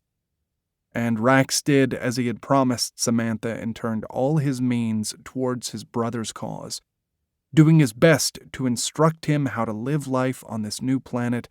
Having a television certainly helped, promising to provide him with all the documents he normally gave other refugees from the realms, and access to a good deal more cash.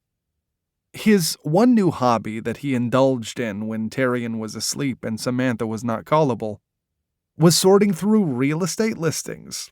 He tried to guess what kind of place would best suit her. Would she want a view of the ocean or of the city? Would she rather live in a penthouse or on a farm? He knew he could just ask her, but things seemed to be going so well he didn't want to impose, or hear that she couldn't bear to live with him at all. The only time he broke down was when one of the mansions near to Damien's in the Briars went up for sale. He didn't like the thought of being within spitting distance of Damien, but if it made her happy... He mentioned it to her casually, and she told him she knew about it already, because she and Andy walked by it every day, and she'd seen the for sale sign up. He didn't know what to make of that. Some nights it hurt to be apart from her physically so badly it ached. But then, others, she'd fall asleep on the phone with him reading her a book. And while his life wasn't perfect, It was far better than it had any right to be. And then, Terrian told him he wanted to meet her. He'd been keeping Samantha away for her own safety, and because part of him didn't feel right flaunting her in front of his brother. As sure as Terrian felt of finding Saris, Rax was still full of doubt. I don't think Rax began, but Terrian cut him off. I heard what the sirens sang to you when we rose. They told you you'd have to choose, and you didn't. I promise I also will not make you. Rax considered this, then picked up his phone. It was Sammy's idea to meet them at the beach near sunset. Rex pressed her to make sure he'd heard her right, but she insisted. They were both dragons, so if something went south, she knew it was far safer for them to be outside. And unlike her own relationship with the ocean, they were born to it. She suspected they would find it calming, whereas she just wanted to try to be normal again, to see what that might be like. She knew the gate was locked by her, and she knew that from here on out, Damien's people would be on alert to any dangers through rifts in the sea. So beaches might really be safe now. Her therapist told her it was okay for her to test it as long as she had her and Andy on the phone as standby. And she found as she drove, she was more nervous and excited about seeing Rax again than anything to do with her past. She pulled into the parking lot and got out of the Prius Jameson had loaned her. A sad, sad automatic car, but her arm was still healing, alas. To find the two men already waiting, leaning against a new-to-her vintage E-Type Jaguar's hood. Sammy hadn't seen Rax in person in a month, so seeing him now was breathtaking. She got out of her car and had to fight not to run. He felt no such compunction, shouting her name and racing across the few parking spots between them to pick her up and twirl her around carefully before setting her down again and petting his hand gently down her sling. He took her free hand in his own. "Terrian?" she asked as he pulled her over toward his brother. The family resemblance was obvious, in the color of their skin and the shapes of their nose and their jaw, though Terrian's cheekbones were more sloped, and he was just a little taller than Rax was, though still quite much more lean. Terrian nodded at her with almost black eyes that stared through her. "I am sorry about your parents," he said. Sammy blinked and looked to Rax, who looked as surprised as she felt.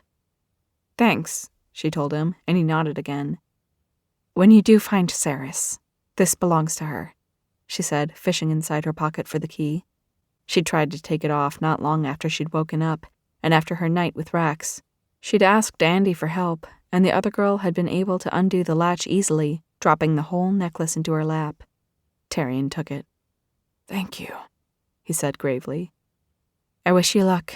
I hope you find her, even if I'll miss understanding Smoke," she said, and grinned lightly. Terrian focused his distant gaze on her and reached out with a hand, and Sammy felt the wind knocked out of her, at the same time as Rax stepped up and sharply said, "Terrian, don't."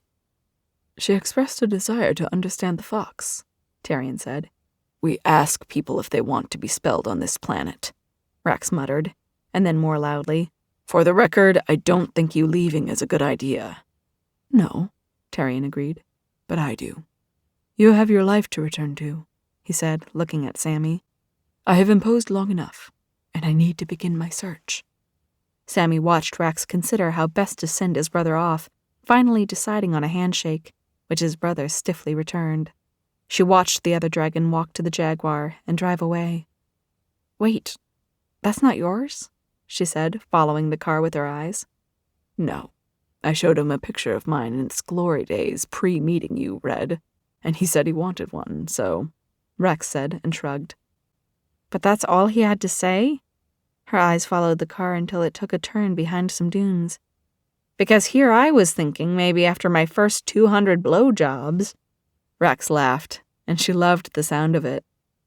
"I'll call my dealer.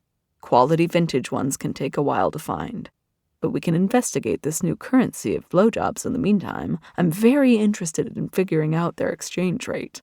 "I bet you are," she said with a grin. "It's important to be precise." One of his eyebrows rose. "I'd hate for you to undervalue your skills." He was so pleased with himself she couldn't help but smile back. She walked back to the Prius and climbed up on its hood. He followed her, sitting down beside her on her left side so they could hold hands, and she wondered at seeing her small, pale hand in his much larger, darker one. The same hands that she was once so sure would hurt her now made her feel safe. Are you sure you're okay being here? He asked, looking at her tenderly. She nodded quickly. Working on it, yeah. You don't have to get over the ocean for my sake. Or any of it, really. As much as I want you, I don't want you to come to me until you feel right. Because when you do, I don't want you to have any questions. He'd told her as much on the phone, multiple times. Sammy gave him a soft smile. I know. The truth was, she'd been thinking a lot about things over the past few weeks at Andy's house. As hard as it was being away from him, it was good to be given enough space so that she could be sure she was making up her own mind, and that it wasn't just the way that they'd met or the circumstances that had overwhelmed her. That said, though, he went on, Hachiro misses you, as does Smoke. She looped her legs over his and let him cradle her to his side as the sun started to drift down to the ocean's edge. And you? I more than miss you, he said, pulling her close. I don't know that there's a word that I can use to describe it. She said, like he so often did. I'm going to be an asshole and tell you to try. He chuckled, and she felt it rumble beneath her.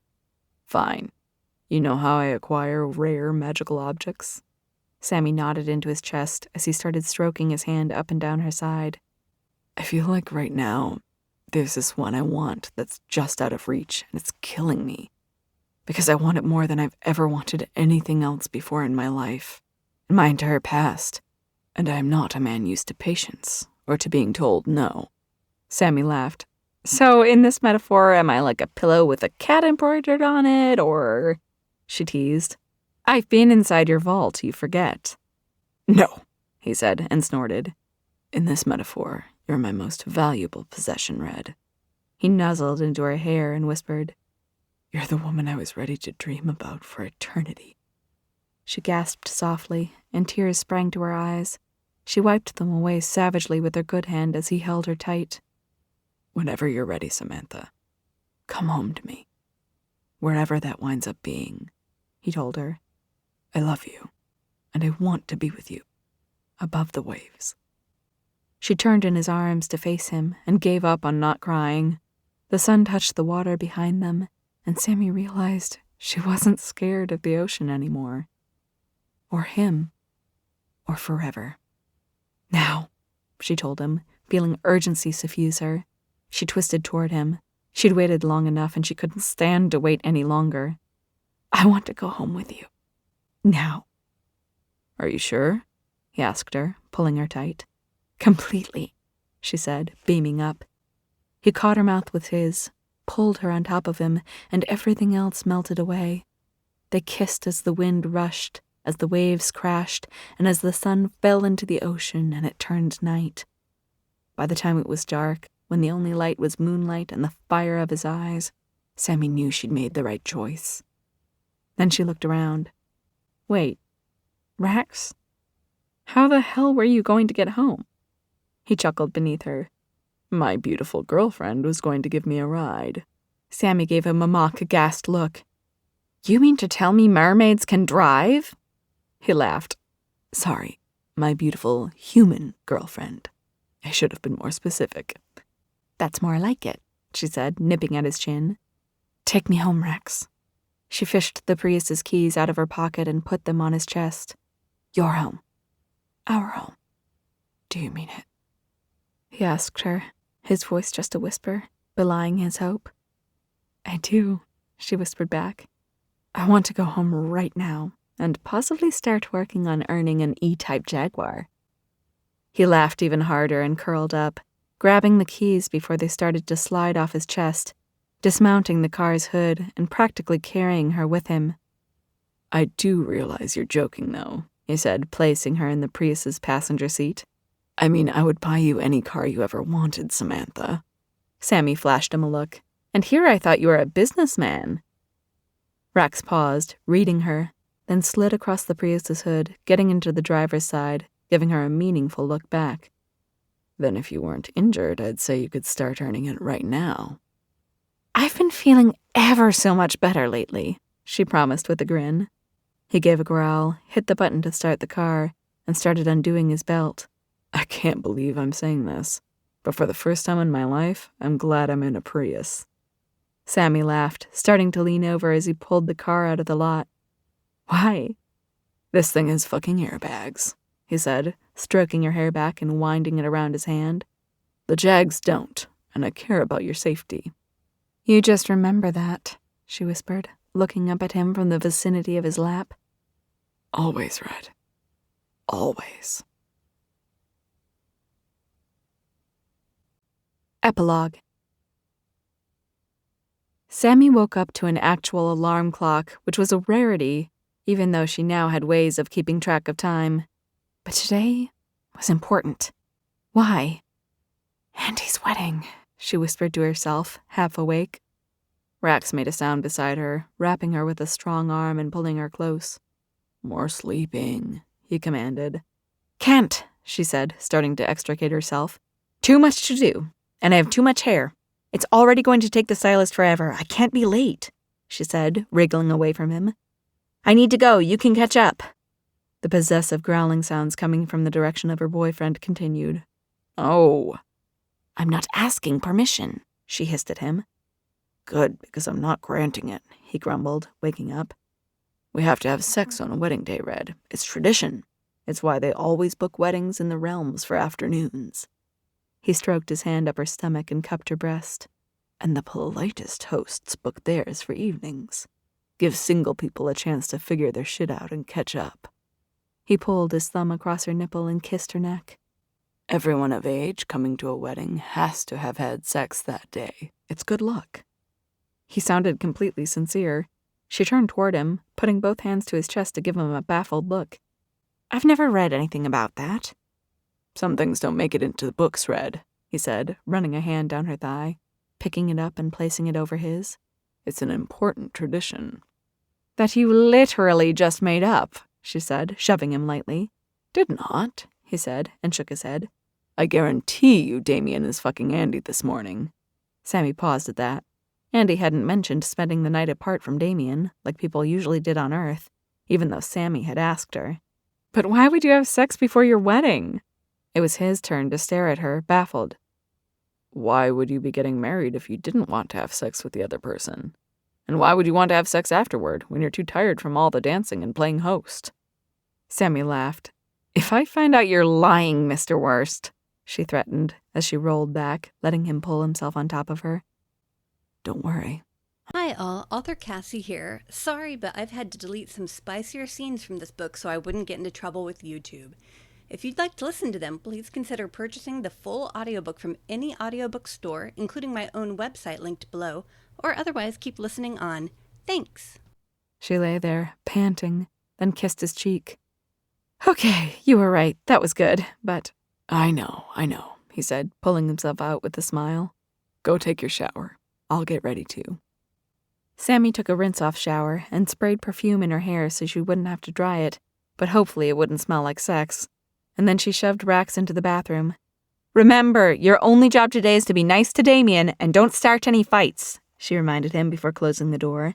She was slightly comforted by the fact he'd found his tuxedo and a dress shirt for himself in the meantime and had thrown them on their bed. Andy's wedding coordinator was doing most of the work at the venue, but Sammy still wanted everything to go well. She pulled on jeans and a flannel she didn't care about getting makeup on, while finishing wildly packing for ridiculous emergencies. She was prepared for anything, from a dress tear to a heel break right up through a bomb threat. Where are you going? Smoke asked, trotting up. To Andy's wedding, Sammy said, looking around for her shoes because she couldn't remember if she'd sent them ahead or if she was supposed to bring them with her right now. You remember Andy? Of course, Smoke said, then casually asked. Does the cat get to go? Sammy tore through all of her shoes to find another pair that would work with a cream-colored floor-length dress, just in case. I'm not sure. She knew Grimalkin was practically family for Damien, but still, a cat at a wedding. Then again, Damien's sister had wings, so who cared? Smoke sat down and gave her a shrewd look. When you get married, will I get to go? She laughed. Sure, maybe. I mean, if and when, as a reward for not biting me all this time, I guess, she said with a grin. Smoke leaned over and looked past her shoulder. What about Hachiro? She looked back at the tank and saw Comet hovering there. From a cat at a wedding to an octopus? But it would be different, wouldn't it? It would be her wedding. And she didn't have any family she needed to show pictures to, so why the fuck not? Certainly, she told Smoke. Although, why are you asking? No reason, the fox shrugged, then pretended to chase a flea, snapping his teeth against his shoulder. Smoke, she warned. The fox ran away as Rax emerged from the bathroom with a towel around his waist, water dripping down the muscles of his stomach. He ran a hand through his hair, taking her in, kneeling on the ground in the middle of 10 different pairs of light-colored shoes. Why do I have to wear a tuxedo if you're not even in a dress? He complained as she stood up. Because my dress is there. My makeup is there. My hairstylist is there. Sammy pointed frantically in what she hoped was the direction of Andy's ballroom. That's why I need to get there. I will explain more wedding customs from Earth in the car. Rax's lips pursed and his eyes narrowed in thought. He stood a little straighter, and Sammy took a step closer to him.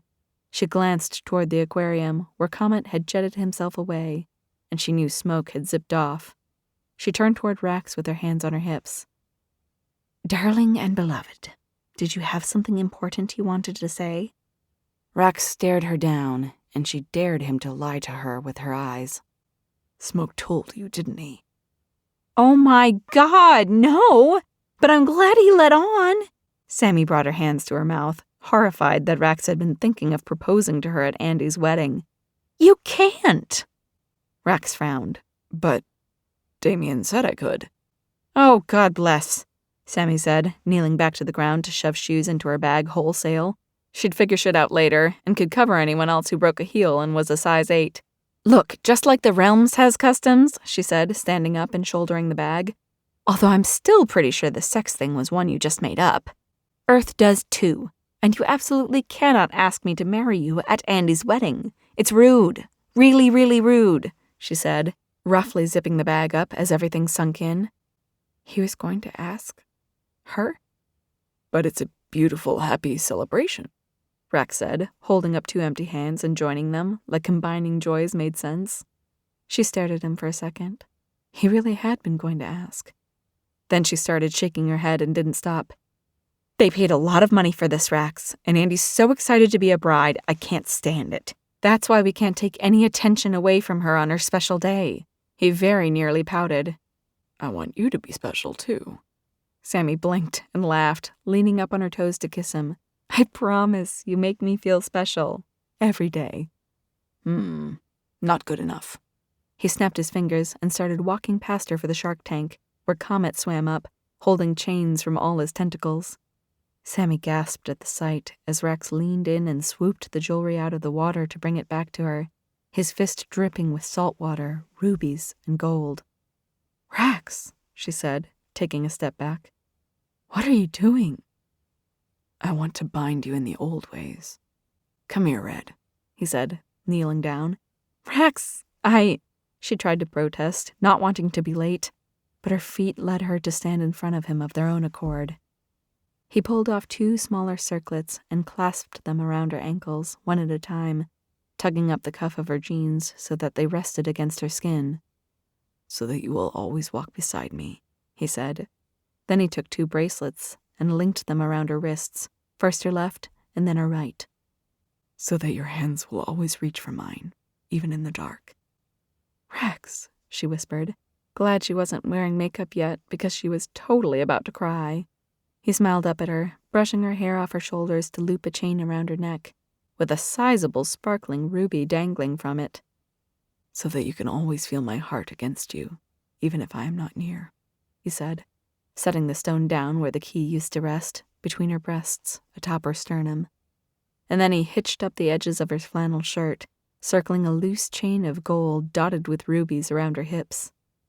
And this one is for me, he said, making a fist of it and pulling her close, so that I can always use it to hold on to you, until I must open it, to share you with a child.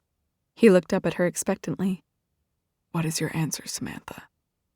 She looked down at the bracelets on her wrists, the stone hanging from her neck, the chain wrapped around his hand, and more precious to her than any of them, the fire of his eyes. The dragon who, to her at least, was no longer cold nor cruel, who wanted to spend the rest of his life above the waves at her side. The man who'd risked eternity to soothe her broken soul. I do, she breathed, and then started nodding deeply. Yes, she said, from the bottom of her heart. He engulfed her hips with his arms, and then hoisted her up, laughing against her and spinning her around, and she was completely enamored with him, even as she fought him to put her down. We've got to go, she said, laughing, as he finally let her feet touch the ground. She reached up, grabbed his head, and pulled it to hers to kiss him deeply.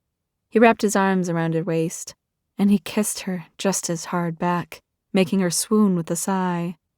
I love you, she whispered when he'd righted her. Get dressed now, or else. Rax laughed, dropped his towel, and started quickly putting his tuxedo on. She watched him, feeling encircled by his love, as all of the promises he'd made echoed through her mind. Wait a minute, she said aloud. I'm not baby-proofing a place with a shark tank, Rax.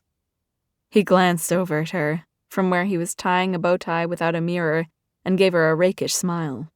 You're not pregnant yet, he said, expertly tugging the end of the tie through. I'm willing to work on that with you, though. Oh, that's so kind of you, she said, playing it straight. He pressed a hand to his dress shirt. Well, you know I am the giving sort. Sammy snickered. I'd noticed, Mr. Worst. She walked up to him and straightened his already perfect bow tie, then looked up at him through her eyelashes.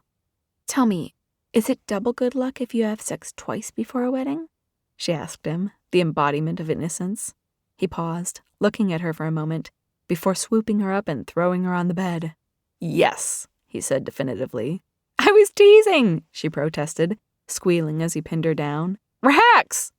Don't worry, he told her, smiling above her, giving her a look she couldn't wait to get for the rest of her life. I'll make sure you're there on time, Red, even if I have to fly you there myself. Thank you for making it to the end of Dragon's Captive, written by Cassie Alexander and Kara Lockhart and narrated by Matthew Holland and Bunny Warren. If you want to hear about Andy and Damien's story, please check out their journey on YouTube. Those books are Dragon Called, Dragon Destined, Dragon Fated, and Dragon Mated. And if you'd like to hear about how Austin and Rihanna got together, that book, Wolf's Princess, will be up on YouTube shortly.